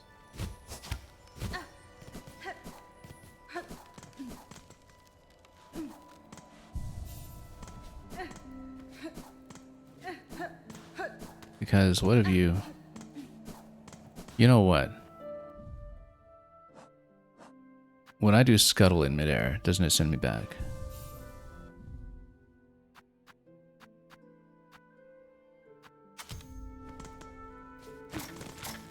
It doesn't really send you up though.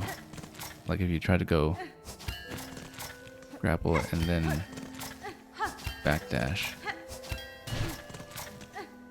Well, you need to hit something. It's hard to demo this with the bells everywhere because they're blocking my ability to actually show this. You kind of go back. I don't know if you can wall jump out of it though. Yeah, you get a bit of a wall cling. So if you Went like grapple and then back. Grapple. Whatever you can get on the wall. Doesn't really give you enough height though, I think.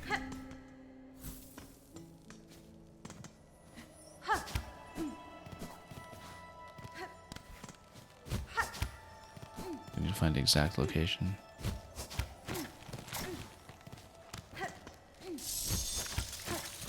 No. Maybe we just don't have the means. Maybe we need a double jump first. If there is a double jump in this game, I mean, we've gone so long without it at this point that it's not clear to me that there is. Okay, why don't we shelve this idea for a moment? It's very tempting to just try to grind away that mask simply because we are one mask fragment off from our 7th health point.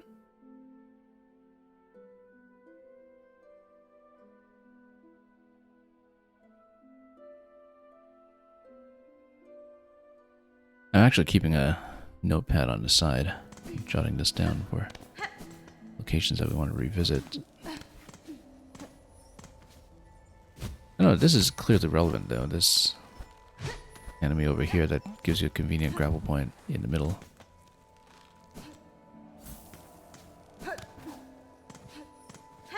Maybe there's something we can do to project him downwards or something, but no, it just dies immediately.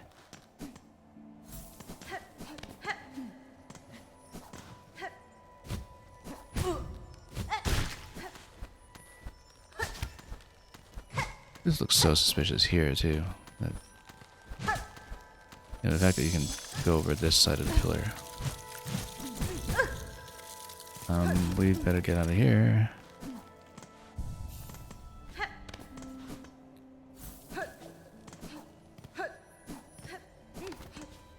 It's clearly trying to tell you something by letting you go up here, though, right? Why else would this column be available? We couldn't just break it and create something with it. It looks very breakable, perhaps, in theory.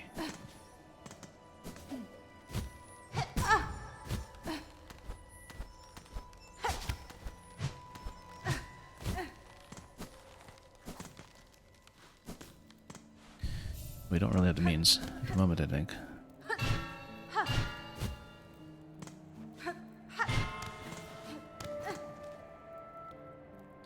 Yeah, we might wait for some clarity on whether there's an additional movement ability awaiting us to go back to that. Because again, something like a double jump solves a trivial, but masks are supposed to be hard to work for, right? Which tells me that maybe this is dependent on some trick that we haven't spotted or understood.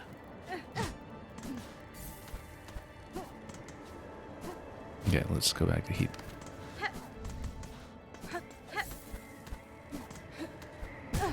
Oh, no. So yeah, we're so close to the bench.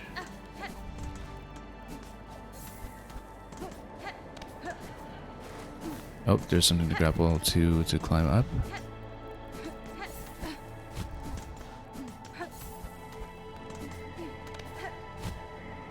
God, we're gonna lose time here. Valuable time. Well, we might as well scout.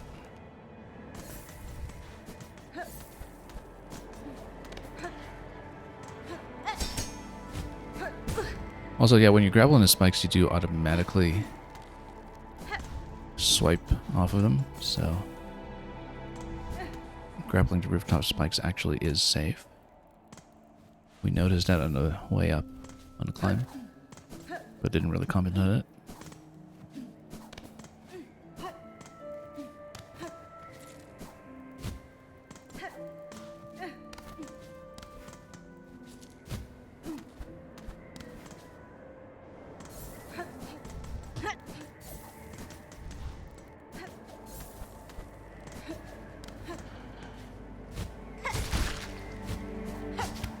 Yeah, you do need to bounce back on that. Let's try this again. Yeah, do a quick turnaround on it. Oh, also, let's get back to compass. We put ourselves on scuttle earlier to see if the motion would benefit, but clearly we need to put compass back for exploration purposes.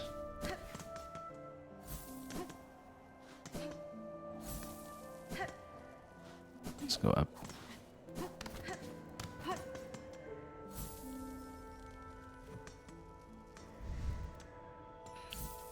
Okay. Hang on. No. And up.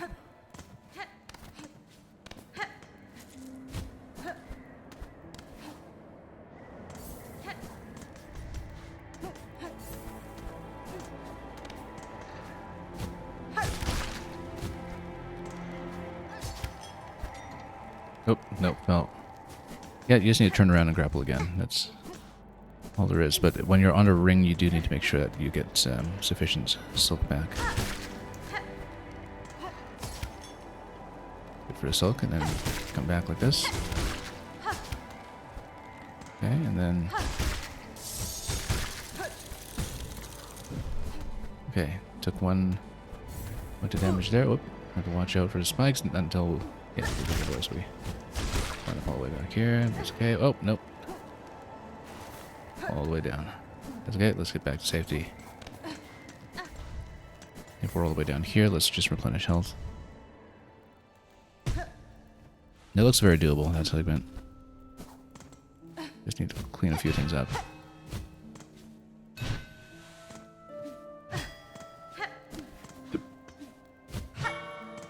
Too bad about that mask. I really wonder if we have the means to get it now. Whoops. We probably do. I just don't have the technique to pull it off, or just haven't found the particular combination that would give me the movement I need to gain a bit of height.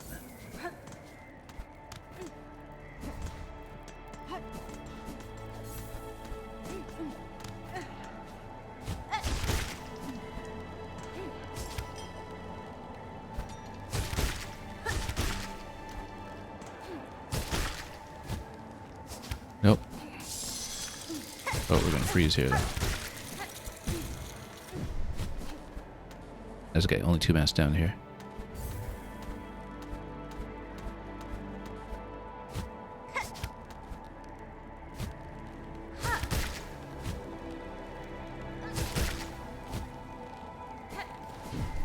Okay, that's Worm. And then there's a point to the right that is worth traversing as well. Maybe. Maybe this opens up a passage. Oh, let's not hit that. Yeah, because currently I don't really have a way to reach that one up there until we fall towards it later, or potentially have a double jump. So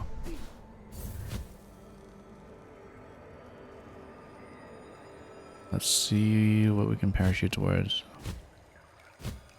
Gain a bit of speed here at a time just to see. Oh no, that's bad. Yeah, missing one like that is death. That's okay, we just need to not miss then.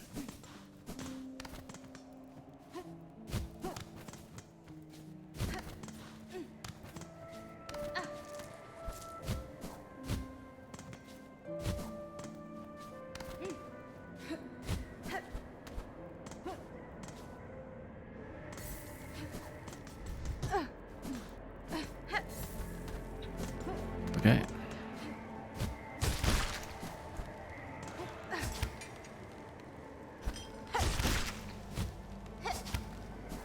Nope, let's start this one over. All the way over.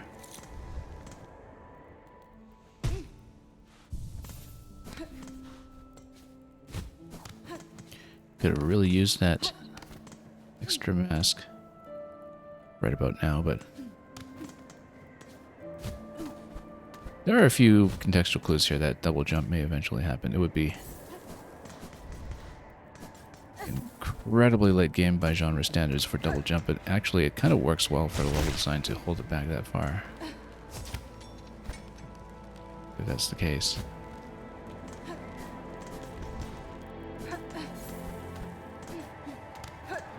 So typically, and even in the original Hollow Knight, you have this thing where, you know, double jump comes fairly early in the game, and then when you return to the opening zones, everything feels really claustrophobic because you suddenly notice how conspicuously all of it was designed around single jump. I mean, all of the Metroid games have that feel too, actually, even Super and Fusion and so on.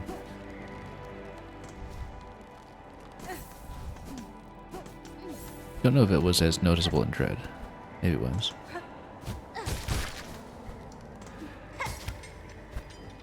Yeah, no, we keep forgetting to stall long enough there to actually get our silk back.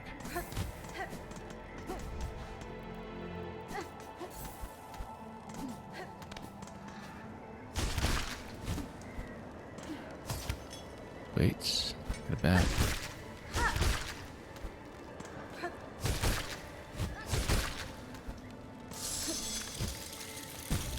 Wait, how do we lose our position? Oh, we had to go left, yeah.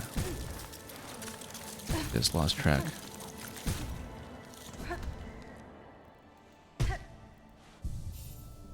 Yeah, no, we've been there. We know it. We're supposed to go left.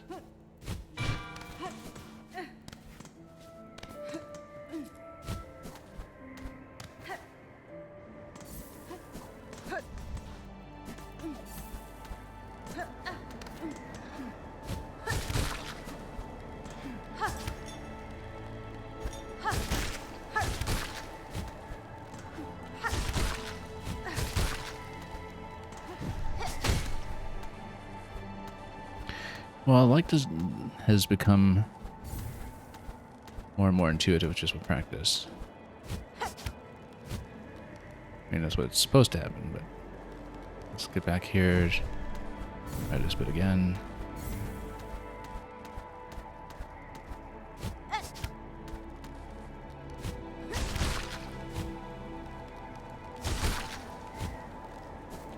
Maybe that's theoretically reachable if we're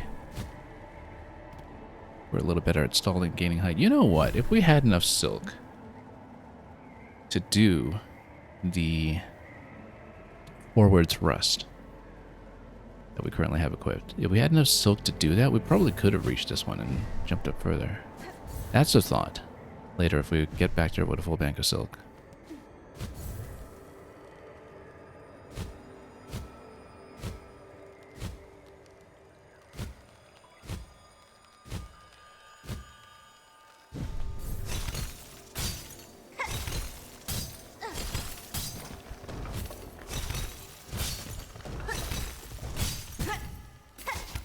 Oh. No, we need to get back to Worm. Where was the Worm? Here. No, we missed it. One left. Okay. We're probably gonna die here, but that's okay.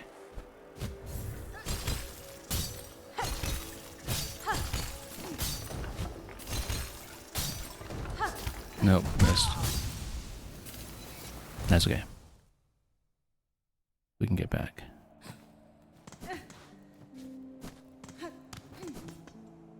So here's the thought.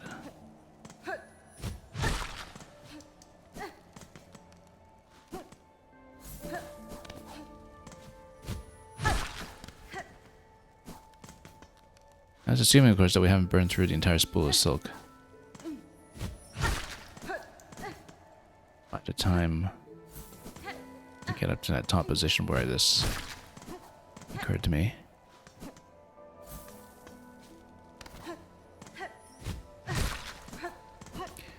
But if you gain enough distance there, perhaps you do in fact have sufficient height. Let's just get a full spool first.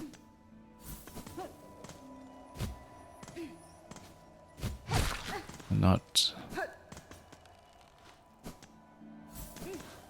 think too much about how... Actually, no, it might not work because of the fact that you only get that regeneration at the very end of your spool to give yourself enough to go on with the next grapple if you are in fact expending it all. I don't think if you're starting with a full spool that replenishes until you get to the end, which means that you might just wind up spending all the silken gravels. Are we full up? No, we're not. Got a bit more room. That's about it. Okay.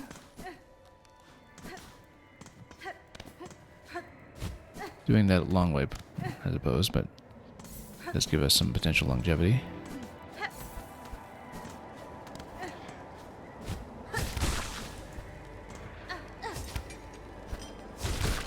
You get some silk off of the enemies that are hitting, so.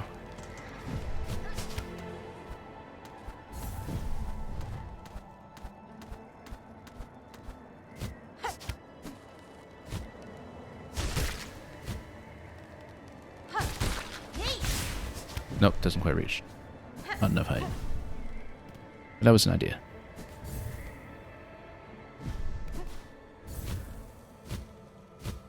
Now we don't really need to rush this because there is a light source, or heat source rather, on the left side once we drop.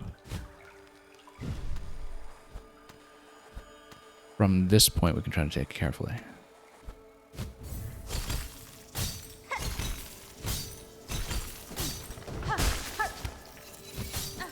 That includes trying to get back here after getting silk off of the cocoon. I don't know if that was a good trade-off, but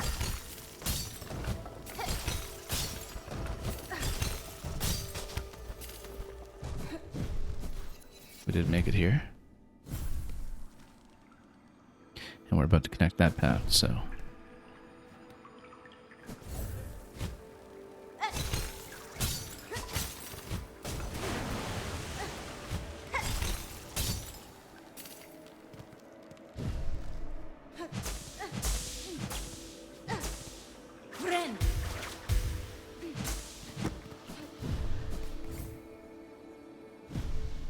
okay. So we connected this. Let's not drop down below by mistake, because we do need the upper path.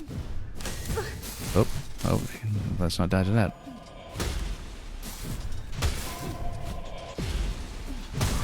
Watch it if it rolls up. Push it out. Okay, sure, that works. Yeah, because it took out the lamp. That's not good.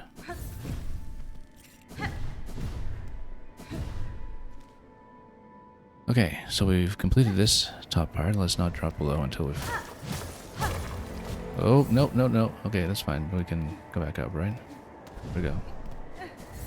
That could have been terrible if we did it just slightly worse. But it does mean we have the shortcut now, so we are able to come down from the original bench down below. Now, we don't want to just fall down to the bench right now, but if we do by mistake, then this is recoverable.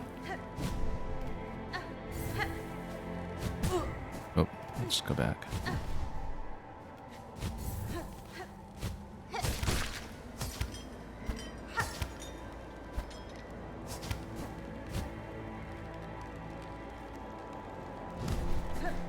It's okay. We might actually want to heal up. We just need to make sure we budget silk when we the rings. Make sure we have enough. It does stall us a bit in terms of timing, unfortunately, but whatever's safe. Might be tuned around that.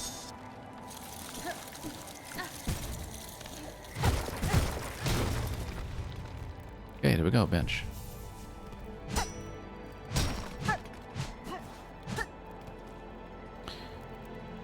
Let's see if we can push on just a little bit more before we have to take off for today. Since we're almost concluding the big segment here, but it looks a bit so.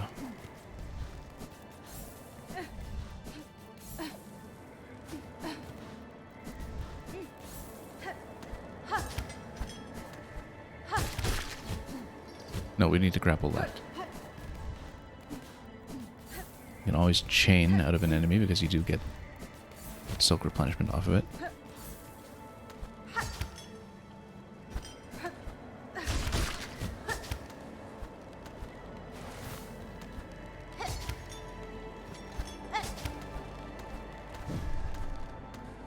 Okay, got here safely without too many timing issues, but hit the bench.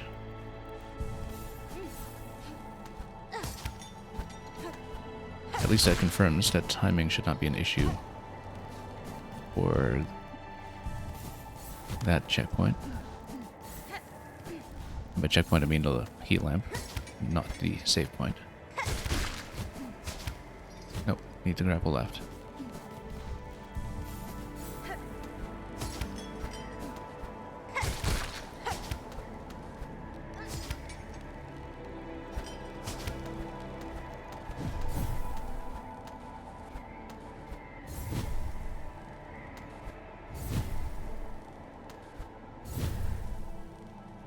Okay, that's fine. These are all temporary. I guess we would need to hit that one.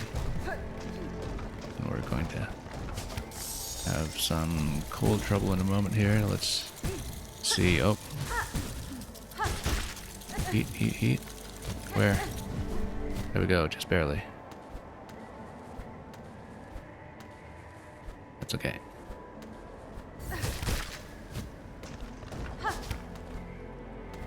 Let's not hit the spike here. No, let's go back to heat.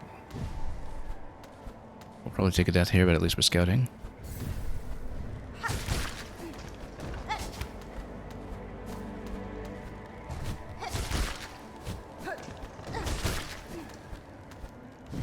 Heat. There we go. That looks pretty far along.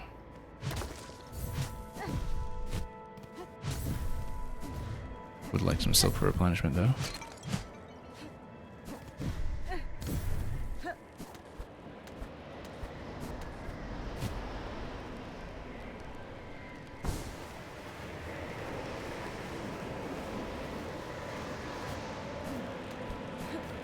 Eat before we die. There we go. That looks interesting. An ancient tuning mechanism.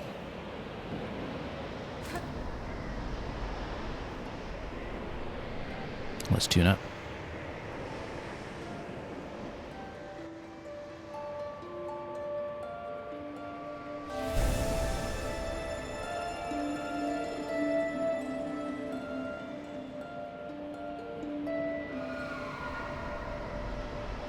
What have we summoned this time?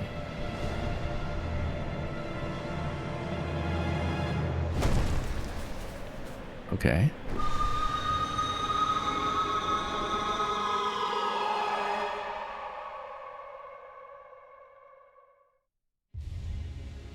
The Fay-Down Cloak. Fabled feathered down, layered within the cloak. Leap again while airborne. Well, there you go, double jump. Then we can go back for that mask. Soar above foes, reach new heights, strike from above. I mean, it's double jump. I feel like we earned it.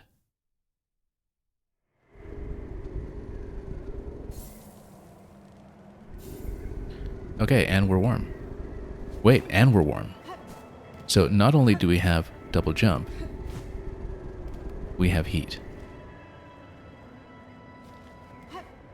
Where can I go from here? Because we don't have any ideas for how to go down. Clearly, I should go back down to the left side to get that mask. And we'll map everything up here. We can't talk this further, right? Well, word is the word. Looks like there's a strong implication we should just jump down, but you know what? There's a lot we missed around here, so... A lot we missed around here. Double jump, look at that. At long last.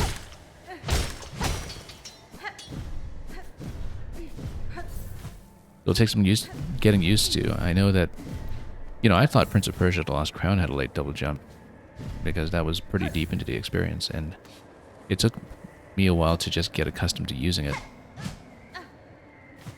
and remembering what's there. In this case, I mean, this is the latest double jump we've ever gotten in anything in this genre. This is past 40-something hours. over 40 hours into this game, we finally have to double jump. And look at that, we just get this very gentle descent down the diagonal passage that we saw, which we'll no doubt map out.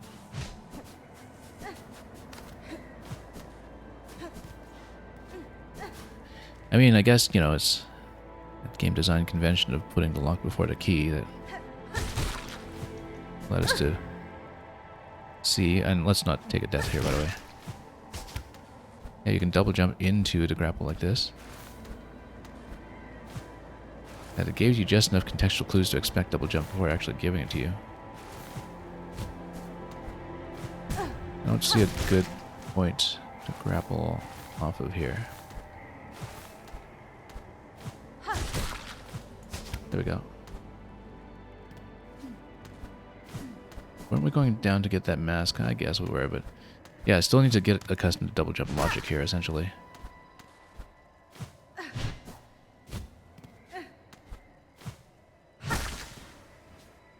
Just to know where we can use it and how to use it, where it refreshes.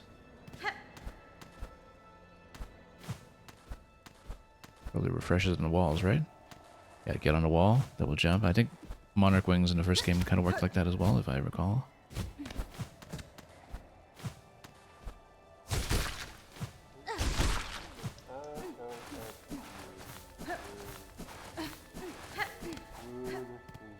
And then, who are we meeting here? Friend? Mask Maker. A visitor, grand you are. But you have already a mask, already a face. It is for those without that I must carve. Okay. So, what else can we do here then? All deserve a face, a chance to be, until a wither for the faceless I shall provide. Okay, so NPC that will become important to us someday. I mean, maybe something traumatic happens that strips our character of the mask or something. I doubt it because, you know, wouldn't be Hornet without it. But maybe we need to assist somebody with this at some point. To exist, a face is needed, is the essential thing. The work, the mask must be carved. Or maybe this is just here for lore reasons more than anything. You know what? Let's play the needle in. See what he sings.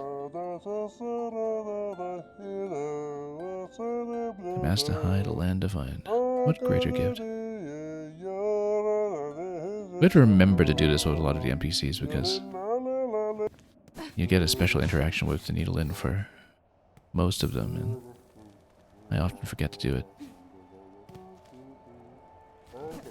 For example, that fellow in Hunter's March who didn't even speak the language and died off screen, we never got a chance to sing with that guy. But anyway, we have uncovered this location that we totally can't use yet. Mysteries abound in this game.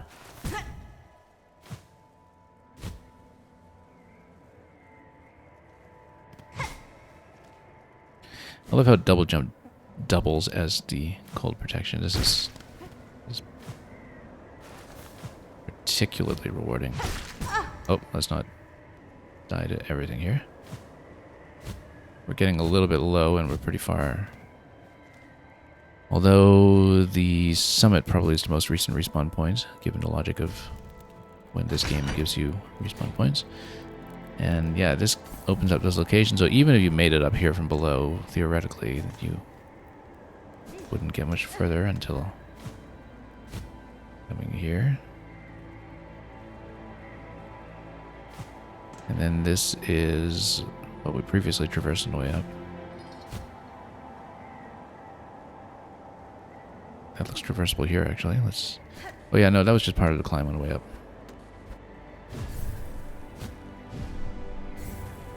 So we're going to get the mask, and we're going to hit that lower bench, and then I think we will stop for the day after we get that additional health point.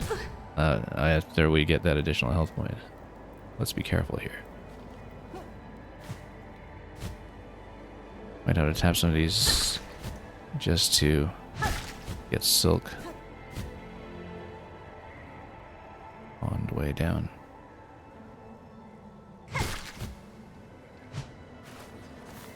I mean, we know this is a soft, fluffy surface on this end. But regardless, we'll be safe. We will go down to hit the bench, and then we will get that mask.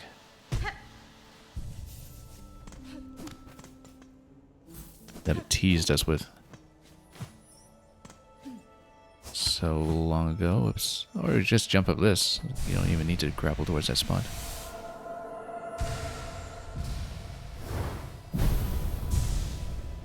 Look at that. Okay. Fantastic location to stop. Covered a good bit of Mount Fay. We mapped all the way up to the top. As you can see, if you do get back up to the summit, maybe we can drop towards something on the right side. Well, all the way down towards that middle bench that we had seen much earlier on the way up in that final stretch. And just generally get a sense of whether there's anything along that wall. In terms of the connection points here, well, now that we have cold protection, it means we can explore more of the slab, possibly even dropping towards it. But if we do need to get to the slab from underneath in that original point, well, we'll do it, and then we now are able to explore above. Maybe that gives us something like the apostate key, we don't know, but between double jump and having the grapple, we're now in great shape. It's interesting that, you know, we could have just gone ahead and fought Cogsworth Dancers without getting any of this stuff, because you can do them before Harpoon for sure. But just by backtracking, we managed to cover so much territory and gain so much of a technical advantage for some of the fights that are going to come later. Imagine how useful that double jump would have been, for instance, with the big aerial fight that we had down here in Deep Docks earlier. Could you have done that in sequence? In that sequence? I think so. Because the only thing that we needed to get up here was actually the grapple, right? We didn't need anything that we would have obtained from here. So it would have been possible to do that and make the Deep Docks sequence just a whole lot saner with all of the aerial combat that was involved. But that's okay. We did it in the order we did, and I'm very pleased to have accomplished that much. And yeah, we really have a huge range of movement now. I mean, how does this even appear in the inventory at this point? You see, you still just have the 4 slots around, but now you have the Fade Down Cloak.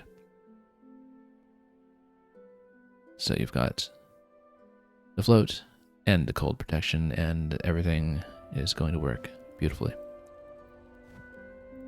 Thanks so much for joining me today. Let's pass you folks off to somewhere else. We will, of course, be playing this on an as much as I can basis, because the progression, even this late in the experience, still feels like it's kind of middle game in any other game, and maybe it's middle game in this one too, judging by how much it seems we still have left to do.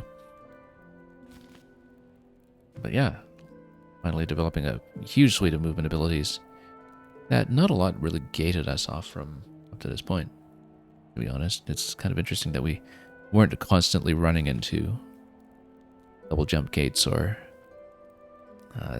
for that matter, harpoon gates on our way through most of the map. But of course, they will make life much, much easier at this point. And we'll see where we choose to go next time. Look at how much of this we've filled in at this point. It's too bad we're still missing that water map on the right side to reflect the fact that we found that place so much earlier than is reflected here. But it's coming together nicely, and let's head on to somewhere else before we return for even more Silksong in the days ahead. Thanks for watching. Until we meet at our next destination, whatever that may happen to be, have a wonderful day or night or whatever else it is ahead of you. And as always, fare thee well.